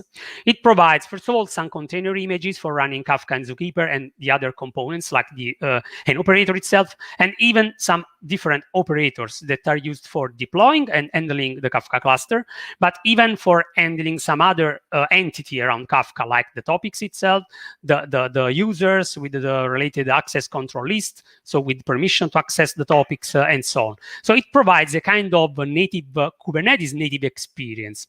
Why I'm saying that? Because when you use Strimzi, you have a kind of extension point in Kubernetes, the so-called CRDs, the custom resource definition. So in Kubernetes, you can extend your resources set, not having just the pods, the deployments, so the native one, but even having some more. In this case, Strimzi adds a Kafka custom resource. So we have a Kafka resource where we can describe our Kafka cluster with all the information, as we can see later during the demo. But there are other custom resources that Strimzi provides us, like, for example, Kafka user and Kafka topics for describing the users that can access the Kafka cluster with the right permissions to write and read to some topics. There is a Kafka topic resource for defining and creating a topic, the number of replicas, the number of partitions, the related configuration. There are resources about the Kafka Connect and Kafka Connector, because Kafka Connect has some different connectors for moving messages across these different systems. There is also a bridge for enabling HTTP access to the cluster from the outside. As I already mentioned, there is even Mirror Maker in the Kafka land. So in this case, we have two different custom resources for the two different versions of Mirror Maker for mirroring cluster. So it means that creating this custom resource, Strimzi will create the Mirror Maker instance for me. And one of the latest addition is the integration with cruise control for rebalancing the Kafka cluster, because over time, while using the cluster, it can be unbalanced with some brokers getting more traffic than the others and so on. So just in a declarative way, as Kubernetes works, you can describe your Kafka resource or even the others, and the operator will take care of that. Why I'm talking about operator? Because this is the way how Strimzi work. So the operator pattern is well known in the Kubernetes land, because you have this application that runs for you. It has the knowledge about the domain, so Kafka in this way. In this case, you describe your application. So we can describe how we want the Kafka cluster running, and the operator matches what we want to have and what is the desired state, so the actual state, so comparing the desired with the actual state, what is running on the cluster. So the operator in this loop can act as a kind of human, watching for us the resources, in this case the Kafka custom resourcing, and creating the Kubernetes native stuff that we need, because in the end we need to create some stateful set, we need to create some secrets, some config maps, some persistent volume, some services, but it's the operator doing that for us. And with this loop, the operator can watch what is changing. If we change our description of our cluster and making it real, running on Kubernetes, so running in this loop. Strimzi is also provided by this operator app.io, which is a kind of home for a lot of Kubernetes operators. There are operators for different things, database, streaming and messages like Strimzi. You can install the operators using Helm charts or YAML file. You can even develop your own operator and then provide that to the community. So it's a good place where you can maybe find one of the operators that you need for your kind of application. So before jumping right straight to the demo, how it's really work. We have the cluster operator provided by Strimzi. I define my Kafka resource. I create the custom resource, and the cluster operator watching that is going to deploy first the Zookeeper cluster for me, and when it's up and running, the Kafka cluster. And at the end, deploys even the topic and the users operator for handling topics and users. What happens if I want to do an update? Like, for example, changing, I don't know, a configuration parameters or some configuration parameters on Kafka or even on Zookeeper. So I'm changing the Kafka custom resource. The cluster operator is watching that, and it starts if it's needed. So I change some configuration parameter in Zookeeper. For example, it starts a rolling update on the Zookeeper cluster nodes one by one. And the same on the Kafka cluster. Today in Kafka, we have some configuration parameters that don't need a restart. So it's possible to apply some dynamic change without restarting the Kafka brokers. And the cluster operator has the logic to detect them and not restarting the brokers, but just applying the changes, but even rolling when it's needed. And the same for the topic and user operators if we change something. At the same time, if we scale up and scale out the cluster operator will add or will remove some brokers from our cluster. So in the end, this is an introduction to Strimzi, but for example, here you can see all the features that Strimzi provides. So I mentioned scale up and scale down easily. I also mentioned the authentication and the authorization side for enabling user to access to the cluster, the storage, the mirroring. I didn't mention about metrics with Prometheus, for example, so the monitoring parts. Strimzi allows Kafka to expose the metrics and having Prometheus scraping them, and provides even some Grafana dashboard for showing these metrics. We have the HTTP bridge. So these are most of the features that Strimzi provides us for handling our Kafka cluster on Kubernetes. But let's jump into the demo. What I'm going to show today.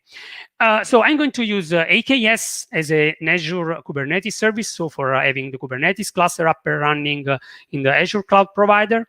I'm thinking about having on the left-hand side one company that has deployed the Kafka cluster using Strimzi.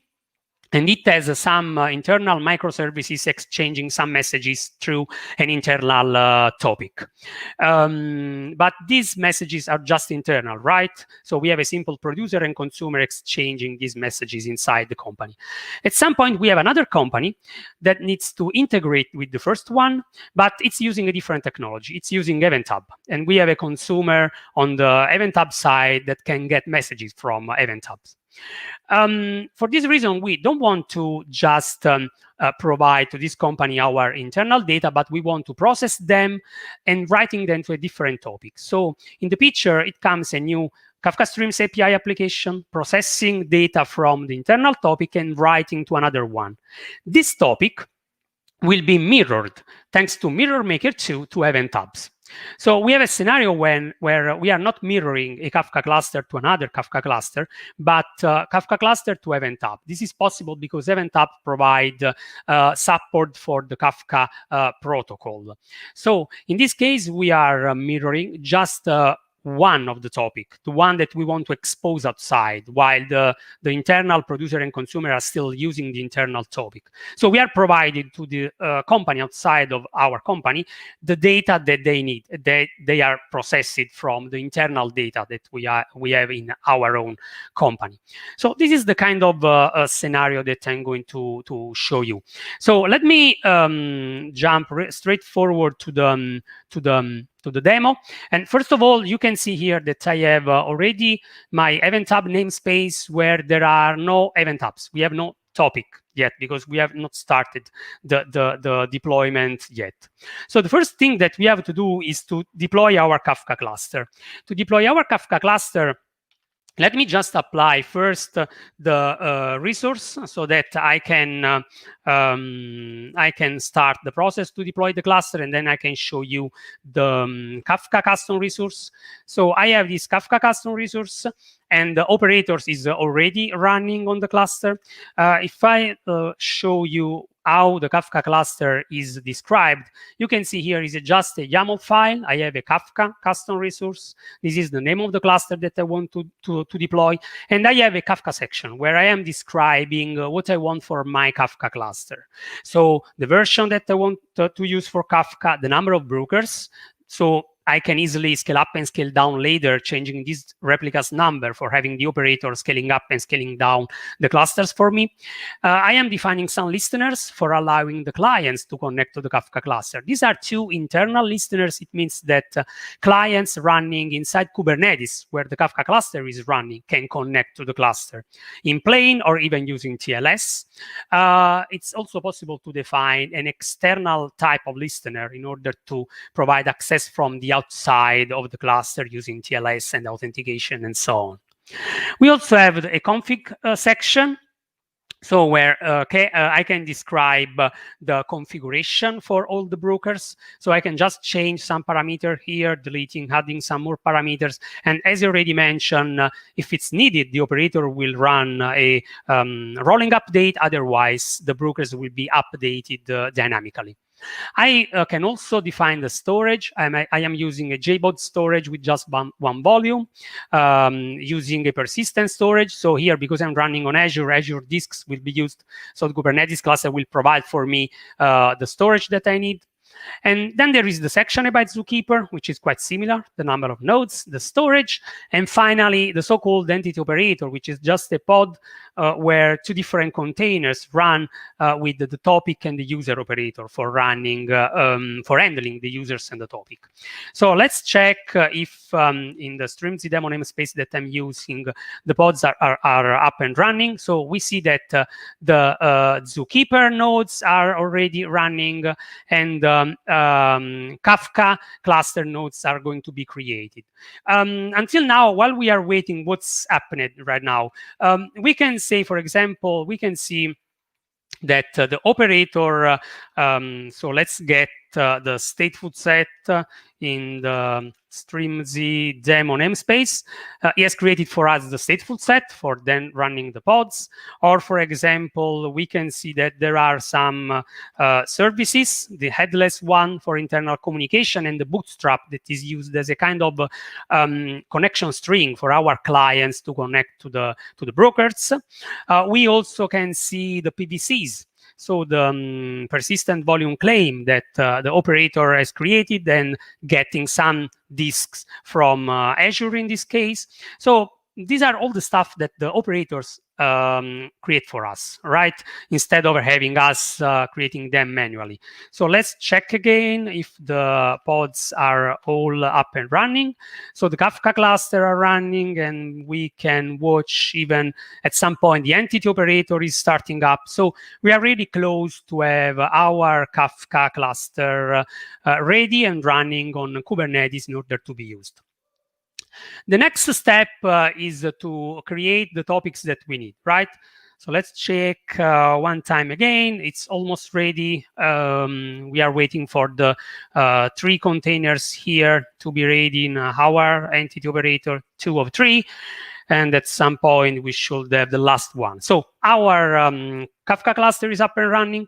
Let's see what are the topics that I'm going to create. So the internal one is described through a Kafka topic custom resource. It belongs to this cluster. I can specify the number of partitions, the number of replicas, and some configuration parameters. The same for the other topics that will be, let me say, the destination topic of our processing, and that will be mirrored to event hubs. So it's described kind of the same way as a Kafka topic resource with some configuration as well. So let's apply our topics here in the right namespace. This time the topic operator will take care of that. We can see that the topic are a native resource in Kubernetes right now. And the same is also true for Kafka. So we can get a Kafka topic, a Kafka instance, like we get information about the pod, the deployment, and so on. But how we can check that these topics were really created on the Kafka cluster?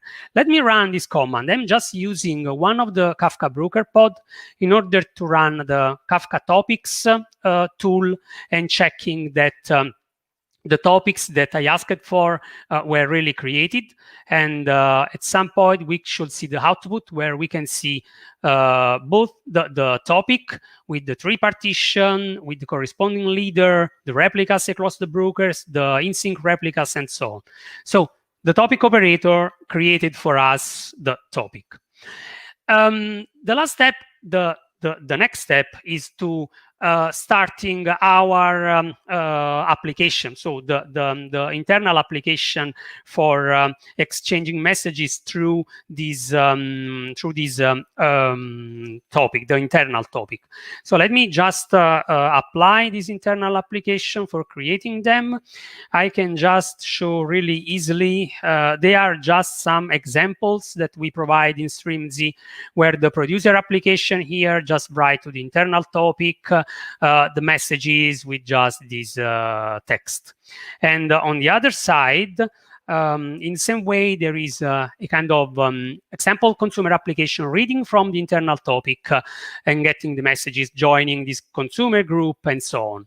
So what we can do is checking the log of this application. So let me just get the pods, the pod's name of the two applications. So we can see here that the producer is this one. So let's see the log of the producer in the right namespace.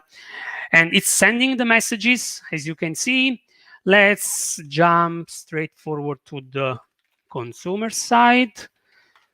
So let's get the consumer log. This is the pod. We can do logs in the right namespace and checking that they are exchanging the messages. Now, what we want to do is applying, as you already mentioned, a Strimzi API application that it's going to do something really simple. Just consuming as this consumer these messages and reverting the orders of the characters in the string. So it's just as an example for the sake of the demo. For doing that, let's still have these two clients exchanging and running and see the logs. But meanwhile, let's for running this Strimzi API, for having the topic mirrored, we need to deploy Mirror Maker 2. So what I'm going to do is first applying the resource in order to have more time to having Mirror Maker 2 up and running, and I will show what I'm really going to deploy. So I've deployed the Mirror Maker 2 custom resource that I'm going to show right now. So this is this one. So I'm using a Kafka Mirror Maker 2 custom resource where I'm describing the kind of mirroring that I want to do. So the clusters that are in the picture, my local cluster running on Kubernetes, and the event hubs on the other side, right? So this is the corresponding, let me say, bootstrap server in a Kafka way for the event hub. There is some kind of configuration. For event hub, we need the authentication. So I already prepared the shared access key. I have configured the endpoint for event hub in a corresponding secret, and this secret is mounted here in Mirror Maker 2 for connecting to event hub.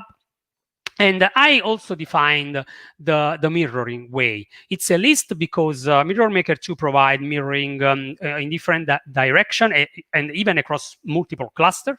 In this case, it's just a one-way mirroring from the source cluster, which is the Kafka one, to the target cluster, which is Event Hub. It's based on Mirror Maker, on Kafka Connect, sorry. Mirror Maker 2 is based on Kafka Connect. So we have the source connector for mirroring the messages, the heartbeat connector for checking within heartbeat that the connection is still alive and all this is working fine.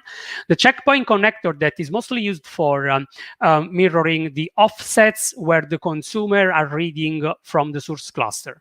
So that if it's not the case of this demo, so that if I'm mirroring one cluster to another and the first cluster goes down, I have on the other side the offsets for the consumer in order to jump from the first failed cluster to the other still running, mirrored, and I will continue to consume the new messages from there, or just getting from the point where the consumer stopped when the first cluster crashed. We can also define a kind of patterns for specifying what we want to mirror. And in this case, not all the topics, not the internal ones for sure, but just the one with the DevDay 2020 prefix. So let me, this point, checking if really the Mirror Maker 2 pods is up and running, and yes, it seems to be up and running. So what we should happen is that if we go on the event hubs and we refresh here, we should see all the topics that are the reflection of what Mirror Maker 2 needs for mirroring. So an heartbeats topic, which is an event hub, actually in Azure, some other topic, let me say, for configuration, offset, and status, the other one for the checkpoints, so for the consumer offsets, but the most important one is the mirror of our DevDay 2020 topic. As you can see here, it's prefixed by the name of the source cluster. This is the default way how Mirror Maker 2 just works, because it enables the bidirectional, kind of active-active mirroring across two different clusters in order to avoid collision, having the same topic and the same name on two different clusters that I'm going to mirror. So you can understand what can happen in this case. Having this prefix, you can actually mirroring on both ways, and having clients and consumer consuming on both clusters. This default behavior can be changed with a policy where we can remove the prefix if, for example, you want to just having this one-way mirroring. I could have done in this case because it was the case, but just, yeah, I didn't done for showing you how it really by default Mirror Maker 2 works. At this point, we have everything up and running. We have a Mirror Maker 2. We can jump to deploy our Streams API application in order to processing the internal data and having some more useful information.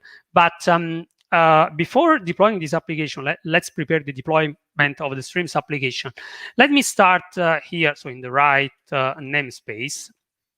Let me start first the simple Azure Event Hub application that I developed, a simple consumer reading from this My Cluster DevDay 2020 topic. We can start the Azure Event Hub consumer. It's joining a consumer group, the default consumer group. It's got assigned partitions. You can see it's consuming from this topic, which is the mirrored one. And for now, there are just a tons of logging lines. There are no messages received yet, because on this side, these two, producer and consumer, are exchanging through the internal topic, but there is nothing mirrored on the Azure Event Hub side. So let me deploy the Streams application, and let's check when the pods will be ready. As you already mentioned, it's going to consume from the internal topic and reverting the characters in the string. So it's up and running, and we should see here that the Azure Event Hub consumer is getting the reverted string from the mirrored topic. So it's actually working this way. The producer and the consumer are not impacted because they are still exchanging messages through the internal topic. The consumer here, for example, doesn't see the processed messages with the reverted string. The strings API application is reading from the same topic, reverting, and then writing to the DevDay 2020 topic, and then it's on Mirror Maker 2 shoulders to mirror this topic to Event Hub in order to have the consumer here in Event Hub getting the messages. So we are just mirroring two really Kafka cluster because we are leveraging these Event Hub features in order to provide this Kafka protocol head for us. So from a demo point of view, this is the kind of scenario that I like it to show you. Let me come back pretty quick to the presentation. So this is the scenario that we have just right now. So now, Strimzi in the CNCF land is not alone. As you already mentioned, it's a CNCF sandbox project since September 2019. There are some other projects in the CNCF land that can be really easily integrated with the Strimzi. Of course, we have Kubernetes. It runs Kafka on Kubernetes. We have the Helm project, so we have Helm charts. The Strimzi operator can be deployed using the operatorhub.io website for checking all the installation is structured, but we even provide all the Helm charts for using Helm for deploying the Strimzi operator. And then from there, you don't need the Helm charts anymore, but you can just use the Kafka custom resource and the other stuff that I already showed you. There is integration with Jaeger and open tracing. So in the Kafka resource, you can really enable the Jaeger tracing, and at that point, some messages, so the messages exchanged by the different clients are marked with some tracing information. It's possible even in the Kafka bridge, for example, if you have HTTP clients, so you can have tracing across a distributed application based on Kafka. There is a really strictly integration with Prometheus. Prometheus is a framework for exposing in a specific format and scraping with the Prometheus server the metrics from your application. So, for example, in the Kafka custom resource, you can enable a metrics section. We know that in Kafka, the metrics are exported using JMX, so using some mbeans, but enabling the metrics in the Kafka custom resource, you can easily enable a JMX exporter, which is an agent provided by Prometheus for translating somehow the JMX metrics by Kafka exposed through an HTTP endpoint in the Prometheus format, so that you can create your Prometheus instance and you can scrape the metrics across the different Kafka brokers. The same for all the other components, for Kafka Connect, for Cruise Control, for the bridge. So all the components in the Strimzi land provides and expose some metrics. The operator itself, for example, the number of reconcile loops that it's going to do, the number of custom resources that it's handling, and things like that. On the other side, it's not part of CNCF, but it's really easily integrated with Prometheus. You can use Grafana for having some dashboards. And Strimzi in the upstream repo provides some, let me say, example dashboards for Zookeeper, for Kafka, for the bridge, for the operators, for everything. There is integration even with the OPA project that provides a way for describing policies related to permissions for clients to write and read from topics. So not just using the kind of ACLs rules in Kafka, but using this OPA agent for describing the policies for our clients to connect to Kafka. The FluentD project for logging stuff, but even Kida, this Kubernetes event-driven related project that allows your application to scale up or scale down based on the loads of the events that you can get from different sources, and one of the sources is Kafka.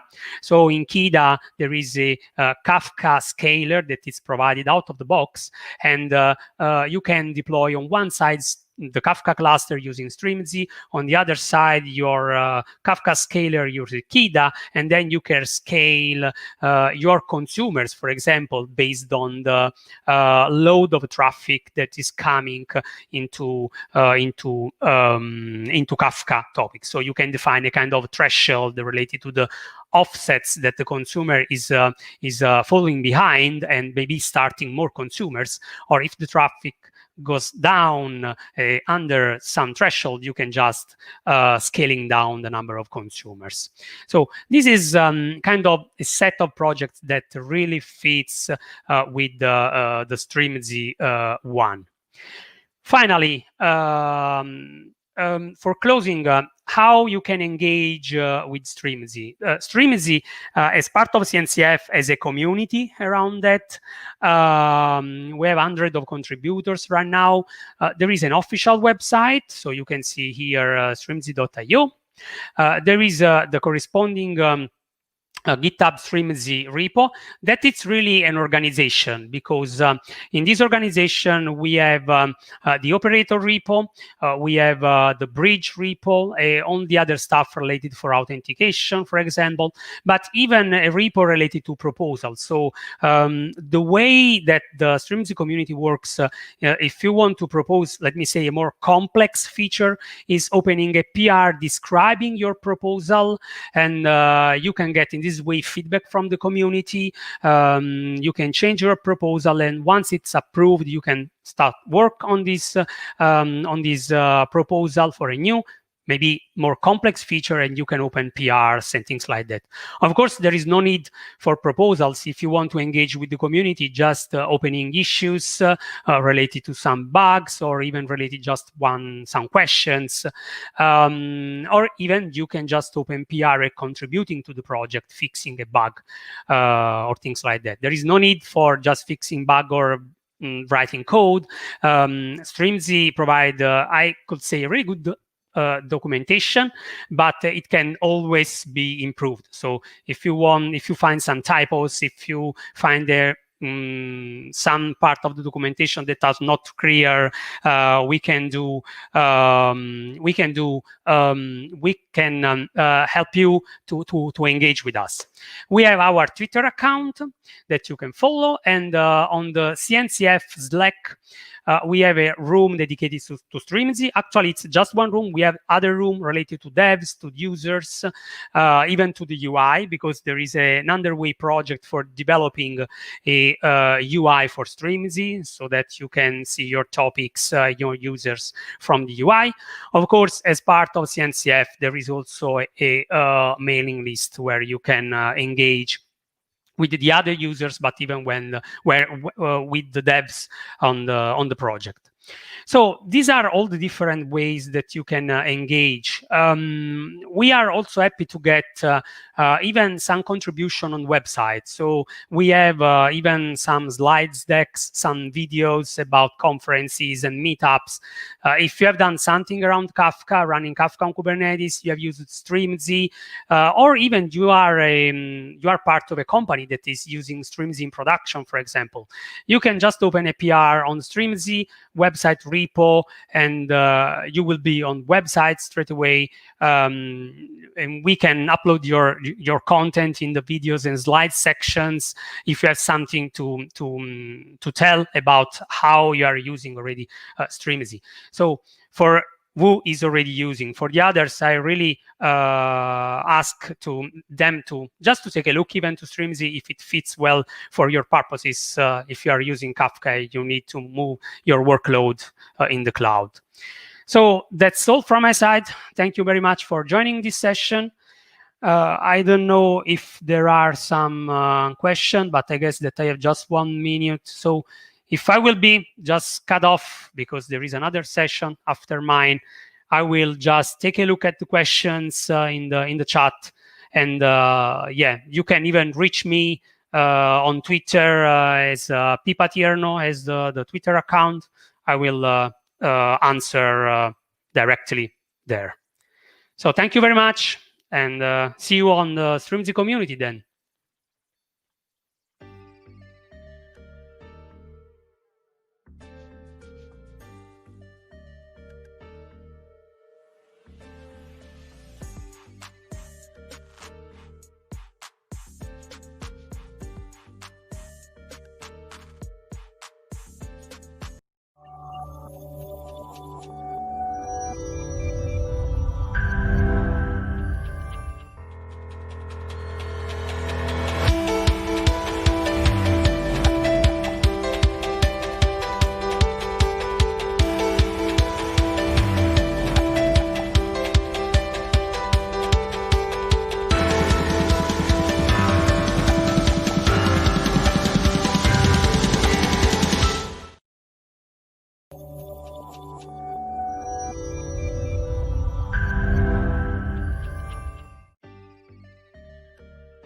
Azure Heroes est un programme chez Microsoft qui reconnaît des personnes qui ont un impact dans la communauté.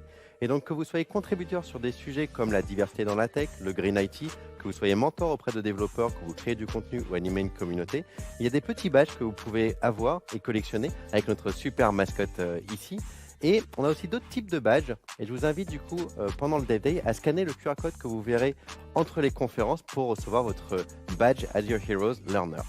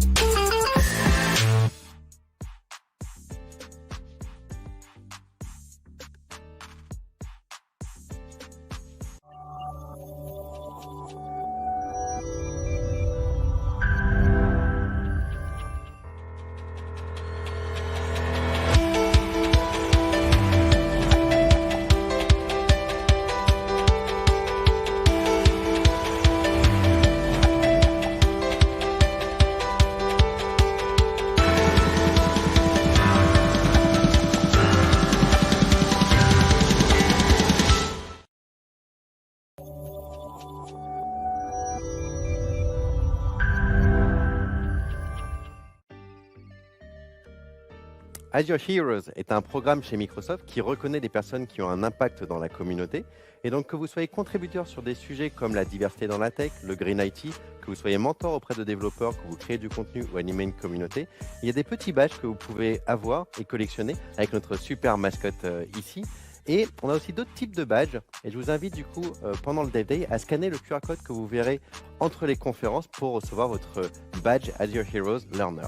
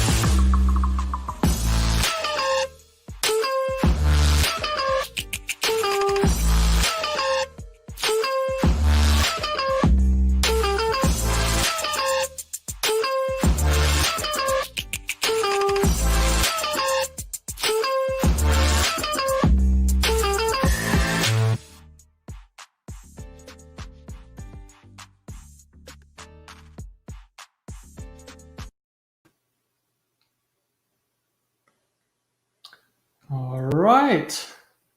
Hi, everyone. My name is Rappl. I'm here to talk about micro frontends and why they may be a helpful rescue to either your current project or one of the projects in the future. So first, a little bit about myself. I'm a solution architect at Smartpod. We are working almost exclusively in the IoT and digital transformation space. Lately a lot with distributed web applications, and this is also where micro frontends come into play.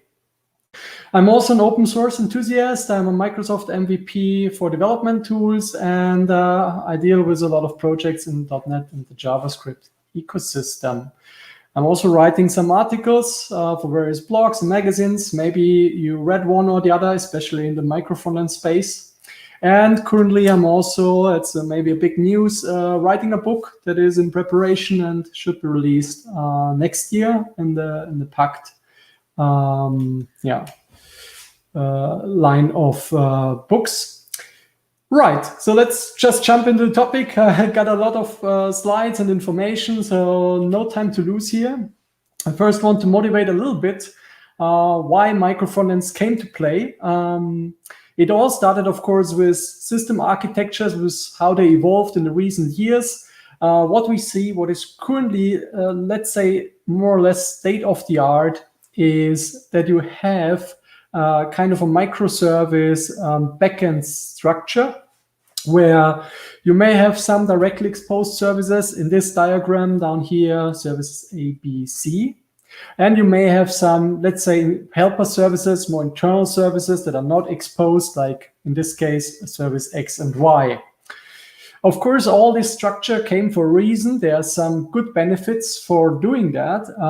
We, in this kind of model, scope our services around business capabilities. That's always a good thing. That already came with domain-driven design, and therefore that can't be bad, right?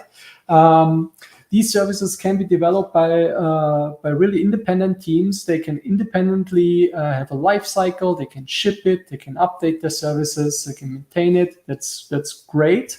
Gives us a lot more flexibility in team structures. And to achieve this kind of scalability, they should be ideally loosely coupled. I mean, the Lackmus test here is really what happens if I turn off one of these services? What if I turn off service X in this diagram, right? There are some lines here and there. So can these other services still function in general, or maybe from all the flows perspective? That being said, another great advantage, at least as advertised, is that each of these services can use a different set of technology. That, of course, implies also that there can be problems if we are not really always behind, let's say, following certain standards, because otherwise we have, let's say, 10 services and 10 different programming languages, 10 different stacks. I mean, if your company is really big, then you may be able to maintain that, but usually it's not a great idea. But being able to do that, that's great because you can pick the best tool for the job. Now, looking at the front end, it's quite often just a single solution. And that, of course, has reasons. I mean, the monolith is not bad per se. There are some good reasons for choosing a monolith. And they really usually shine in the front end. Because what you want to have is really an integrated and consistent user experience. It should just feel like one piece. That's why it is usually also just developed by a central team. With the monolith, there come also some challenges. So you usually have larger deployment releases.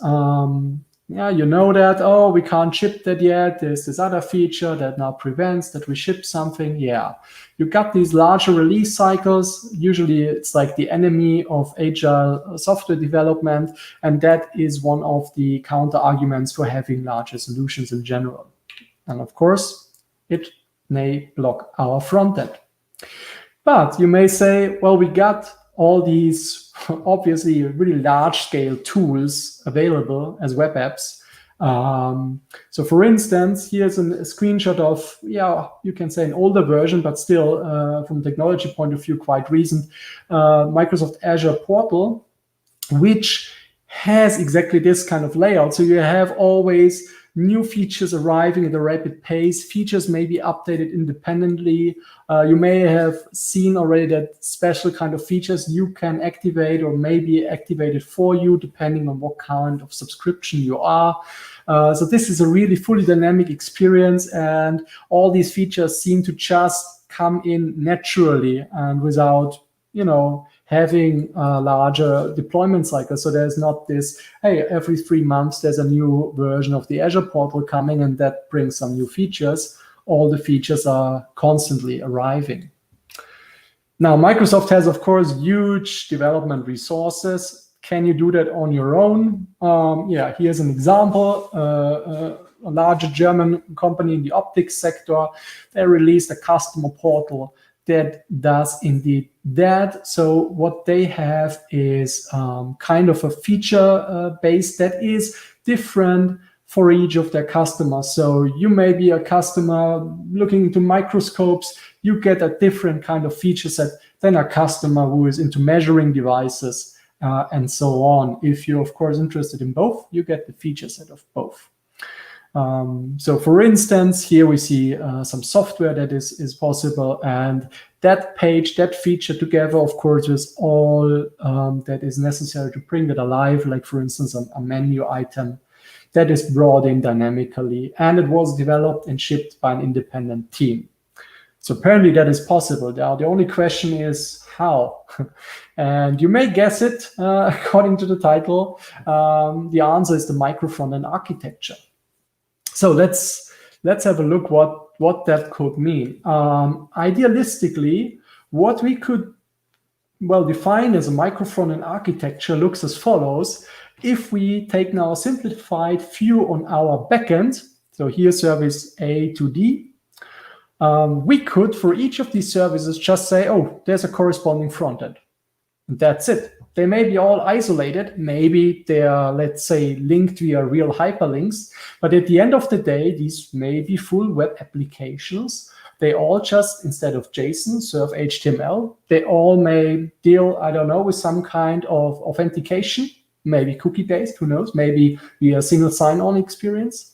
And that's already then solved. However, of course, going back why we had the monolith in the first place, there were, of course, some open points. For instance, how do we make that somewhat look as one unit? If they are just, let's say, linked, then on frontend A, you may see a list of users. And then if you click on a user, you see just a set of rows, but no user information, and you need to go back and forth. Now, you may say there are ways to solve this. For instance, you could embed parts of frontend B into A via an iframe, and that's totally possible. Does it give you the consistent UX? Maybe, but it's definitely not the easiest way to achieve that. And that's where we claim to have, let's say, a solution. Because looking at the available implementation patterns, you will find out that there's a variety of possible implementations for micro-frontends. It all starts at the one extreme, which is what I just presented. You have your standalone web server, and you just link via the web. You can go a little bit, let's say, more into dynamic or server-side generation. So what you could do is that you could leverage a reverse proxy, could be Varnish, for instance, and you just teach it that there are these different servers behind it, and each one brings a fragment. So server one in this example here could bring the whole page, but it leaves out a place, and then that place is then replaced with a fragment from server two. Now, this fragment may be introduced via, for instance, server-side includes, so which is a really old technology, or with the follow-up, which is more powerful, the edge-side includes. Varnish understands that, Nginx understands that too, and you could leverage that. So you centralize a little bit of your knowledge in the reverse proxy. But as a nice, let's say, consequence, you can now have very, very lightweight, independent UI fragments served from independent servers. And in the end, it just results in one page. Now, the other extreme is that we skip all that and we say, oh, yeah, we do that via JavaScript. We do that completely in the client. So what we are doing is we deliver something that is usually called an app shell, which is the page, like carrier, but it has also some JavaScript in there. And what it will do is that you end up with a script that exactly knows how to retrieve further fragments of your page. So in the diagram shown here, the JavaScript would start in the browser. It would fetch more fragments, and these fragments would then know how to fill the remaining space. So think of it like edge side include just in the client. So that's why this thing is usually called the client-side integration of micro frontends. And then there are variations on this, like a single-page application integration. Right.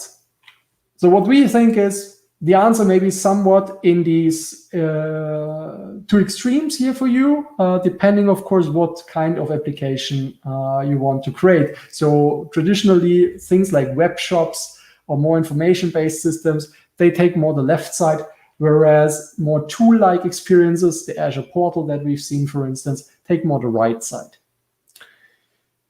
Right. So going back to where we started, we have our microservice aspects, which we maybe do like technology independence, multiple teams can work on it. And we have the advantages of our monolith, where we say, oh, these things we want to keep for front end. One example here, again, is definitely the user experience. It should just feel like one piece. And what we want to achieve is that we somewhat find the sweet spot here, that we somewhat find the ideal solution.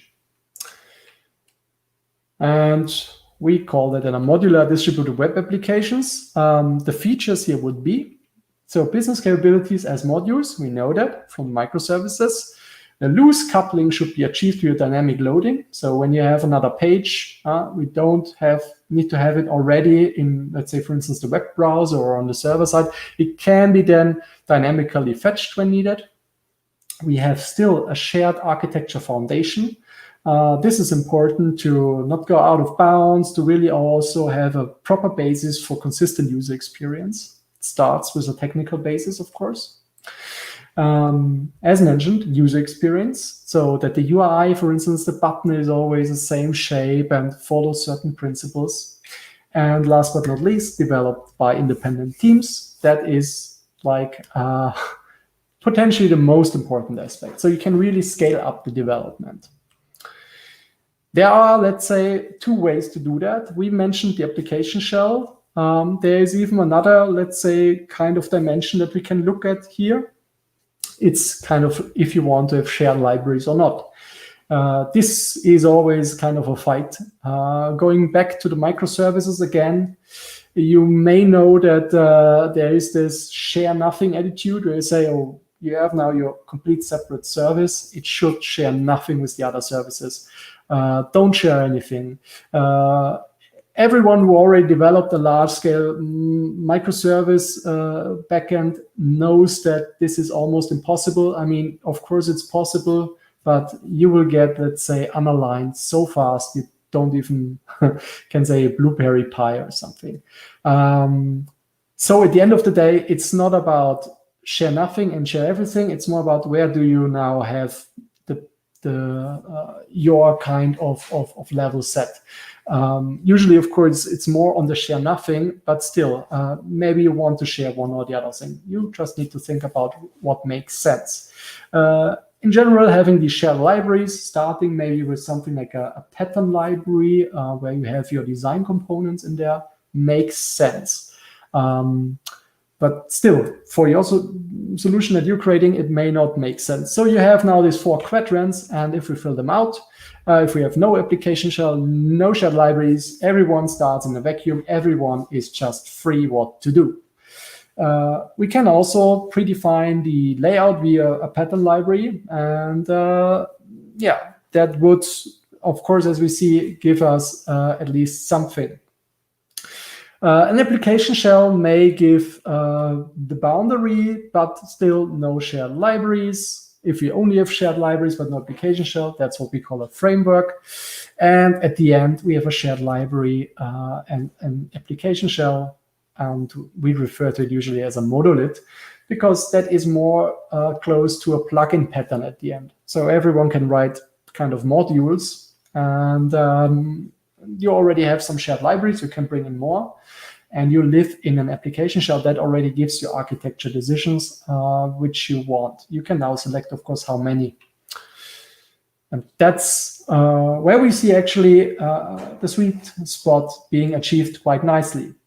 The picture therefore changes. Instead of having independent applications on top of these services, we now have independent modules.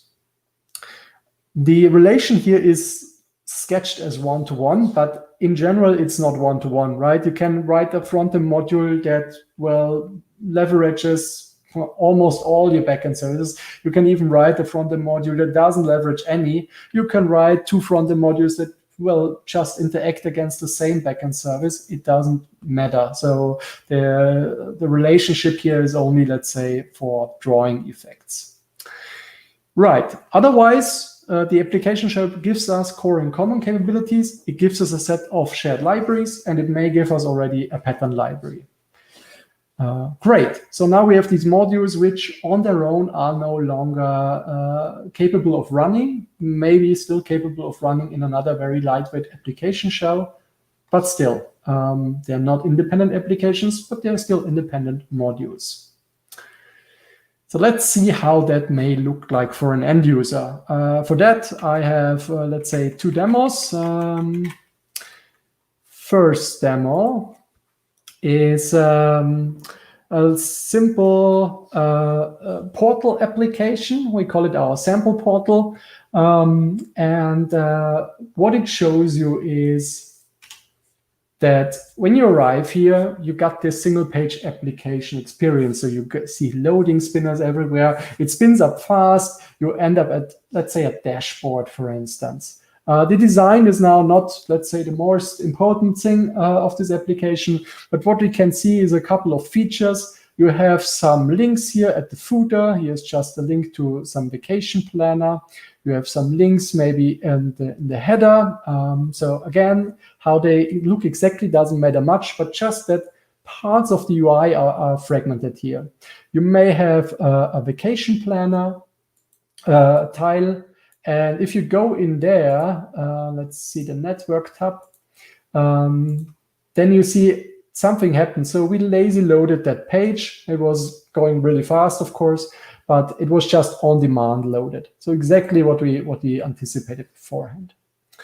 Now this thing may be fully tailored. So as one example, let's say we bring in a special kind of a user type. We log in as the boss. So in this case, for demo purposes, only done via setting something in the local storage. So very hacker friendly. If we do that and we load it again, we don't see the vacation tile. And we also don't see anything here in the footer menu. All the rest remains the same. Right. Now you may say, oh yeah, I know that already. I mean, it's just an if statement somewhere. But if you look in there in detail, let's just do that. Let's zoom in here a bit. You will notice that there is a special kind of a call going on in the beginning. And let's maybe make it a little bit larger. And it goes to what we call a feed. And this feed knows what micro frontends to get, what modules. And if you look at the response of this, then what we see is we get here 4 micro frontends: posts, team calendar, timesheet, and the portfolio. If we reset the user type, let's do that. Let's reload. Let's find this call. Then we see we get 5 micro frontends, and we now have also loaded the vacation. And the reason for this is simple. There's just a backend rule, so there's nothing in the front-end code that knows anything about this rule. And so here in the feed service, you could just go in here and change this rule. So we see the vacation, it's currently on. You can inspect these rules, don't ship for the boss. That's a nice rule. And there you see it just looks for a query type. If it's equal to boss, then it just blocks serving this micro frontend. That's a very nice way because it decouples, of course, modules and the code for actually defining these feature flags from actually running that, which is quite nice, as you may imagine, because you don't need always to ship updates as a developer when some product owner says, oh, I now want to have that rule changed. That allows progressive rollouts. It allows maybe starting with a smaller group. It allows doing A/B tests, for instance, very nicely. And you get that implicitly if the architecture is right. All right, then another thing I wanted to show just briefly is, and we will work with that in a second, it's a demo page. And here, again, you can create, of course, completely different experiences, but it makes sense.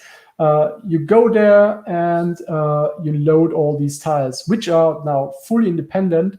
So for instance, you see here Mario 5. If I click on that, a little game loads, and I can now play Mario 5, which is quite awesome. Again, fully embedded in the thing.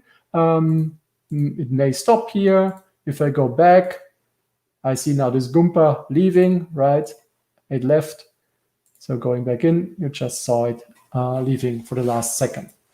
So quite nice. We will use this feed in a second again, just to show how then transportable these micro frontends are. So for the moment, bear with me. We will come back to this demo application in a second. But that's the kind of user experience we are after. So you can create things that are looking very out of box, that just allow shipping all these independent modules and giving them some rules, because at the end of the day, it just gives you so much more flexibility. Right. So what are our principles and what are the challenges that come with it to building that?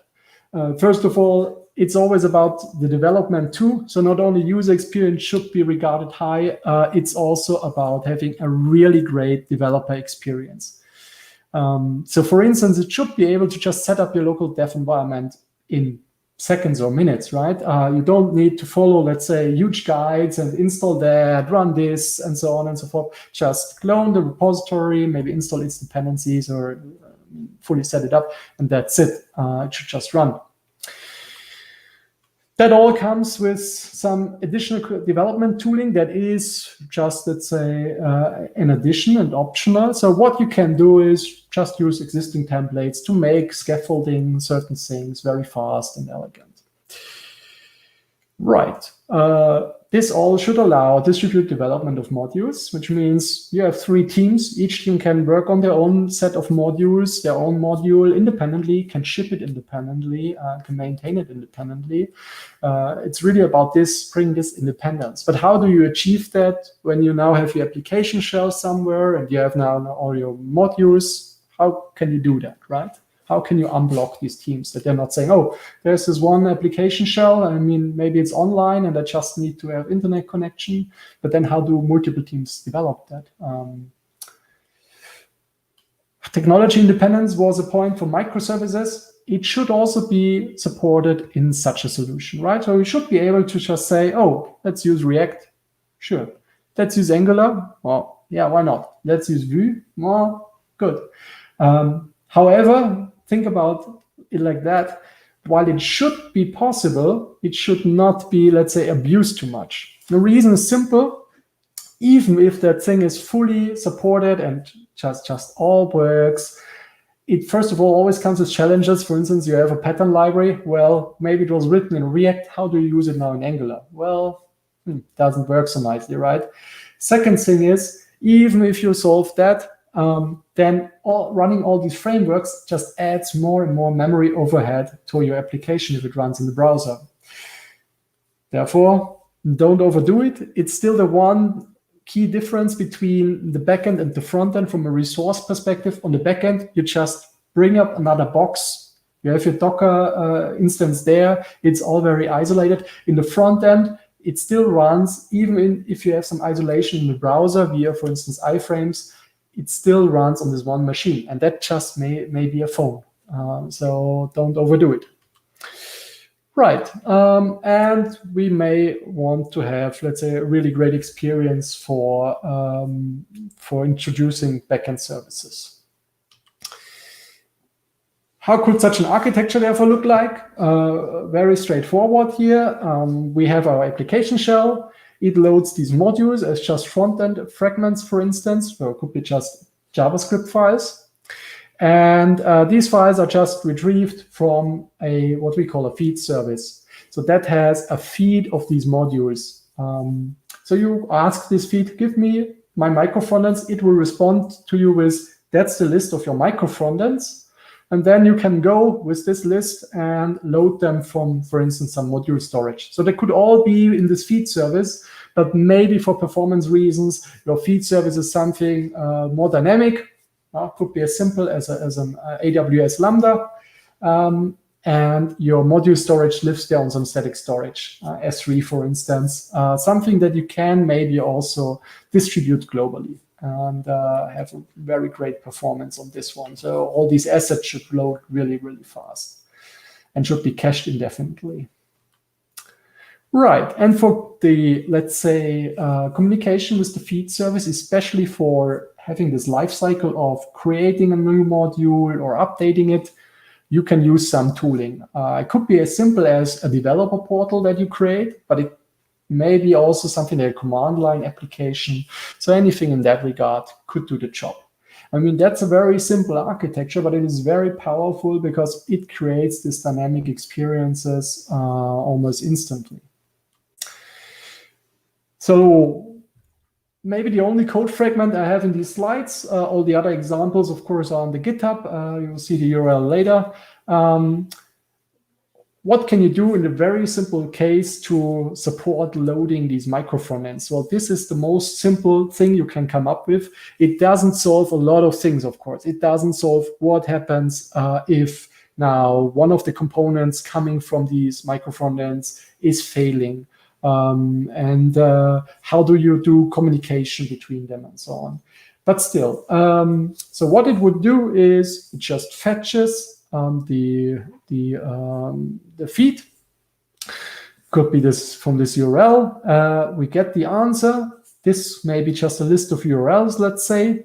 And then we just use it. We create new script tags and we append them to the document. And that's it.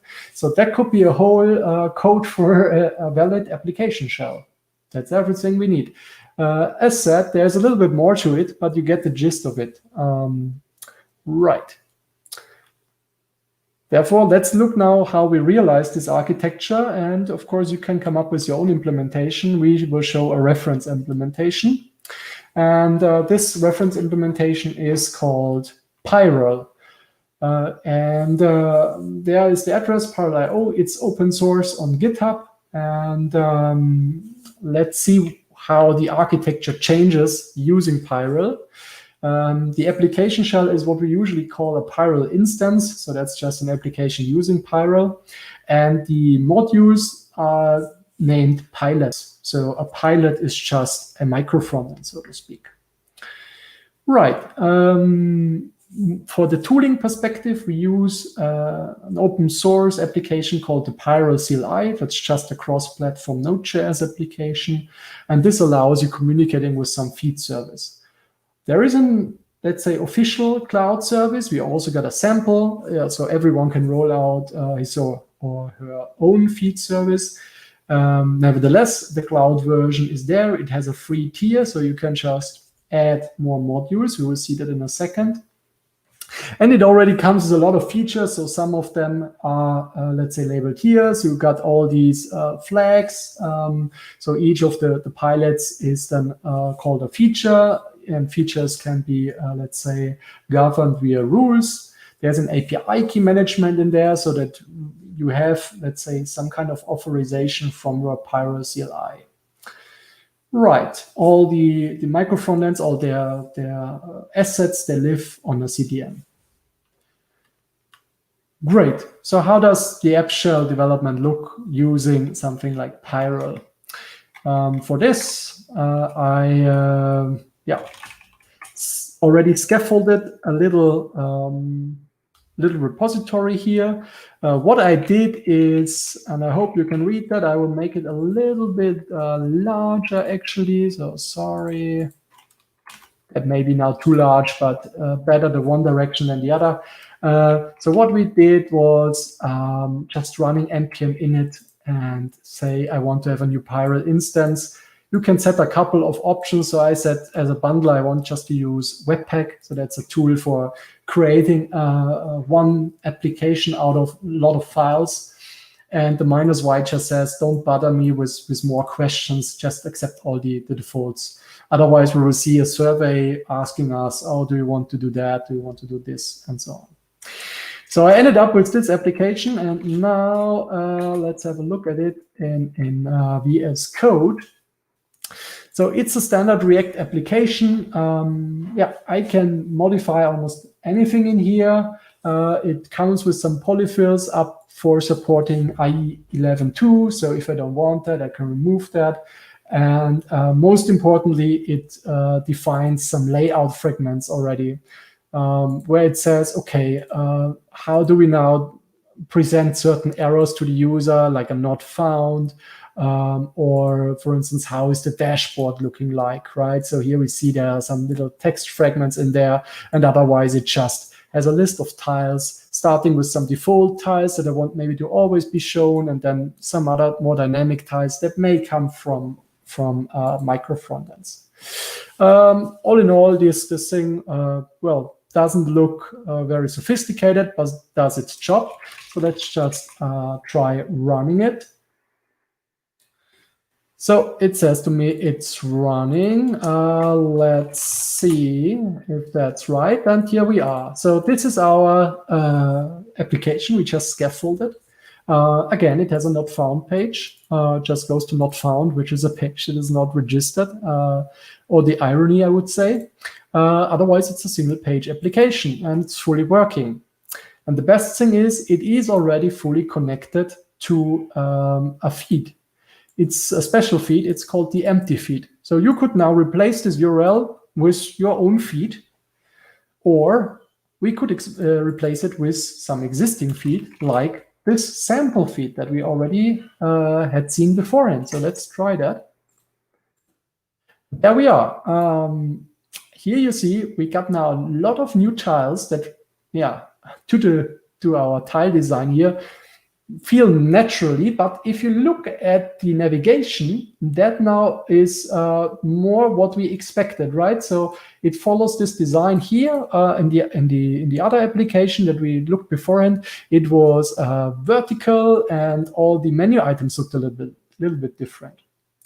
But going into Mario 5 here too, oh, I can kill the Gampa here as well, and it behaves like beforehand, right? I go up, go in again, Mario still stands on this point, and it just works.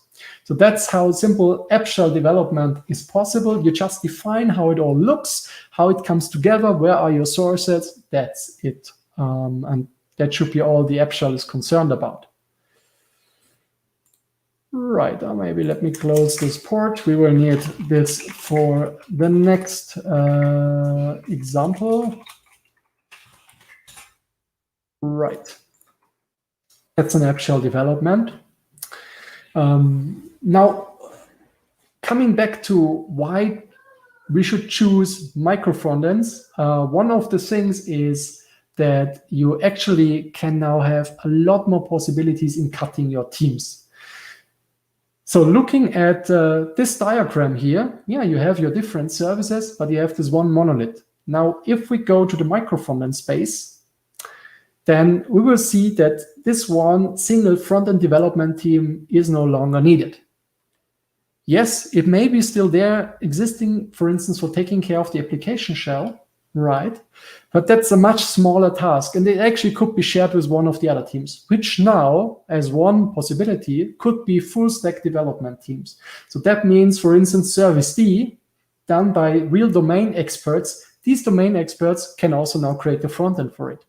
That doesn't make sense for all applications, but for instance, we've implemented with some of our clients administration portals, and there, of course, it made a lot of sense because all the backend services came from different teams, actually even from different companies, and so you could just say, please, also, besides doing that one service, give us something more useful to configure that service, besides, of course, doing some requests via Postman or similar.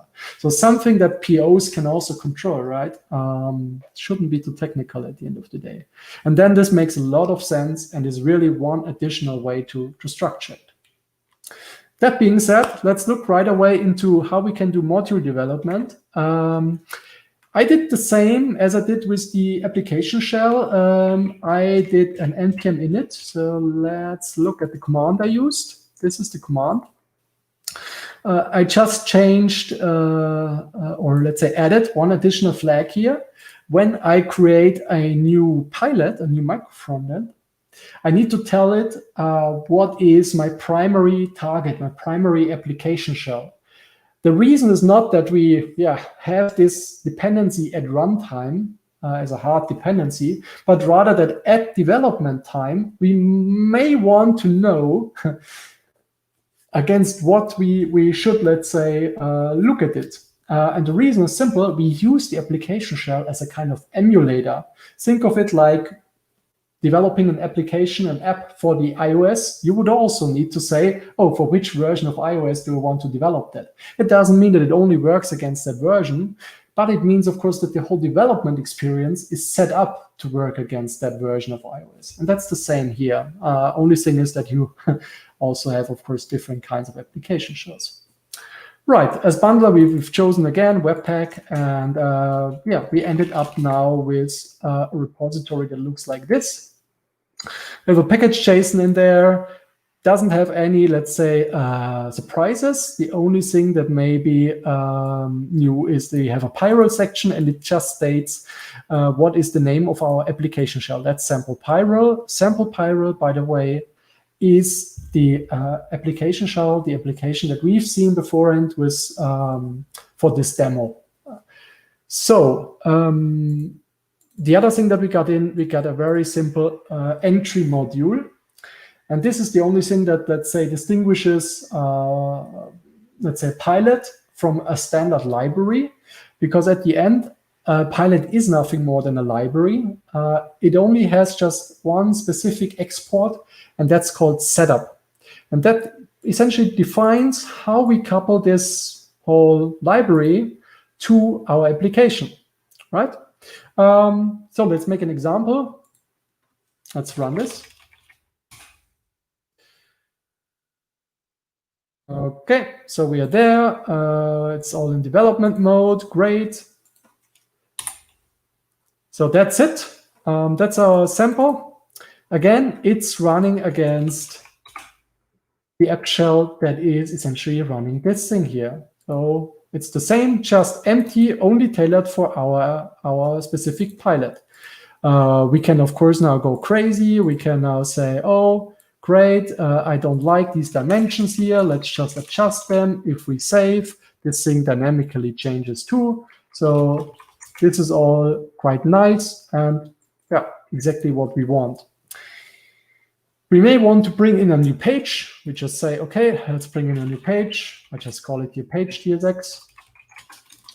If you know some React, it's fairly straightforward, of course, to export something. I just export a default page.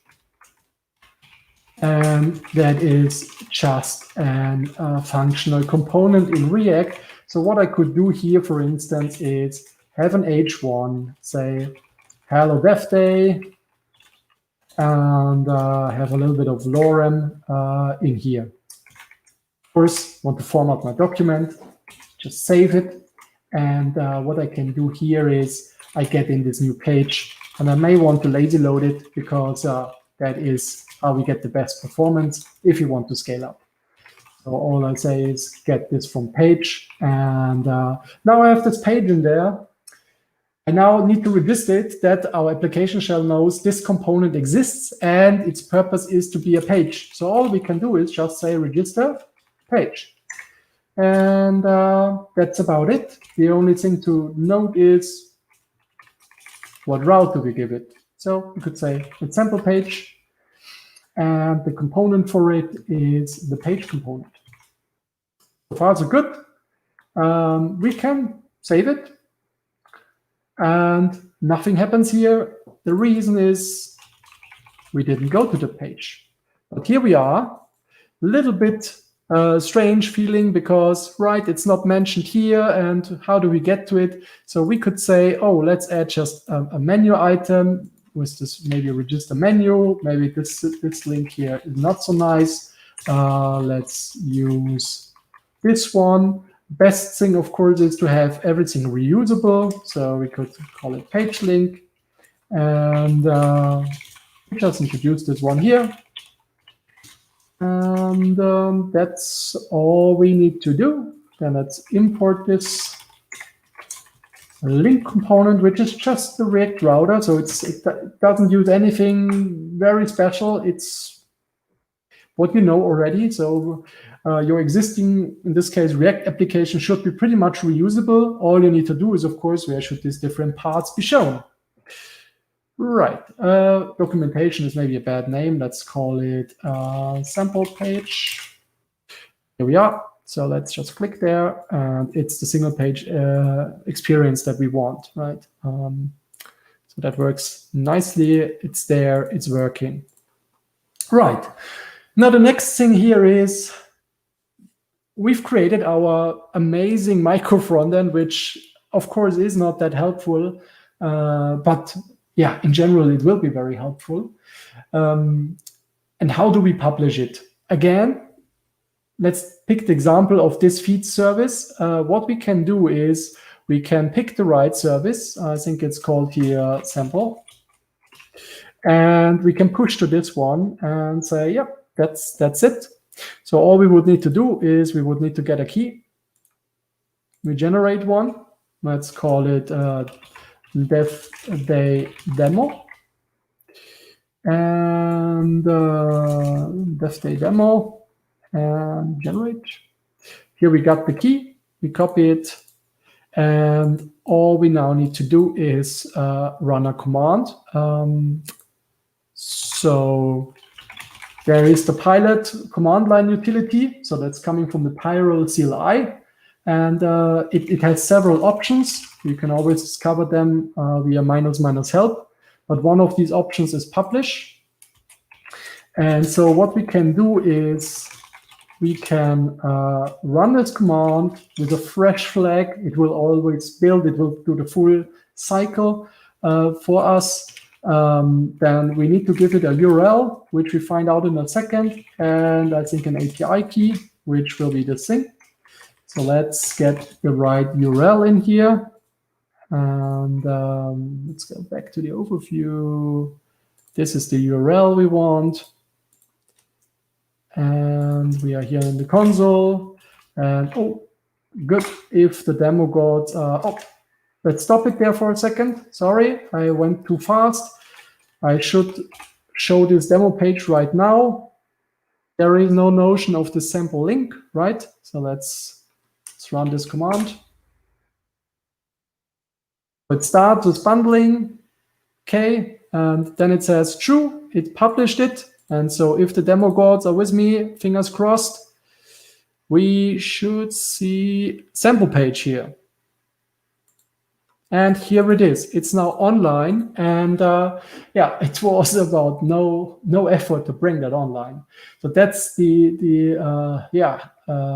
let's say story that should be followed here. Using micro frontends, you can quite easily tackle that and have a full cycle where you're able to publish more or less directly.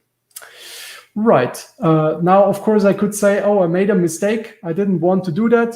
So all you can do here is use your feed service and say, oh, we should actually unpublish that. So this sum pilot is now in here. Let's just remove that. And if we refresh here, we got the page not found, and sample page is now missing, right?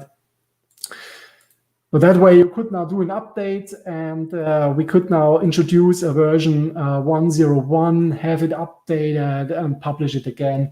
That's all, of course, possible. But yeah, the storyline here, of course, is the iteration cycle is now so fast, and you can control it at a central point, even for non-technical people. You can now enter these gates. You can now say only these users get that specific feature. That this thing is very, very dynamic, and it's at its heart already fully well specified because you have a library that in the setup function is able to say, oh, this thing should go here, that thing should go there. There are good reasons why this is actually done as, let's say, kind of an export and not in a JSON or something like that. A JSON would be easier, let's say, to parse, and for a couple of other aspects, very easy. But it misses some of the advantages that can't just be a code file. You can just do a lot more things dynamically, theoretically, even registering things very dynamically. You just get something from the backend in here, and then you say, oh, now I can register that or this, or we're using this or that information. That's all possible using this approach, and it would be very difficult using a JSON-based approach. Right. So that's about developing a module in a very fast way. Right.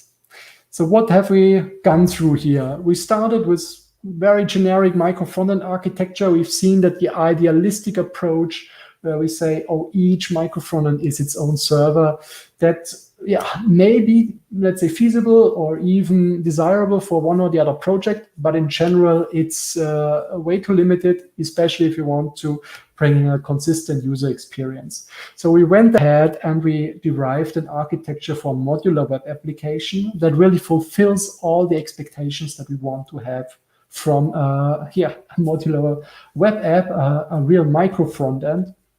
So a front end that was, let's say, stitched together from different micro modules. And in the end, we've shown one implementation of a modular micro front end called Pyrel. And again, that can be just a reference. It can give you some ideas. What we did is that we started with this very, let's say, specific, and we had it already at 2-3 customers. And then after 1.5 years, we said, yeah, maybe let's open source this solution. Let's generalize it, the thing that we always implement, and let's make this really powerful and really easy to use for the majority of people. And so far, we've been very happy with the outcome. So that being said, I will now join the Discord, and you can always reach me on Twitter too, via the Florian Rappl name. Any questions would be appreciated. I hope you had some fun, and I wish you, of course, a very successful day. With that being said, I hope I wasn't too fast, but better than that, than extending too much.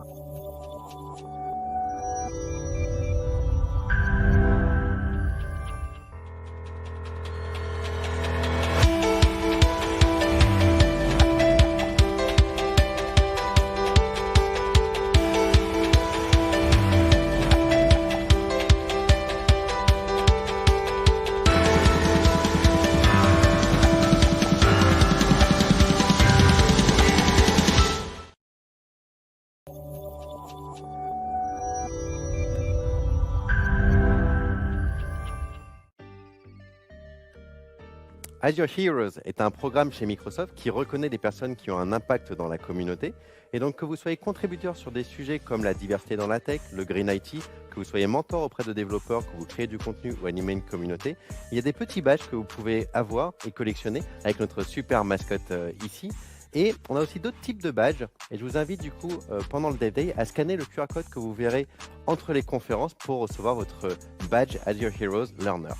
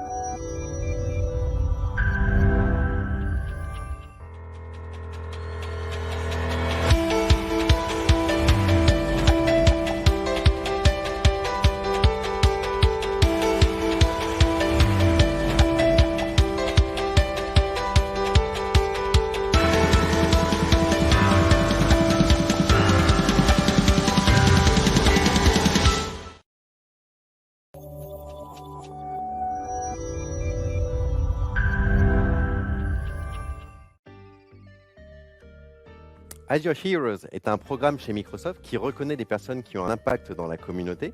Et donc que vous soyez contributeur sur des sujets comme la diversité dans la tech, le Green IT, que vous soyez mentor auprès de développeurs, que vous créez du contenu ou animez une communauté, il y a des petits badges que vous pouvez avoir et collectionner avec notre super mascotte ici. Et on a aussi d'autres types de badges. Et je vous invite du coup, pendant le DevDay, à scanner le QR code que vous verrez entre les conférences pour recevoir votre badge Azure Heroes Learner.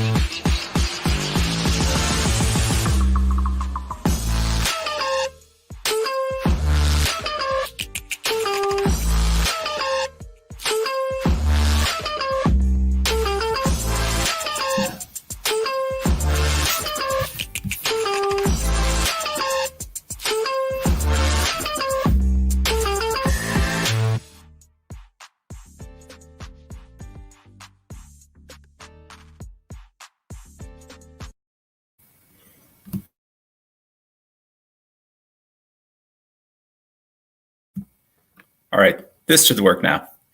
Good.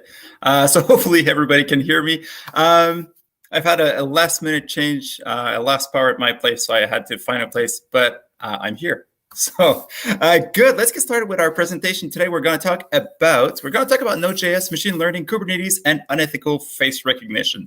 So essentially, I tried to gather all the keywords that I could think of and created a demo around that. So this is kind of what we're going to talk about. In all seriousness, though, this talk came out of just an idea that I had, preparing for real live events where we're going to actually meet some people. And I was wondering how cool it would be if there was a way for me to be able to have an app on my phone to be able to just scan a crowd and see and recognize all my Twitter followers, like in a crowd. And then even better, what if I could actually give them a score to see if a conversation with them would be worth my time, right? Now, before you start coming at me with forks and torches, I would never do such a thing. That would be absolutely unethical. Hence the unethical face recognition part. But still, I thought it would be a fun idea to just try this out and see if I can actually make that application. And as I try to build that, there's a lot of things that I've learned. So this is what I'm going to present to you today. So why don't I just go ahead and get started with this presentation. So hi, my name is Joel. I'm from Canada. I'm actually French Canadian. So oui, je parle français. Donc si vous avez des questions en français, me fera plaisir de répondre. And that's the little charming accent that you might recognize in English there. I work as a developer advocate for Red Hat OpenShift. So OpenShift is a Kubernetes distribution. If you're interested in knowing more, I'm going to tweet about that in just a few seconds. And by the way, yes, I love Twitter. So if you ever want to reach me, Twitter is always the best way. So that's Joel with 2 underscores, Lord. It's kind of a weird Twitter handle, but hey, it works. You should also use the hashtag DevDayBE. Not this one. I just didn't have the time to fix it at the last minute. But so let's get started with this presentation. So I wanted to build an application that would do all of that. So there's a lot of things that I wanted to do. I needed to find some public data sources so that I could start detecting faces and then scoring people, right? And then finally, I needed to deploy all of those things. Turns out that I thought the face detection would be a really fun part. The deployment was really fun as well. I've learned a lot of things there, so I'm gonna talk a little bit about that as well. So the first thing I needed was some public data sources. So we need to find data. We need to feed data into our system so that it can actually produce some outputs. And what I needed there was things like profile pictures and sentiment analysis. And there's a great source of public data that is available, which is called Twitter. Twitter is great. It has your profile picture, so I can get a lot of pictures from you. I can see all of your followers. I can kind of make it kind of or get an idea of who you are based on the tweets that you do and so on. And most importantly, well, they have an API, so it's kind of easy to connect to it and get all of that information. If you're doing Node.js development, it's easy to connect to it. You can just do npm install Twitter, and there's a library that will connect to all of that. Once you have that library installed and connected, so by using your API keys, then you can easily get stuff by using get, and followers / list will return you the list of followers. Just look at the API documentation to see all the different get requests that you can do. So this was an example. I tried to initially just get the list of all of my followers so that I could get the profile pictures and so on. But it turns out that a lot of those calls are rate limited, so you can do approximately 1 call per second as an average, and then you won't exceed the rate limits, but you have to be careful about that. And the other thing is that they limit the number of followers in this specific call, and most calls actually to 200 records that you can download at once. So if you do this call here, it will return the first 200 followers, and then it will give me a cursor to fetch the next 200. So you've got to run that call a bunch of different times so that you fetch all the list of followers, which is kind of not ideal, but it works as long as you integrate the rate limiter as part of your code. What I ended up doing, though, is just to get a list of follower IDs, and that one is not limited to 200, so it'll just return a big list of all the IDs of my followers. So by doing that, I was able to just get the whole list of like 2,000 IDs and then send that into a database, and then I could check in my database just to verify if there's a new follower. And then I would be able to use the previous call, follower / list, but just with 1 follower to get that information. So that was a lot more efficient. And then I didn't exceed that rate limit. Now, another thing that you can do once you have, say, a list of IDs, well, you can create a stream. So you can, in this case, I'm creating a stream for all the statuses. So one funny thing about the Twitter API is that it's getting a little bit old. And when they originally wrote the API, there were things like screen name, which is what we now call a user handle. And there were things like statuses, which is, well, a tweet. So there's still that old syntax in there. They're working on a new version, and I believe they might change some of those old things there. So in here, I'm creating a stream. I will get all of the statuses of all my followers. So any mention that you have, or any tweet that you will do, or any retweet that you will do. So pretty much everything I'll get in a stream. And then each time there's a tweet that comes in, I can, in this case, just output it in my console, in this case. Another interesting thing is that since they changed the limit on characters from 140 to 280, well, you actually have to test to see if it's an extended tweet. If so, you'll need to get the full text. And if it's less than 140, then it uses the text property. So there's a few kinks that you need to work around. So in here, I've connected my slide deck to my list of Twitters. So if you are now, in theory, following me, oh, I might actually need to restart this. Let's just do this. This should work, and this should work. Perfect. And this will actually restart my slide deck, but let's not do that. Okay, so now in theory, if there's any tweets from any of my followers, I should see it in there. I'm just checking if everything seems to be working. So far, so good. Got a new follower. That's great. Hi, Mariana Nick, or Nick Mariana. I don't know. All right. So I'm not sure if this will actually work. So let's just give it one more second. And you'll have to bear with me. Some of my demos might fail today. I'm not sure. Hopefully, I guess I'll have the final demo working, because that's the fun one. All right, let's ignore that. But in theory, I now have your face, your tweets. I've got a lot of information about you. And now what? Now's the time to rate you, right? My whole goal was to give you a score to see if I should have a conversation with you. So are you worthy of my time? Once again, take that with a grain of salt. So one of the things that I wanted to check is if you are one of my followers, just because it's easier for me to get that data. Then checking if you have a following of yourself, if you have other people's that you follow, just so that you have a wider range of opinion. And then I wanted to make sure that your tweets are generally positive. I don't want to talk with someone who's complaining all the time. So I wanted to check that as well. So each one of those criteria, I've put a rating, and then I'm able to score the people. And to do that, I've used machine learning. Love this image. It's like the best image for machine learning. So machine learning is the study of computer algorithms that improve automatically through experience. It is a subset of artificial intelligence. So machine learning algorithms build a mathematical model based on sample data known as training data in order to make predictions or decisions without being explicitly programmed to do so. All right, so that's Wikipedia definition. So basically machine learning, and you should probably all be somewhat familiar with it at this point. It's just basically a way to program your software so that it can make predictions without you programming how to make those predictions. So there's a lot of libraries that are available to do that. TensorFlow is one. Unfortunately, TensorFlow is somewhat frustrating to work with, to say the least. It's really hard. You need some sort of basic understanding of data science and how to work with all those matrices and so on. Training a model is actually really hard and complex and costly. You'll need good machines. You'll need probably some cloud computing. Actually, a lot of cloud providers can offer some tooling out of the box, so you can actually use their API to get some or to do some of that machine learning.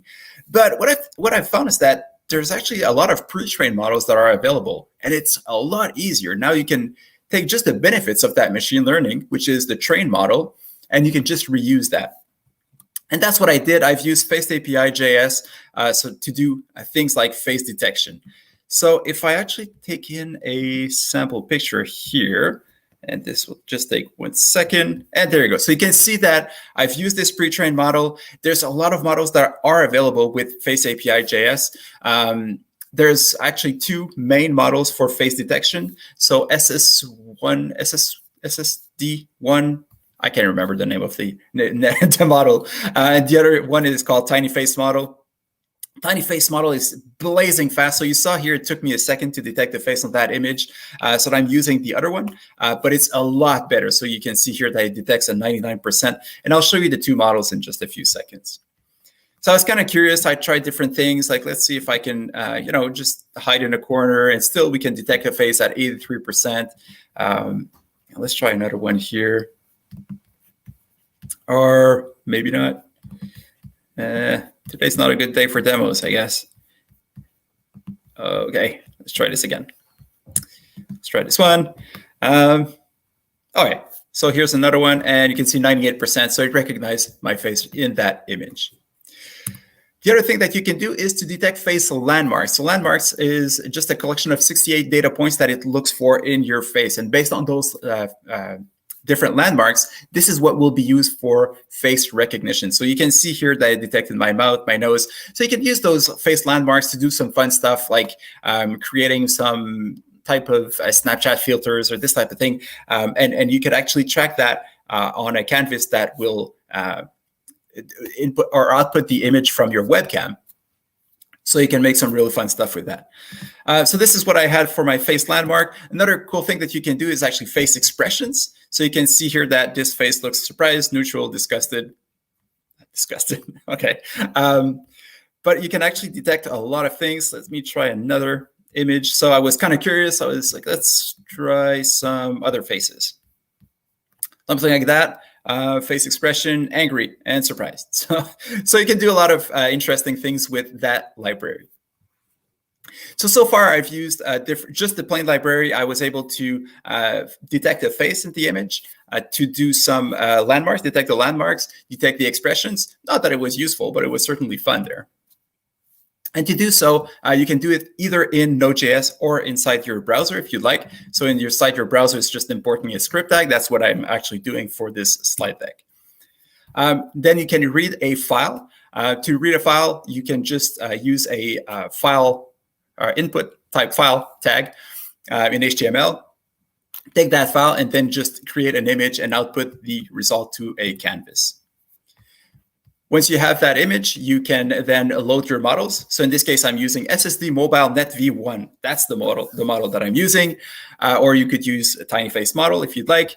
And then you can also load your models for face landmarks. You can load a bunch of different models here. There's another face landmark. I think it's 120 data points that you can use as well, but it's a little bit slower. So you can use different models, but you just load them from the disk. Once you have that, you can start taking your canvas, draw the image on the canvas, and then you will pass the canvas to Face API. And you see it right here. So then I tell Face API to detect all the faces in the image. Let's also add the face landmarks and the face descriptors. The face descriptors will be used. This is what I'll save. So the information that I'll extract from the face recognition, I'll extract with the face descriptors, save that in a database so I can use that to identify the people inside an image. And then there's a very nice function that you can use, or object that you can use, which is draw. So you can directly draw onto the canvas all the detections. So all those little boxes, that's where they came from. If you're using Node.js, well, it actually works out of the box, almost out of the box for Node.js. You just need to monkey patch your canvas, your image, and image data. And you can do that by using Node Canvas. Just require the necessary modules, and then you can create a canvas and pass it to your and monkey patch your Face API with that. So on Node.js, it's very similar. So once again, you give it an image with the Node Canvas. So I have Node Canvas load image here, and then you will use the same API. So Face API detect all faces, or with face landmarks. All right, so that's good. It works. I can now do face detection, but I cannot do recognition yet. But it's actually possible. Also with Face API JS, I can actually take this model. I've trained it with the first image that I've shown you in my samples, and I can take this image right here. And now I can tell Face API, detect all the faces in the image, and then try to find the best match for those faces. So in here, you can see that it detected this guy here being myself, so Joel, and there's an unknown person right here. So I can add more data to train it, just so that our model gets better and better and better. And then I can also add pictures of my lovely wife here, and more and more and more. And I can go back, try that image again, if it loads. All right, let's try this again. We'll train it more. All right, ignore that error. I will be sharing my slide deck at the end, but as you can see, it's a little bit buggy, I guess, today. All right, let's train more. Let's try this once again. Oh, it's opening up. I can put the image, and there you have it. So you can see that it recognized myself here and Natasha. So now that I have all of that data, it can actually recognize the faces in a given image. Good. So to do that, basically what you will do is that you'll create an array with all the labeled face descriptors. So you remember when I said we will use Face API with face descriptors here. So I will take all of those face descriptors and create a labeled face descriptors object on which I will give it a label. So in this case, it was my name and the face descriptors for the face that it recognized. So you can use that and train your model by using that. And once you have that, you'll be able to actually do some face recognition. Once you have all of that data, then you can specify a distance. So how far from, like how sure do you need to be in order to identify someone in a picture? So basically how it works is that it takes all of those landmarks and it does ratios on them. And that's how it manages to do the face recognition. So now we have this, our face matcher. We can create a face matcher by using the Face API once again. And we will just, for each one of the descriptions that we found inside a single picture, then just find the best match by using the descriptors from our labeled face descriptors object that we've just created. If you want to play around with Face API, the API is a little bit tricky. It took me a little while to get comfortable with it, but there's definitely, as part of the website, you'll find a playground where you can really try different things. So in here, what an interesting thing that I wanted to do is that, as you can see here, those are Big Bang Theory characters, and you can see how they were all recognized pretty well.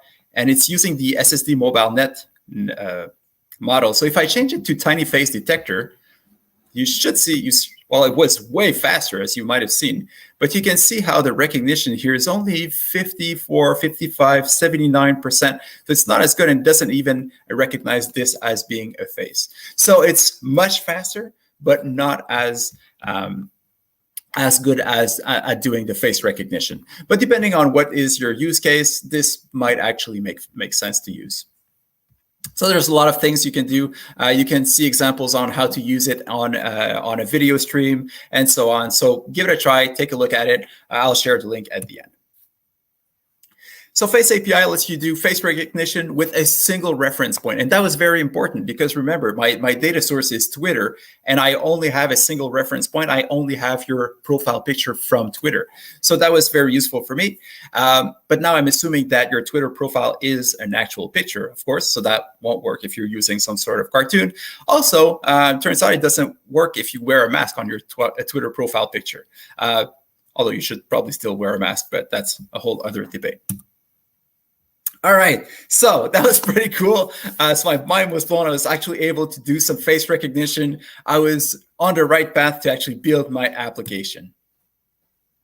But I wanted to do more machine learning. I wanted to do more stuff in there. So I decided to add some sentiment analysis. So sentiment analysis is the process of I can never say that word, determining whether a piece of writing is positive, negative, or neutral. Sentiment analysis helps data analysts within large enterprises gauge public opinion, conduct nuanced market research, monitor brand and product reputation, and understand customer experiences. So basically, sentiment analysis, you will pass it a string, and it will just give it a score from +5 to -5, typically, based on the based on how each one of the words are actually rated. So it'll take that string, decompose all the words, and some words, things like love or positive, will come up as having a much higher score, and words like hate will lower that score. And then you just average that score based on the number of words in that sentence, and you've got a score for that specific string or for that tweet. It also does sentiment analysis on emojis, which I thought was interesting. So you can use npm install sentiment. That will install the library that you need to do sentiment analysis, create a new sentiment object, and then just use the analyze method, pass in some positive string or a negative string, and you will see the score out of it. So in this case, something is neutral, so that score is 0. Negative will probably score a -4, something like that, and then it will do an average, so the average should be -2 for that sentence. And then you can do the same thing for the positive sentence here. Right now, I'm connected to my tweets, and I should be doing a analysis on it. Let's see if that actually works. That would be nice. That would be really nice. Could not connect to WebSocket. That's not good. Let's try this. Let's actually try this. Restart this application.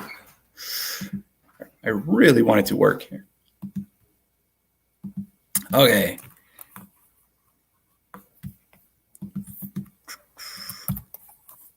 .37 is where I was. Let's give it a second to see if this will actually work. I don't see why it shouldn't.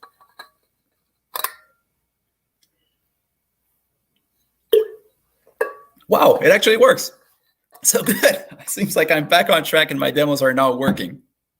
So you can see I've got a tweet from a guy. It was relatively neutral, so 0.04. But you can see this one was a little bit more positive, 0.09. So I'm actually coloring the background of those tweets based on the sentiment analysis that I do on it. So you can kind of see and visualize, the sentiment analysis of those tweets. So in theory, if you're now one of my followers, at Joel__Lord, and you tweet, I should be able to see it and to actually be able to rate it. So you can see another one that is positive here. Screen is not working well. Okay, there we go. Okay, so you can kind of see how I can now get those tweets and do an analysis on it. All right, so what do we have so far? I've got some public data. I've got some data on you from Twitter. I've got your face. I've got your tweets. So I'm getting a lot of information now. So now it was the time to connect everything together. And as I mentioned, that was actually the part where I had the most fun. So the first thing that I wanted to do is to use a microservice architecture, right? I already had all of those little examples. I had a little example to do some face detections, and I had a small sample to do face recognition, and I had a small sample to do sentiment analysis. So I figured might as well just use all of those little samples and create some microservices. And to do that, I use NodeJS containers. Now, in order to get each one of them to communicate with each other, I first originally wrote all of this using Express servers. So each one of those microservices were a REST server. And it turns out that it gets a little bit tricky to follow all of that information. And that's when I discovered messaging queues. So I was not familiar with messaging queues. I had never used one before. I've used RabbitMQ, and it is magic. It just makes wonders. So it's an easy way to get all of your microservices to communicate to each other. You don't lose any messages. It keeps track of everything in one single place, which is a lot easier than using REST services. Then I needed a database. So remember when I said I'm fetching the list of all the IDs, I transform all of those profiles that I fetched from Twitter, and then I save those into a database so I don't have to do that request to Twitter every time. So everything is saved in the local database. I've used MongoDB for that. And finally, to get all of this working together, I've used Kubernetes. There was a talk about Kubernetes previously. So if you've missed it, I guess there will be some recordings available. In this case, I've used OpenShift more specifically as my Kubernetes distribution. So microservices really fixed all of my problems in this case. If you want to learn more about containerization and how to create containers, just look for containerization for software developers. I'll share a link at the end as well. So I have a video there that kind of explains what is a container and how you can use them on your for your day-to-day software developer life. So a container is a standard unit of software that packages up code and all of its dependencies, so the application runs quickly and reliably from one computing environment to another. So imagine a container being one big zip file or an executable zip file that would have not only your source code, not like a JS or a zip file that you would just put all of your JS files, but it also includes all the runtimes, and everything is configured to work out of the box. So it not only includes your JavaScript files, but it also has Node.js, and it has NPM, and it has basically its own little operating system. So all of that is shipped as one big executable zip file. So it's a lightweight standalone executable package of software that includes everything needed to run an application. So code, runtime, system tools, system libraries, and settings, most importantly. So you can also create one big container for a PHP application that would include, well, Apache, the server. It would also be pre-configured, and all the settings would be in place for to have PHP installed and ready to go, as well as all of your PHP code. So it's a lot easier to package all of that, and it's always working with the exact same version. So there's a lot less works on my machine errors. It's also a disposable unit. That's very important to know when you're playing with containers. Once it's completed, it destroys itself along with all the other dependencies. So that is great for a lot of different things. If your system crashes, it doesn't matter. It'll just restart, but you've got to make sure that your application is fully stateless. And also, if you have a database, well, you'll need to find a way to keep those data somewhere. To start a container, you would use Docker. So Docker run is the command to start a container. You can use different flags like -d to run it in the background, -v to mount a volume. So in this case, I'm saying, well, take my current working directory and map that into the /app folder of my container. Then you can also mount some ports, which is very similar. So I'm telling Docker to mount the port 3000 on my local machine. So any incoming request to port 3000 on my local machine will be redirected to the port 3000 inside that container.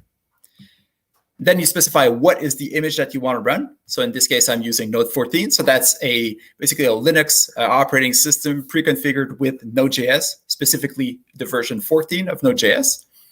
And then once the container is started, run node/app. So it will run the index.js in the /app, which is my current working directory right here. An interesting thing that you can do here is that you can actually try containers with different versions. So one of the really cool things about containers is that you can easily, if you say you need to migrate from Node 10 to Node 14, well, you can easily try to run your code on a specific version, and then just try to run it on the newest, latest version 14, and you'll see what errors come up. So without changing anything, without having to change your whole environment, you can easily test out your code in a different environment. So you can also build your own containers as well, which is what I did. So not only will it have Node.js and all the runtimes installed on it, but I will also copy all of my source code on it. And then I have my own image that I can run by using the command docker run -d to run it in the background. I'll mount my ports, map my ports, and then I just give it the name of my image, and my microservice is now up and running. To create a Node.js container, you would start from a base image. So you always start from an image. In this case, I'm starting from Node 14. You expose your various ports. I can change my working directory. I copy all of my source code. I run npm install. And all of this is done as I'm building my containers. So remember when I said it's kind of like a big zip file, all of those steps are just to prepare that big zip file. If you're used to work with containers, you will see that there's a few things that are not perfect here. There's a way and an order in which you should do those steps. But for now, that's enough. If you want to learn more, take a look at my presentation on Node containers. So all of this created my big zip file. And now I'm telling with the CMD line here, just when the container is started, run this command. So node dot. So that will actually start my microservice. I'm sorry, there's a cat going on with my legs. Okay. So to build your own containers, docker build is the command that you'll use. You'll give it a name. And Docker push, you can then share your image to a registry, a public registry in this case, so you can actually use, so you can use those images and use them on yourself. Or I can have my Kubernetes server pull those images and use them. The next step was to use a messaging system. So I needed a way to share those messages between all my different services. So I've used a message queue. Message queue is a form of asynchronous service-to-service communication used in serverless and microservices architecture. Messages are stored in the queue until they are processed and deleted. Each message is processed only once by a single consumer. Message queues can be used to decouple heavyweight processing, to buffer or batch work, and to smooth spiky workloads. All right, so that's once again the definition from the website. Basically, what it looks like is that you'll have a publisher that will just send messages to a queue, and you'll have consumers, well, consuming those messages from the queue. So in my case, for my application, I had some processes that are a lot slower than others. So the first thing that I did was to, fetch the list of followers on Twitter. And if I find a new follower, I will publish a message to my transformer service. And my transformer service is the consumer. So I'm just sending the full profile description to the queue. And then my consumer picks that message, transforms the data, and my consumer now becomes the publisher and sends the message to my database. And my database will take that new transformed object and store that in MongoDB. Now, what happens here is that when I send a message from Twitter to my transformer service, those are really, really quick. It's a simple transformation. I just extract a few fields, create a new object, and then publish that message again. But the database server is a little bit slower. It takes a few seconds or a few milliseconds to write that message into the database. So the first time that I actually ran the application, I had to download over 1,000 profiles. And it started to build a stack here because my database wasn't processing fast enough. Things that you can do is to use competing consumers. So I was able to spin up a new database, and that one would also help to empty that queue by processing more data. So you can add more and more and more microservices to actually handle that load if needed. Or, it's fine as well if they just stack up inside the queue. I didn't need to be all the data to be processed right away. So that was fine and perfectly acceptable in my case. So I was able to keep that stack. What is nice is that this service, this transformer service, was able to work as it would normally. It didn't have to wait for anything. And all the messages were just added to my stack here. And my database would slowly take one after the other. Once it's done, it would just delete that message and take the next one. And it actually needs to be able to process successfully the message before it deletes it. So you will never lose anything inside your messaging queue. There's also a request reply pattern that you can use. So when I started playing with messaging queue, I still had that REST server mentality. I was still trying to do some requests and get a response back from my server. So I looked and I investigated a little bit into a request and reply pattern, but it turns out that you most likely don't need that. So it is available for you, but it's not a best practice. So a pub/sub publisher, basically what it looks like, or to create a pub/sub, you'll need a publisher. This is what it looks like. So you can use the AMQP lib library in Node.js. In this case, I'm using the callback API, but in my application, I've used the promise-based API, which is, I think, a little bit cleaner because it uses an async await syntax. First thing is to connect to your server. So in here, I connect to localhost because I have my server running on my local machine. I was able to create a channel. In my channel, I'll specify what is the name of the queue, and I'll verify if that queue exists and if it has all the requirements that I have. So you can add a bunch of different requirements. There's a lot of different settings that you can add to your queues. Things like making sure that you can only get one message at a time, or that you can that it needs to wait for the message to be deleted before it takes another one. So there's a lot of different settings that you can add. In here, I'm just checking for the name. And then you can send a message to the queue. So in this case, it's the name hello. And then I'm just creating a buffer from my message, which is a hello world message. And it just sends that message to RabbitMQ. Now you'll also need a consumer. So my message is now in RabbitMQ. I'll need a way to handle this message. And this is my new microservice, which is my consumer. I do something very similar. So I require AMQP lib. I connect to my localhost server, create my channel, assert my queue, And in here, I do a consume. So that and then I pass it a callback. So every time that there's a new message, it will pick that message up, and it will process that message, do some things on it, and then do something else based on that. So using consume here is kind of an event-based API. If you want to learn more, RabbitMQ has great documentation. So definitely take a look, rabbitmq.com/get-started. You'll find a lot of information there. They have a lot of nice code samples for pretty much all the major languages, and they're kind of easy to follow. So once again, I'll share that link at the end. All right, we're almost done. So we've got all of our microservices. They can all talk to each other, and now we need to deploy that. So that was the next step. To do that, I've used Kubernetes. I'm not going to go into the details of Kubernetes here. If you're interested, I have a talk called Kubernetes Kitchen. I'll share the link at the end. There's a video that is available, so you can actually take a look and kind of understand all the basic components that are required in Kubernetes to be able to deploy an application like this. But let me just give you the basics here. So Kubernetes is an open source system for automating deployment, scaling, and management of containerized application. So basically, Kubernetes will take care of spinning up or down different containers, and it will make sure that they can all talk to each other. So it'll take care of all the networking environment inside the Kubernetes environment. So it'll make sure that all of my microservices can actually talk to RabbitMQ, which is also running inside my Kubernetes cluster, but that any external request cannot access that RabbitMQ server. So it's an orchestrator for containers, spins up more or less containers as needed. So if you are expecting a sudden burst of traffic, or if there's a sudden, if I'm doing this presentation and all of a sudden I have, 1 million new followers, because I'm sure everybody will start following me after this, then maybe I'll need to spin up a little bit more containers to process that sudden burst of traffic. And then I can spin those containers down because I don't need them anymore. And it takes care of all the networking. So we've got a few basic objects that are used in Kubernetes. I'm going to introduce here pods, deployments, and services. So basically, a pod is the basic unit in Kubernetes.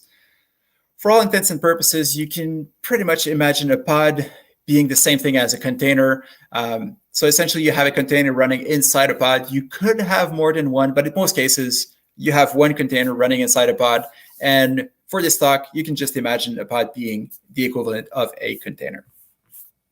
You will have deployments, and deployments will create a set of pods that are running. So basically, and all of the Kubernetes objects use a YAML file to describe them, and then you can just apply that to your cluster.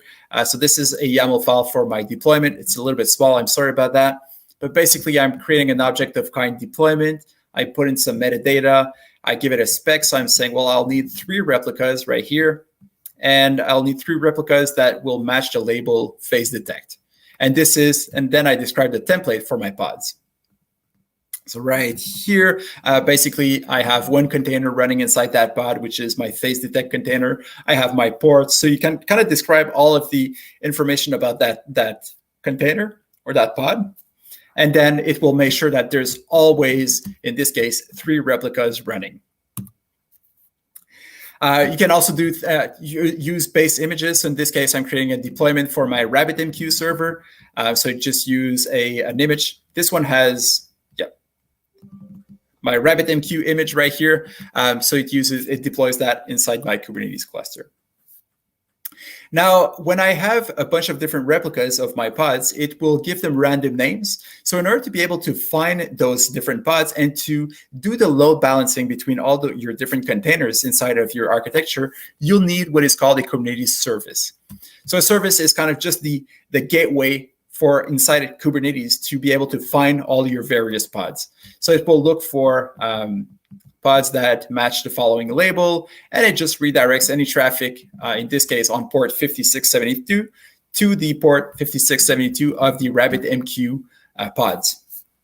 So this is just my service to make sure that all of my microservices are able to communicate with RabbitMQ. So a service is just a way to find all of those containers inside your Kubernetes cluster. So now that I had that, inside of each one of my microservices, instead of using localhost, I can now use RabbitMQ, because Kubernetes created that DNS entry or internal DNS entry for RabbitMQ. and it knows, and I can use a RabbitMQ, and that will redirect the traffic to my service, which will then find the appropriate pod to redirect to.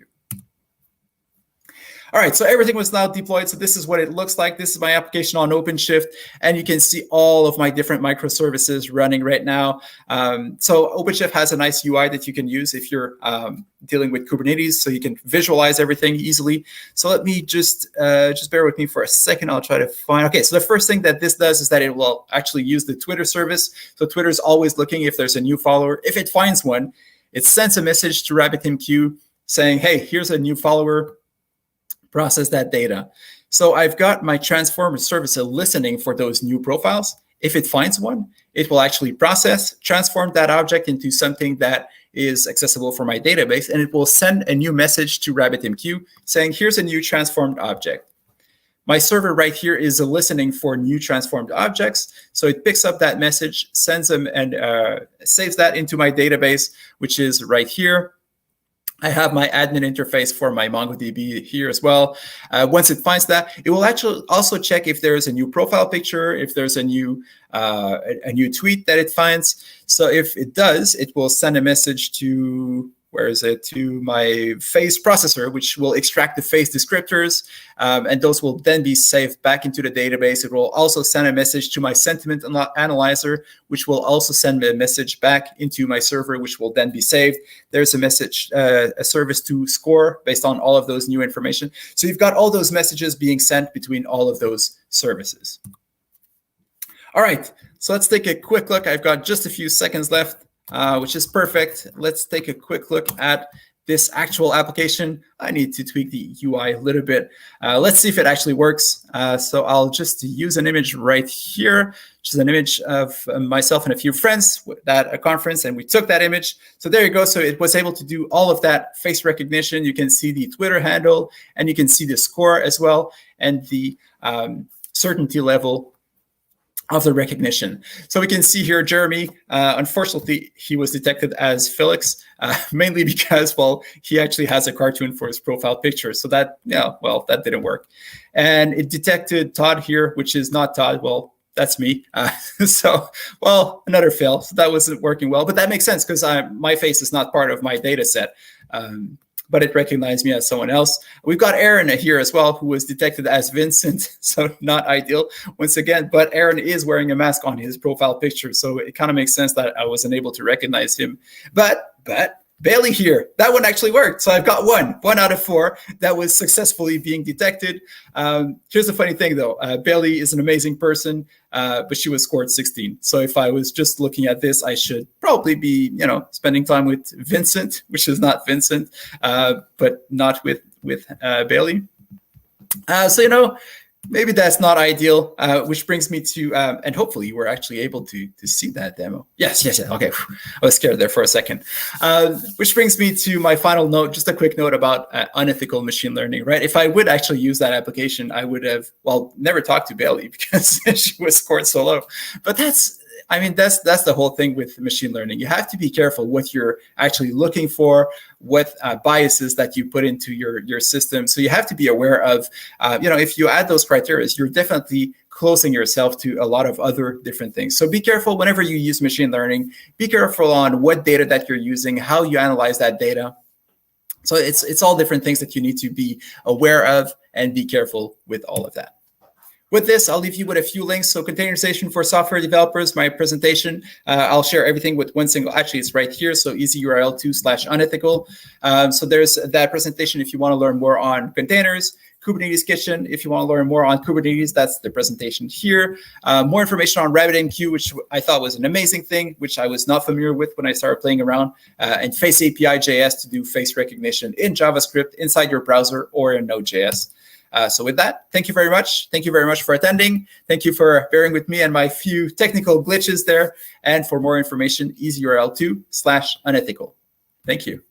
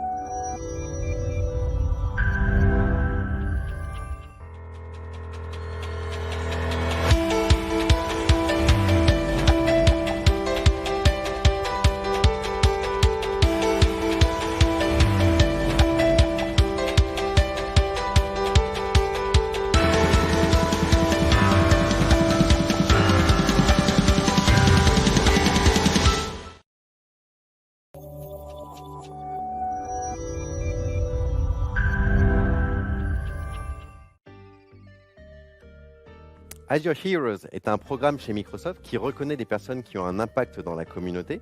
Et donc que vous soyez contributeur sur des sujets comme la diversité dans la tech, le Green IT, que vous soyez mentor auprès de développeurs, que vous créez du contenu ou animez une communauté, il y a des petits badges que vous pouvez avoir et collectionner avec notre super mascotte ici.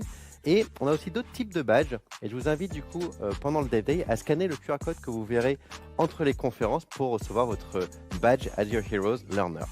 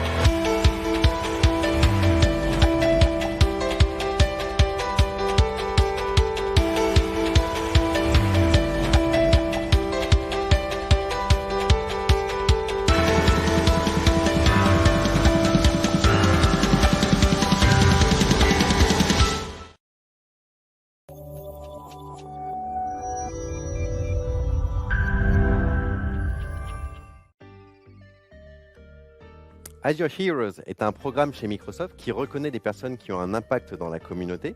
Et donc que vous soyez contributeur sur des sujets comme la diversité dans la tech, le Green IT, que vous soyez mentor auprès de développeurs, que vous créez du contenu ou animez une communauté, il y a des petits badges que vous pouvez avoir et collectionner avec notre super mascotte ici.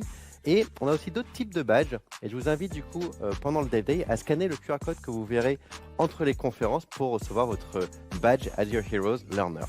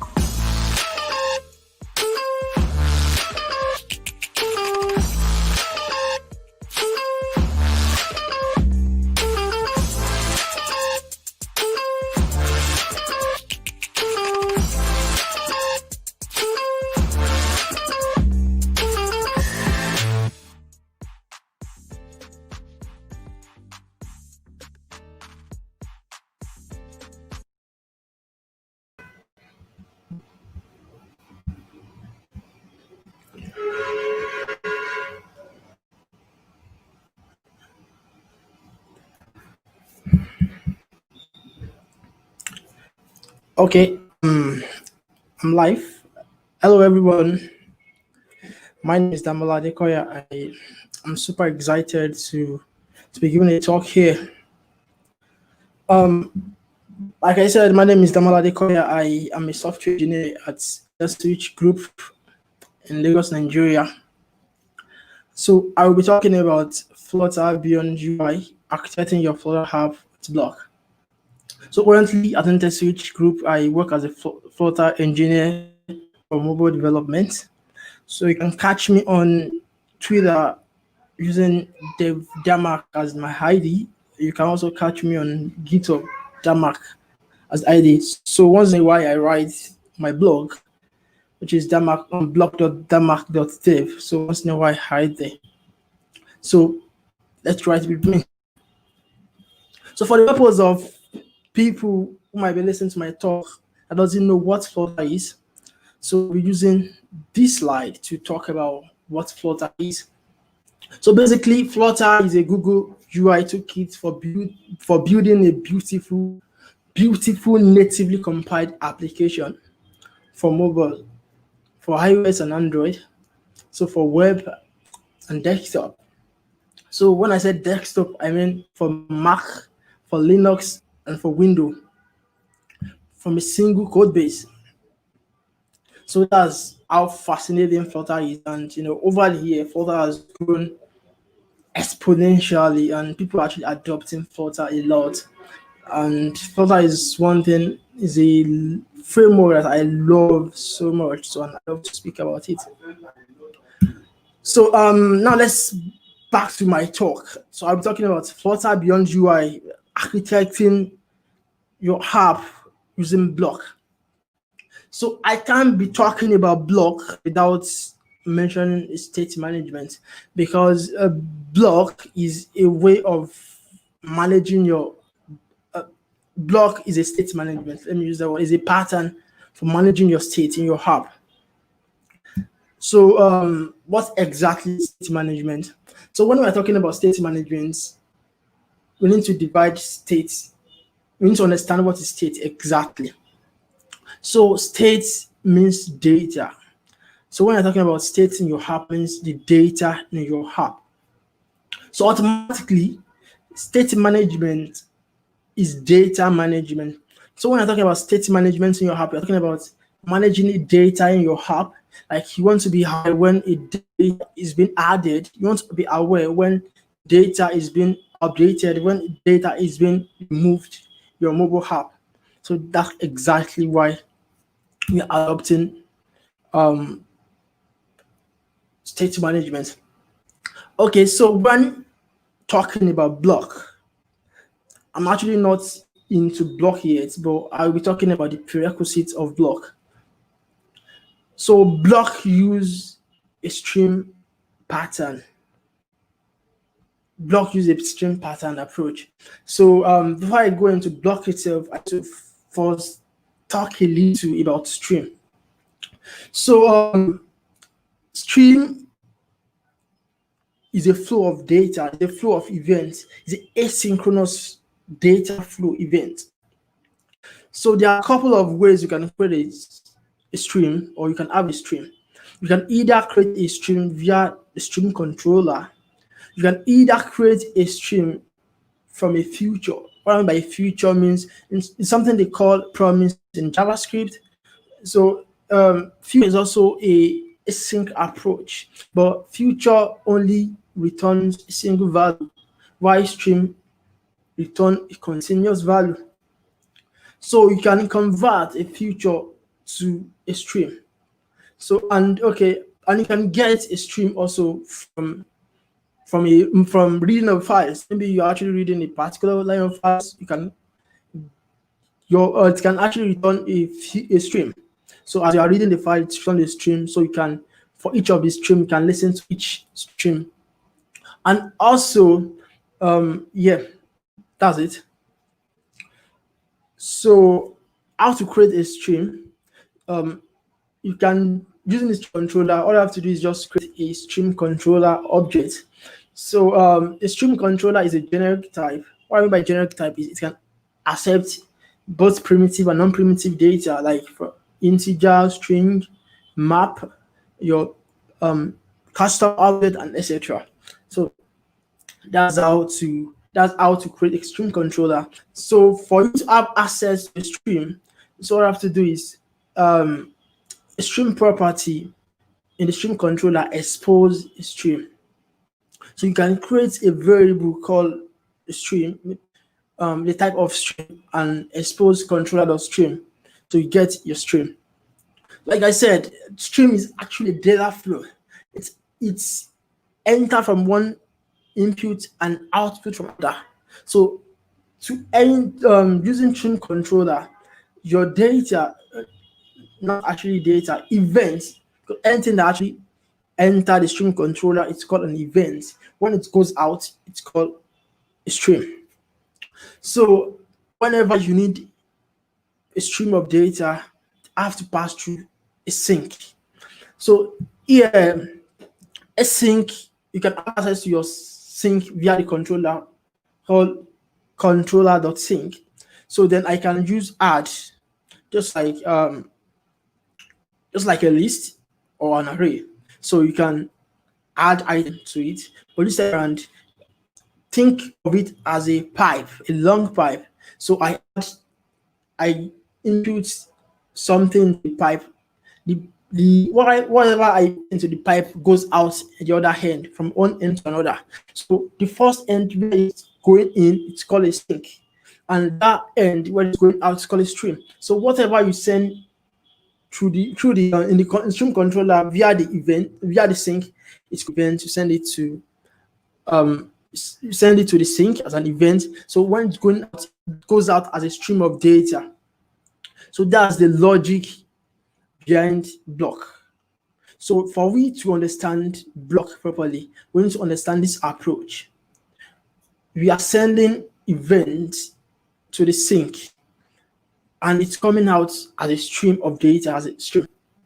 Let's proceed. So when a data gets out as a stream of data, we can access it as a raw data. So just like a future, you have to await a future or you consume a future, and just like in JavaScript, we call it promises. In Flutter, we call it future. That's how we do for stream here also in that.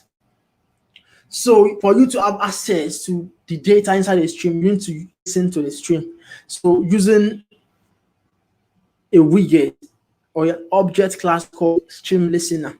Stream listener allows us to listen to a particular stream. So while listening to the particular stream, I can get the data and do whatever I want to do to the data. For example, like I said earlier concerning the pipe. So whenever I put an item, which is an event, to the pipe, into the sink, which has to pass through the sink, the input is a sink, the output is a stream.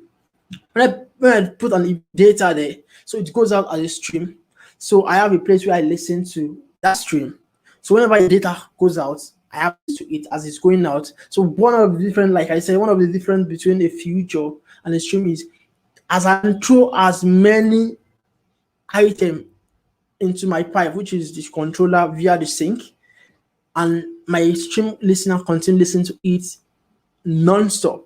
Unlike future only await data once and return, but stream is a continuous process or operation. So that type of stream listener or stream subscription, you have a single subscription. So a single subscription only listen to the streamer with a single listener. Why a subscription, multi-subscription, or a broadcast? So you broadcast a particular stream, then keep on sending data, and all. So let's move to the next item. So there's stream builder. Okay, I've been talking about stream controller. So those are that objects. So now, for us to have access that to stream, for us to consume stream in our Flutter. So Flutter team builds a widget called Stream Builder. Stream Builder allows to consume or to have access to a particular stream. So that's the object over there. So we have a Stream Builder object, a widget. So that accepts the property of stream. So I have to specify my stream, which is controller.stream. So I can have initial data. So for example, if the type of my stream is an integer, I can set the default value to 0. I can set the initial value to, it's actually the default value also. I can set it to a particular number. I can set it to anything. It can be, if it is actually my stream type is an ob is a string, I can set it to an empty string rather, or I can just leave it blank. So there's a property called a builder there. So that's where our main focus is actually. So a builder is a function that has a context and stream. It's actually an async snapshot. So from the async snapshot have the metadata of my stream. For example, the connection state, I can get the error state, I can a lot of property. I have the metadata of a particular stream. So whenever I try to consume the stream, so here it says is if the stream dot connection state is done. Like I want to check if my stream connection state is done. So as it return my data, like my raw data. So then if it is done, now I now went here. So I now check if it has data. It might actually be done and doesn't have data or empty. So does it have data? If it has data, I can return a particular widget with stream data. Or else I just return a circular progress indicator. So what circular progress indicator does is a normal indicator. So as if it's not done yet, it should keep on loading until I have my data. So that's stream builder. So stream builder is basically a widget to consume or to have access to data stream. So I'm going to run as fast as possible, so I can finish very fast and do a little bit of demo. I don't want to waste time at all. So explain block as a pattern. So like I said earlier, all this while I won't talk about block itself. I'm always talking about the building block of a block pattern. So like I said, one of the building block of block stream, because block leverage on stream. So now let's talk about block itself. What is block? Block is a business logic component. It was actually introduced by the Flutter team in Google 2018. So block is a reactive and stream-based programming. So what actually led to this block is Flutter as a whole. It's very easy for somebody to mix up the business logic and the widget together. So, and using that, it actually affects the performance because of we actually setting states. So whenever you set states, it will build, and when it build, it will run the business logic all over the time. So it makes your code more shabby, not organized, but using the block, you can separate your widget. So you know, like you have your widget separately, you have your business logic separately. So, and it's going to be reactive. So as I'm getting data, I send it to my UI. I only refresh the only part I needed to refresh, not rebuilding the whole widget as a whole. So that's the logic, or that's the vision behind the block. So let's go to the block itself. So we have block, we have sync, we have stream. Just like I explained earlier, like we have a stream, that's where the event goes in, and we have a stream that goes out, which is the data. Basically, that's what block does exactly. So yeah, let me explain on the block before I move further. So what the Flutter team proposes, we have a file called block.dat. So we can have a stream, variable called stream, that will be a variable that returns a stream, and a variable that accepts an event. So I can have my logic. Let's say I want to a sign up page. I'm working on a sign up page. What I have to do is I'm going to create a method, or a method in my block class that do the sign up, but the data will be sent via a stream, via the sync. So in my block function, I have to just use my stream to listen to the data in my block and get the data and use it. So my UI, all I have to do is send my data from my UI to my sink, just like controller.sync.add. I'm going to send the data there. So when I get to, for my block, I'm going to listen to my stream. So when I listen to my stream, I get the data. I can now perform a particular operation with the data. For example, I want to send my data to my external third-party library or maybe an API call. So what I have to do is listen to the data, get the data, and send it to my particular API and do whatever I want to do. Then I can now send. I can send data back to my UI using the sync also. This what I'm trying to explain now to be more clearer moving forward. So now let me talk about block as an architecture. So what I just explained now is just a pattern. That's a block pattern proposed by Google team, by the Flutter team at the Google I/O. So it's a pattern to actually manage your state. But now talking about a block as an architecture, that's where my talk actually reside on. So block as an architecture. Before I talk about block as an architecture, we made a package called Flutter Block. So Flutter Block is a package developed by Felix Angelov for managing state. So it's actually a good,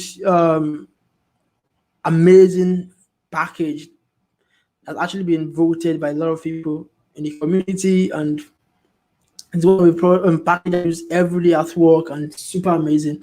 So Felix Angelov leveraged Flutter Block on block pattern proposed by Google and built a package for that. So what that one does is it makes my code more structured. It makes my code more neater. It makes my code more faster. And one of the things is Felix Angelov built a package, built a plugin for Android Studio where you can help you generate your boiler code for your block and a VS Code extension to generate your block. So it makes work more faster and all. So let's move forward. The block architecture itself. So as you can see, everything follows the same pattern from a stream-based approach, like adding event to this sync. From there you get your data via the stream, etc. So from there, that's the pattern of the stream. Then Google leverage on that to create a block pattern, and Felix Angelov also leverage on that Google pattern and create a package whereby it's easier for somebody to just work, manage state, and get it done. So here I have my Damola. Damola, excuse me. Can you stop your webcam? Okay. Can you just stop your webcam to have a better quality of the stream? Okay. Yes, perfect. So I hope the quality will be better. Thank you. Okay. Okay. So sorry, everyone.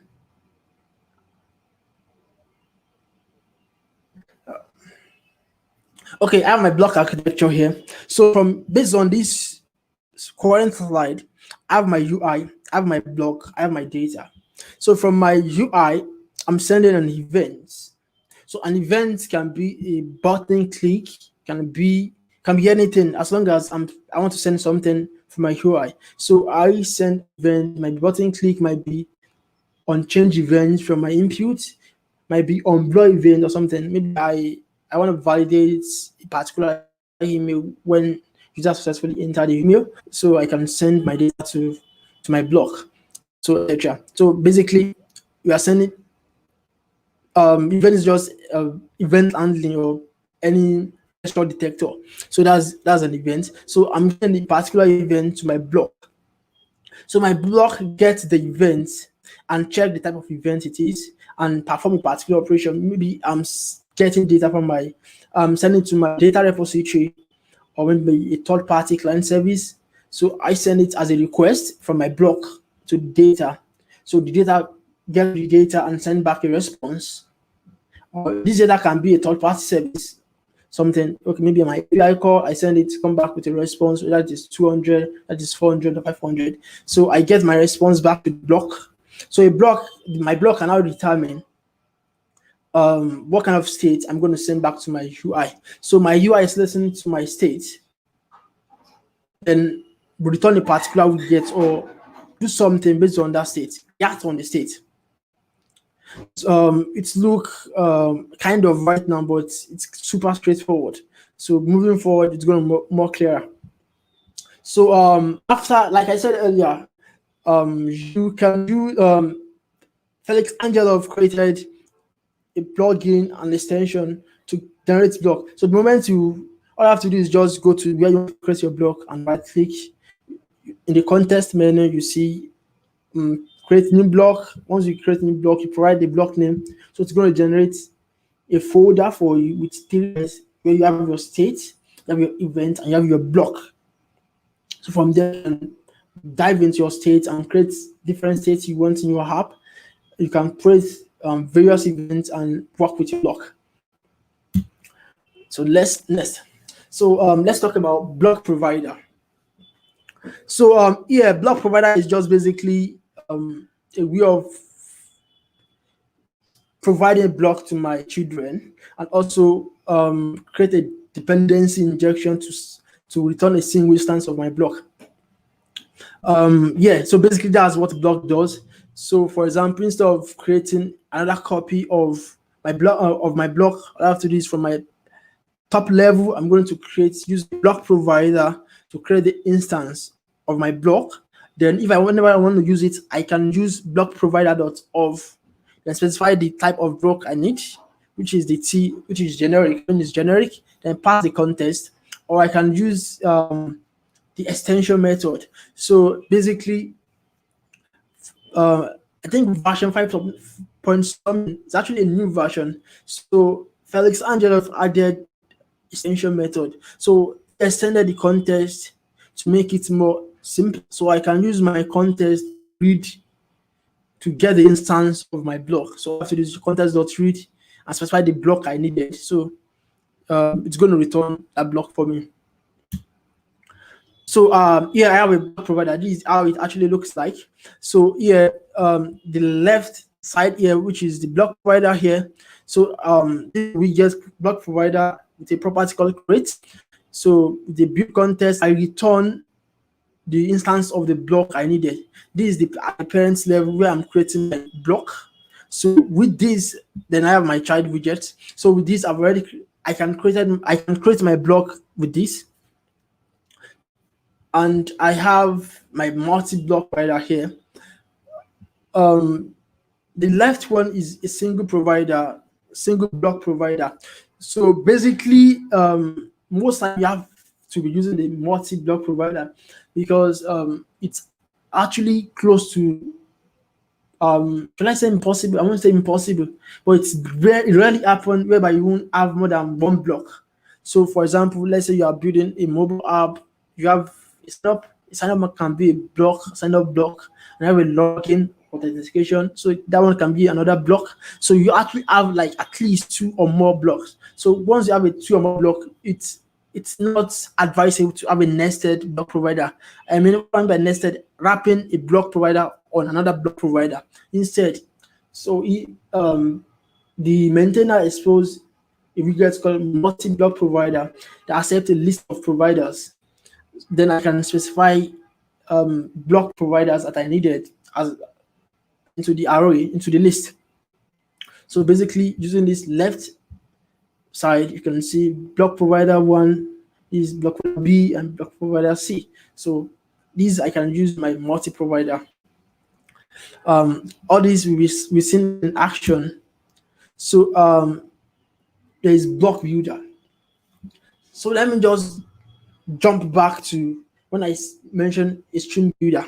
So I said I only have access to a stream using the stream builder and your Flutter widget. So whenever you want to consume a data in the stream, your widget that you want to render your UI, you need to use a stream builder. Exactly, that's how block builder works. So I have a block. I needed to react to my particular state. I want to return a widget based on the state. I have to use a block builder. So here is I have a block builder. Then I specify the block here is actually the events and my state. So using this here at this part, what this one is trying to say is, as long as I've provided in my upper level, at the upper top, I already created a block provider and create the instance. You won't actually saw earlier. I already created the block provider and create the instance of my block.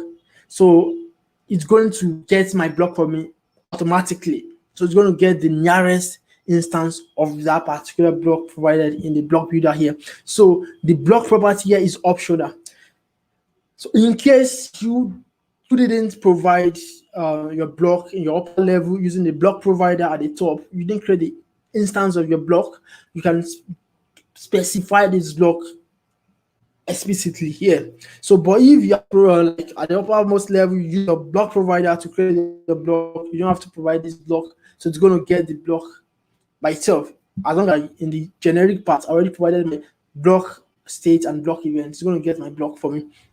And there's this property called build when. So build when is actually a function to have more control over my builder. For example, I have that's a property called previous state and my current state. So let's say I want to perform a particular operation. For example, I want the builder to only build if my previous state and next state are not the same, that are not equal to, or maybe if they are actually equal to, depending on my logic or something, whatever I want to achieve. So I can use build when. I didn't want to put this build when in this slide, but I thought because I actually used build when before, so I think it might actually come in handy or something. So that's why I put it here. So build when allow you to just have more control. So before it actually run the builder, it's check the build when. If the build when is true, that's when it's run the builder here. So by default, if you didn't use the build when, so by default build when is true. So if you actually want to change it and change the control, like the default state, and you want to do a particular operation, check something, so you can use your build when to have more control and etc. So the builder here will return a widget based on state. For example, if I have a loading state, I can check if my state is auto loading, return a loader. If my state is auto this, return that. If this is this, return this. So I can return a particular UI or a widget based on a particular state. So that's what a block builder does, just like stream builder. So I have a stream listener. So basically, stream listener works like a block listener works like a stream listener. So here I'm listening to my particular block. So once for example, if I want to listen to a particular block, I have to use a stream listener. So I specify the block, which is optional. So just like stream builder, but this one is a listener. So the difference between stream listener and stream builder is builder return a widget, while listener listen and perform operation based on the widget. For example, let's say you need a dialog, maybe a dialog box, a message box. So that one is not a widget that actually return on a particular screen. So you need a listener. Maybe you actually want to navigate based on a particular state. For example, let's say a logout state. When I click on logout button, it send an event block which is logout. When my block it's just deletes on my cache file or whatever, deletes everything, then the logout state to my UI, then UI can now redirect. So for me to achieve that, I can't use block builder because I'm listening right now. I need to listen and perform a particular operation. So I need to use a block listener. So whenever I have to keep on listening to, okay, whenever the state is log out, then I can now navigate from my particular screen to another screen. So that's the purpose of a block listener. So you listen and perform a particular operation. By block builder, you listen to you react to a particular state and return a widget. There's block consumer. So block consumer is basically block provider plus block listener. It's called a block consumer. For like I said earlier, I have a block builder already that return my UI. I need a listener. I can actually wrap my block listener as a parent to my block builder. So I have to do just wrap it as a new widget to my block builder, so I can listen to my block and also read my block. But thanks to Felix Angelov, instead of having two separate widgets, so making it more nested, so he builds a single widget called block consumer that allows me to listen and build at the same time. So here it exposes a builder and a listener. It should also be when it's necessary to both rebuild UI and other operation. So you can only use this. It's actually advisable for you to use a block consumer if you want to build and do another operation. So like I said, the dialog, a navigation, a snack bar, a toast, etc., etc. So that's when you need a block consumer. Okay, the snippet here is I have a block consumer and I specify my block event and my state.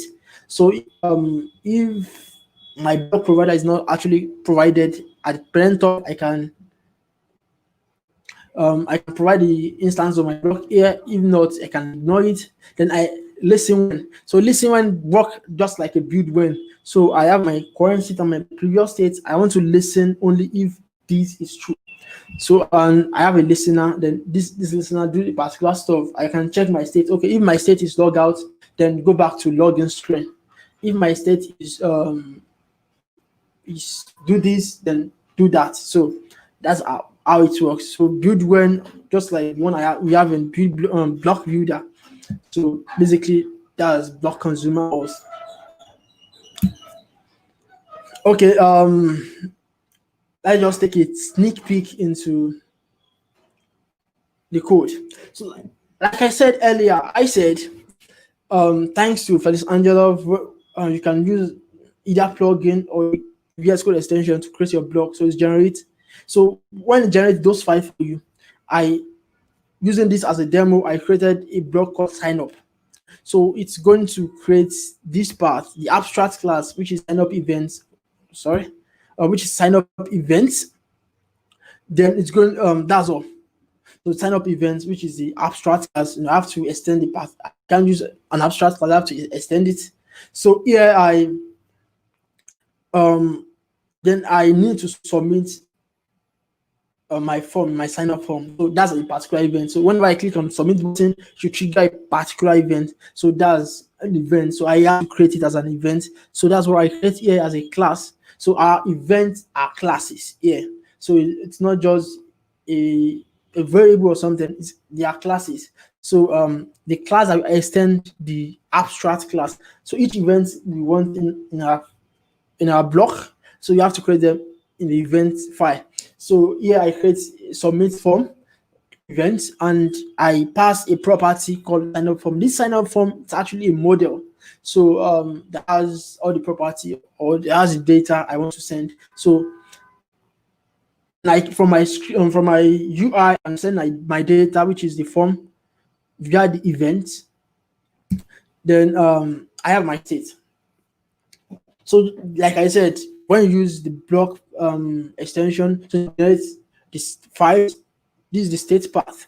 So by default, it's going to create the abstract class, which is this one, the sign up state, and it's going to generate the sign up initial.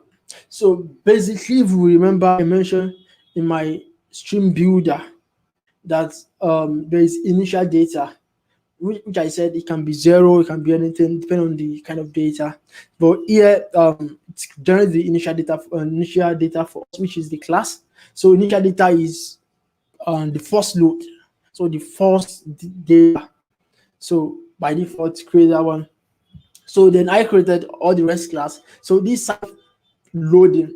So automatically, when I click on the event, the button which sent to my block, so I want to yield a particular state which is loading. So when I click on submit, it should be loading. Okay, while making the request, so as a particular state, I call it sign up loading. You can call it anything. So, and another class called sign up loading off. Okay, maybe when it has finished performing the operation, so I need to remove the loader. So I call it loading off. Although I most times I don't use this sign up loading form. The reason is I'm going to tell you. Let me move to the other part, then I will tell you. So there is sign up successful. So when I click on sign up button and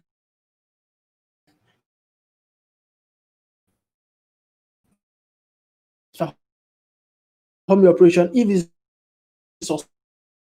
successful, like maybe I'm doing an I'm making an API call. When I now like catch up successful state, I already know like my my operation was successful. Then I can return, let me say, maybe a toast or something like registration successful, or maybe a dialog message, or maybe I navigate to another screen, maybe from login to dashboard or something, or maybe it's login to home. So and the reason why I said I don't use the sign up loading, because the moment it's actually used sign up successful, I already know like I don't need my loader anymore. I can just pop off the loader from the screen. So the sign up successful actually can book for sign up loading off. So I don't actually need it, but I just put it for, let me just put it there. So and the sign up field. So like I said, when it make the API call, let's say something is wrong, so it's failed. So I want to use a failed event so I can catch from my UI. So here I put a message property. So not only sending the sign up field, I'm going to send the event along with the state. I mean the message rather. I'm going to send the message along with the state. So when you get to my screen, I can have the message why it fails. Let's say your username or password is invalid, or something, or maybe internet server error or something. So I want to send the error message along with the state. So that's why I pass the message property to the sign up field state. So these are BLOC. This is where all the operation is being done. Like I said earlier, how BLOC work is you send your event from your UI. When you get from UI to your block, and here is the block, and from a block you send your state. So so like I said earlier, by default it generates this part.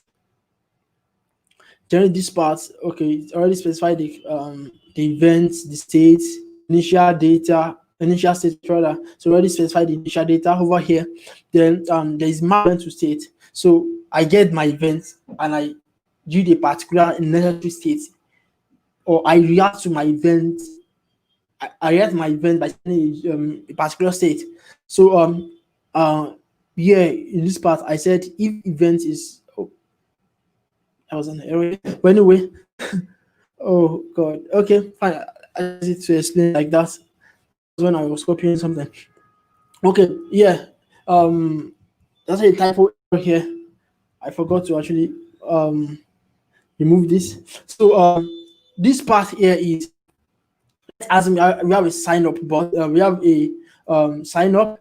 You may actually have more than events in a particular block. For example, let's say I have a list view or list screen, or maybe I have I build a block for a list of news. So an event can actually to get the news, so to get a list of news. Another event can be to search. maybe I have a search bar, or maybe to search the API or something, or maybe to filter or something. So that can be another event. Or maybe I want to delete particular item on the list. So that's another event. So instead of making everything jam pack in this part, instead of making everything jam pack in this area, so we now break it down into functions, into methods. So each one of the methods we undo each event. So that's what happened here. So here, so I create this function as a stream that return a particular state. Then first thing I do is I want to use my loading. So once I want to get to this event, just leave the loading. So I want to return the loading first. So then I try to make an API call to send my form to the client service, which is signed off. So doing that, while it's waiting, the loader is still loading. Then I now check if the response is successful. If successful, then I want to use successful.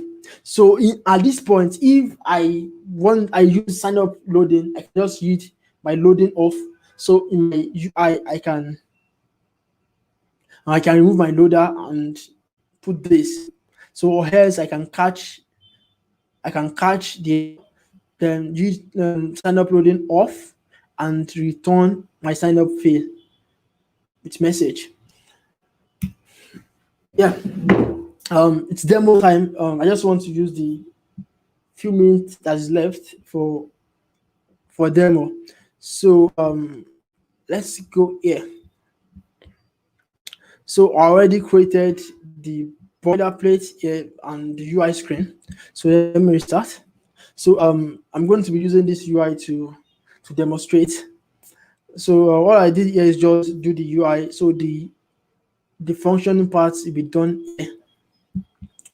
Okay. So I already created the boilerplate here. So I have my module, which is the auth. This part I'm working on is actually auth. So which is the login. So that's the thing I did here. Just created the login. So I created I added some utility. So like the color files, all the color I used on the project, I put it here. So and I have a widget. So I have my widget for form, like this input is actually an standard widget I created myself. So it's here separately, and I have my platform here, which is for dialogue. On this platform, I created this dialogue myself, so you can like dictate platform. For example, if it's actually running on iOS, use the iOS dialogue. If it's running on Android, use the Android dialogue. So that's what this guy does. And created the button here. And I have a paper class called a dialog manager that drew on my that returned a dialog for me. Like if I need the show loading dialog, or if I need the show loading dialog or show message dialog. So that's it. So to get started with BLOC right here, so what we need to do is we need to install BLOC package.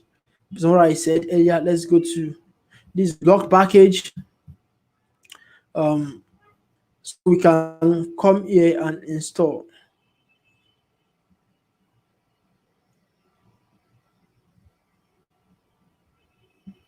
I can copy this guy. So all I have to do is just come to my pubspec.yaml file. So that's where we install our package. So we come to this path at the dependency level here. So that's where I install my package. I want to use 5. So I can say I can Flutter Beyond package. It's just a comment actually. I just like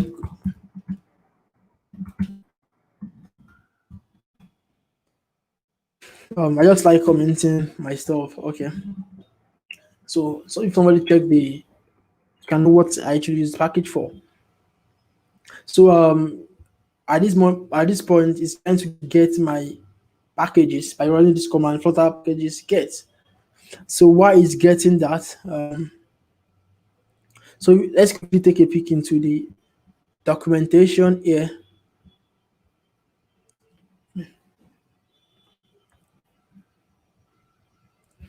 Okay.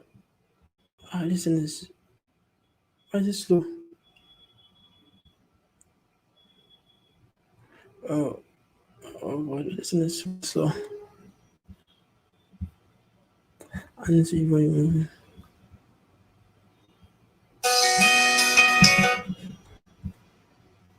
Okay, I'm fine. I've installed Flutter block package. So let me create my block here. So let's this is it. I can just create my new block. This is a qubit. Actually relatively new. So the author introduced a qubit into Flutter block. So I won't be talking about that one. It's equivalent to block. It's just a little bit update. So let's say I want to create the block I want to create is login because I'm doing login right now. So let's say login block. So to actually generate the login, this is the message, and I have my login here. So I have my login block.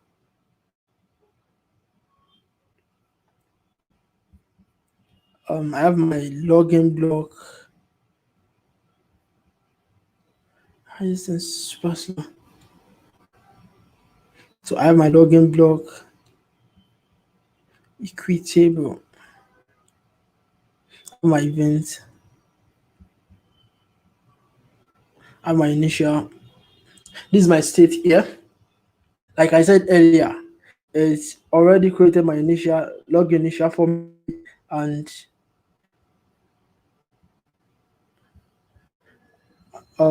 yeah, it already created my event, just the abstract class. Okay, that's all. Okay, so let's get started.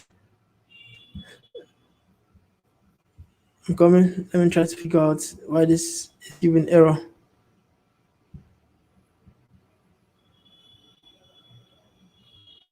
Oh, sorry.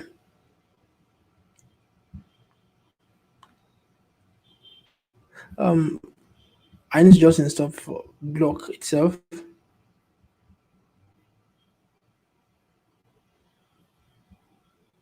So I need to install BLOC also. BLOC package is not there itself. So I can just put this BLOC here.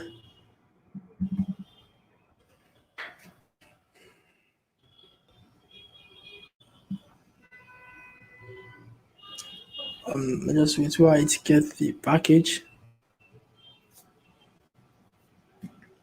So the maintainer of the block Flutter block, what it does is because of cross-platform functionality of Flutter, so it created a separate package for block itself and another package for Flutter block just for Flutter. So in case you want to use block for that, just for your desktop app or anything or any Dart project, so you can have access to block. Okay. But it's still not working.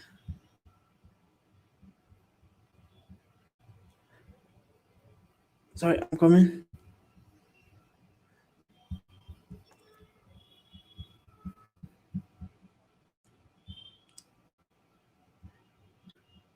Shouldn't need this.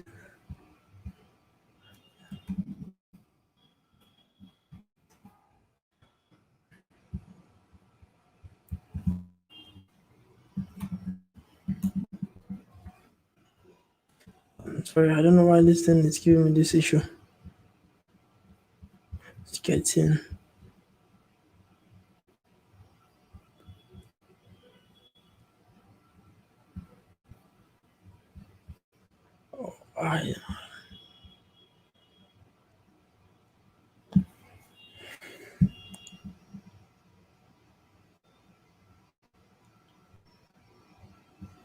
Oh, What's wrong with my network?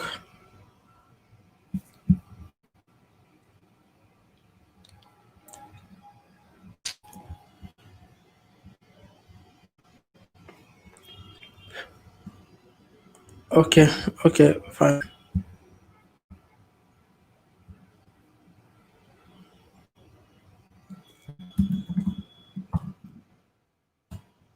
Okay.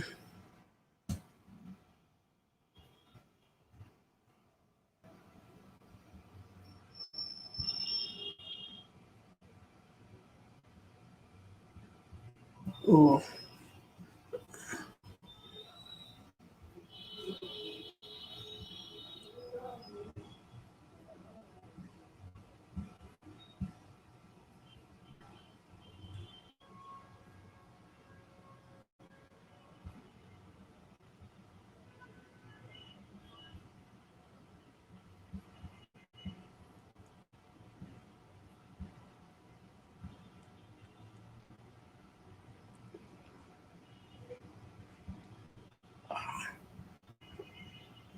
What's wrong?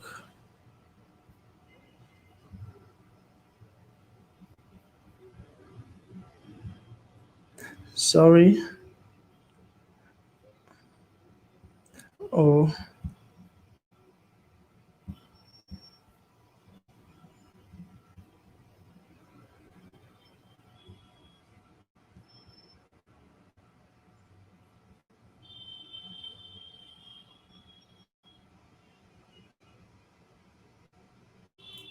Hi, Damola. It's Adrian from the organization. I propose that you will share your code on GitHub or somewhere else in order to have the solution and move forward on the end of the session, please. Okay. You know what? Yep. Let me move to this. Okay. I'm actually going to use this one as the last part of my talk, but let me just go to that one. Okay. So the login I'm trying to achieve over there is something I just extracted from this, so I can just implement the delete part of BLOC. But in terms of the architecture part, so I created this I think a couple of more, like going to like 2 months ago. I created this for demo. So I just want to show the architecture part. So from start, I have my config file here. So I won't have all my configuration part. So this part, I have my config. That's where I declare anything that has to do with application configuration. So my user table, my doctor table, my API endpoint, and etc. So this place, I can just have my configuration set up here if I need anything to modify. So I don't have to start digging into my widget or my business logic. So I have to just go to my app configuration and modify, and everything will just work fine. So I have my data here. I have my abstract class user client. This is going to be my base user client. For I have a client for user, so this one is going to be my base user client. So the reason why is so I need this hash password. I created a method called hash password. So whenever I can hash user password as maybe user is signing up or logging in, I can hash the user password before sending to my network calls or my local DB. So that's why I use this base user client. It's actually not necessary to use this because I need it like more than one places. So I add it in my base client. So I have my DBMS. This one actually deal with it's actually a SQLite database. So I create the instance of my database, my tables, I seed my data. So that's what this part does. And I have my model here. So this is my base model. It's abstract, so I have to extend it somewhere there. So I have my ID, all my model, we have an ID and a table name. And from map, like I can convert it from to objects, and I can convert from objects to JSON or map. I can create map or JSON. So let me skip this for now. So I have my routes. So this is my route definition. This is where I define my routes. Okay. So we have my initial routes, onboarding, So these are actually my routes, just like a normal HTML route. Like I have facebook.com/home. So that's exactly what this route does. I created my route class here so I can use it in my project. So like in each of the module, exactly. So I have my route object. So for example here, so whenever it's actually a particular route, let's say my initial route, I can issue return this login screen. So when it comes to onboarding, so it should return a sign up screen, and when it gets to home, when it is home route, it return this particular and etc. So that's what the route does. So I can go to my routes and modify routes without breaking anything from my main app. So, and I have my utils are my Apple files. So I have my colors. So this is where I define my colors. So my primary color, secondary color, etc. Error message color, etc. So I have my display. So let's say I want to format a number. So I have it here. I want to capitalize. I want to get first name. So I have basically it's an upper class for my displays. Here also I have my widget. This widget is actually the global widget, a really generic all over my app. So for example, my form widget, since I want to use a generic input widget in all the apps, so I created it here. So this is so for my input test. So yeah, basically that's it. And I have my platform for my dialog, for my loader. So I created a widget for it so I can use it all over my app. So I have a scaffold.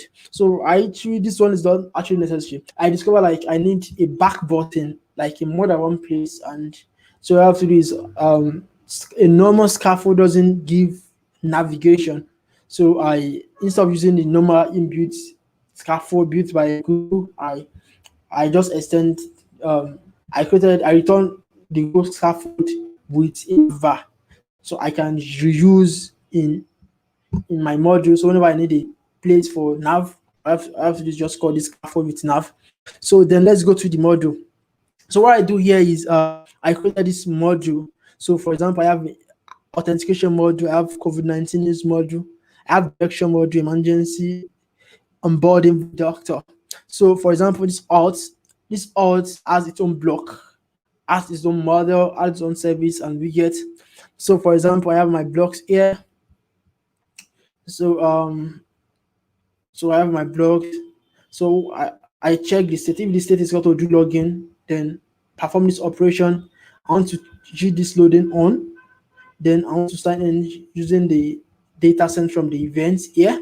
So I can then remove loading when it's got back with response, whether it is successful or not. Then I can check the response. If the response is an object of user, automatically successful login, that's when I have the user object.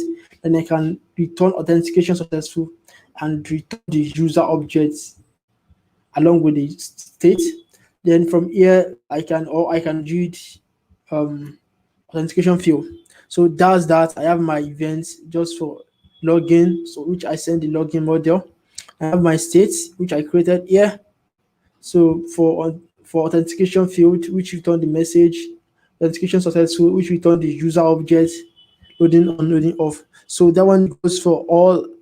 If you go to COVID-19 also have its own block. So the reason why I created this way is they can be isolated. So let's assume I remove COVID-19 news, so it won't break anything. So because everything is just loosely coupled to each other, like loosely coupled. So I can remove this guy just like something like a microservice, but it's actually not microservice.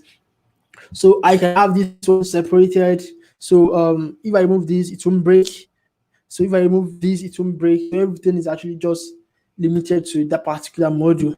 So I have emergency. That one doesn't require block. I don't need it. So I have my onboarding. I have my block. I don't need the widget here. So I have visit doctor. I have block. I have pages. This visit doctor, I have more than one pages. Then I have my modules. I have my blocks. I have my service. I have two services here. I have my widgets, etc. So basically that's it. So let me show how it works here. So let me go to my main file.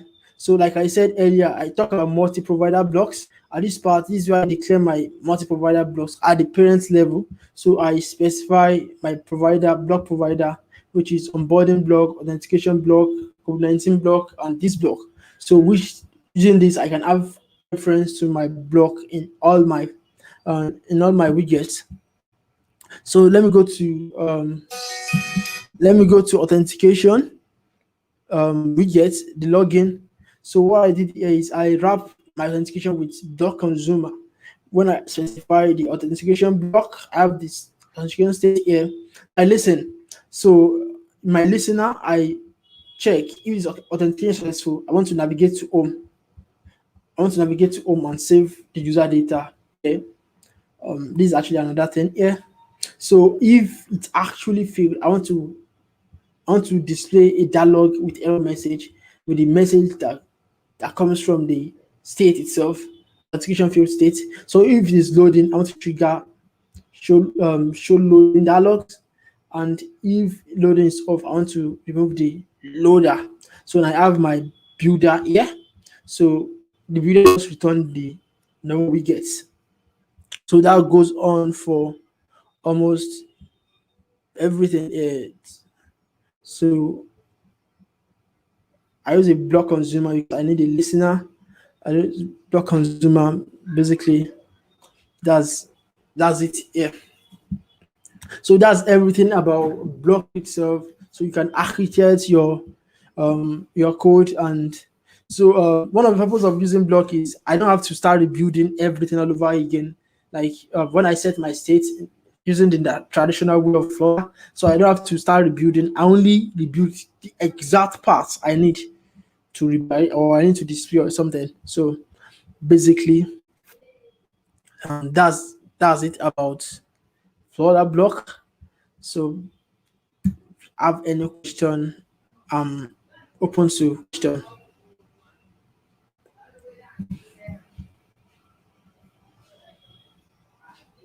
Hello?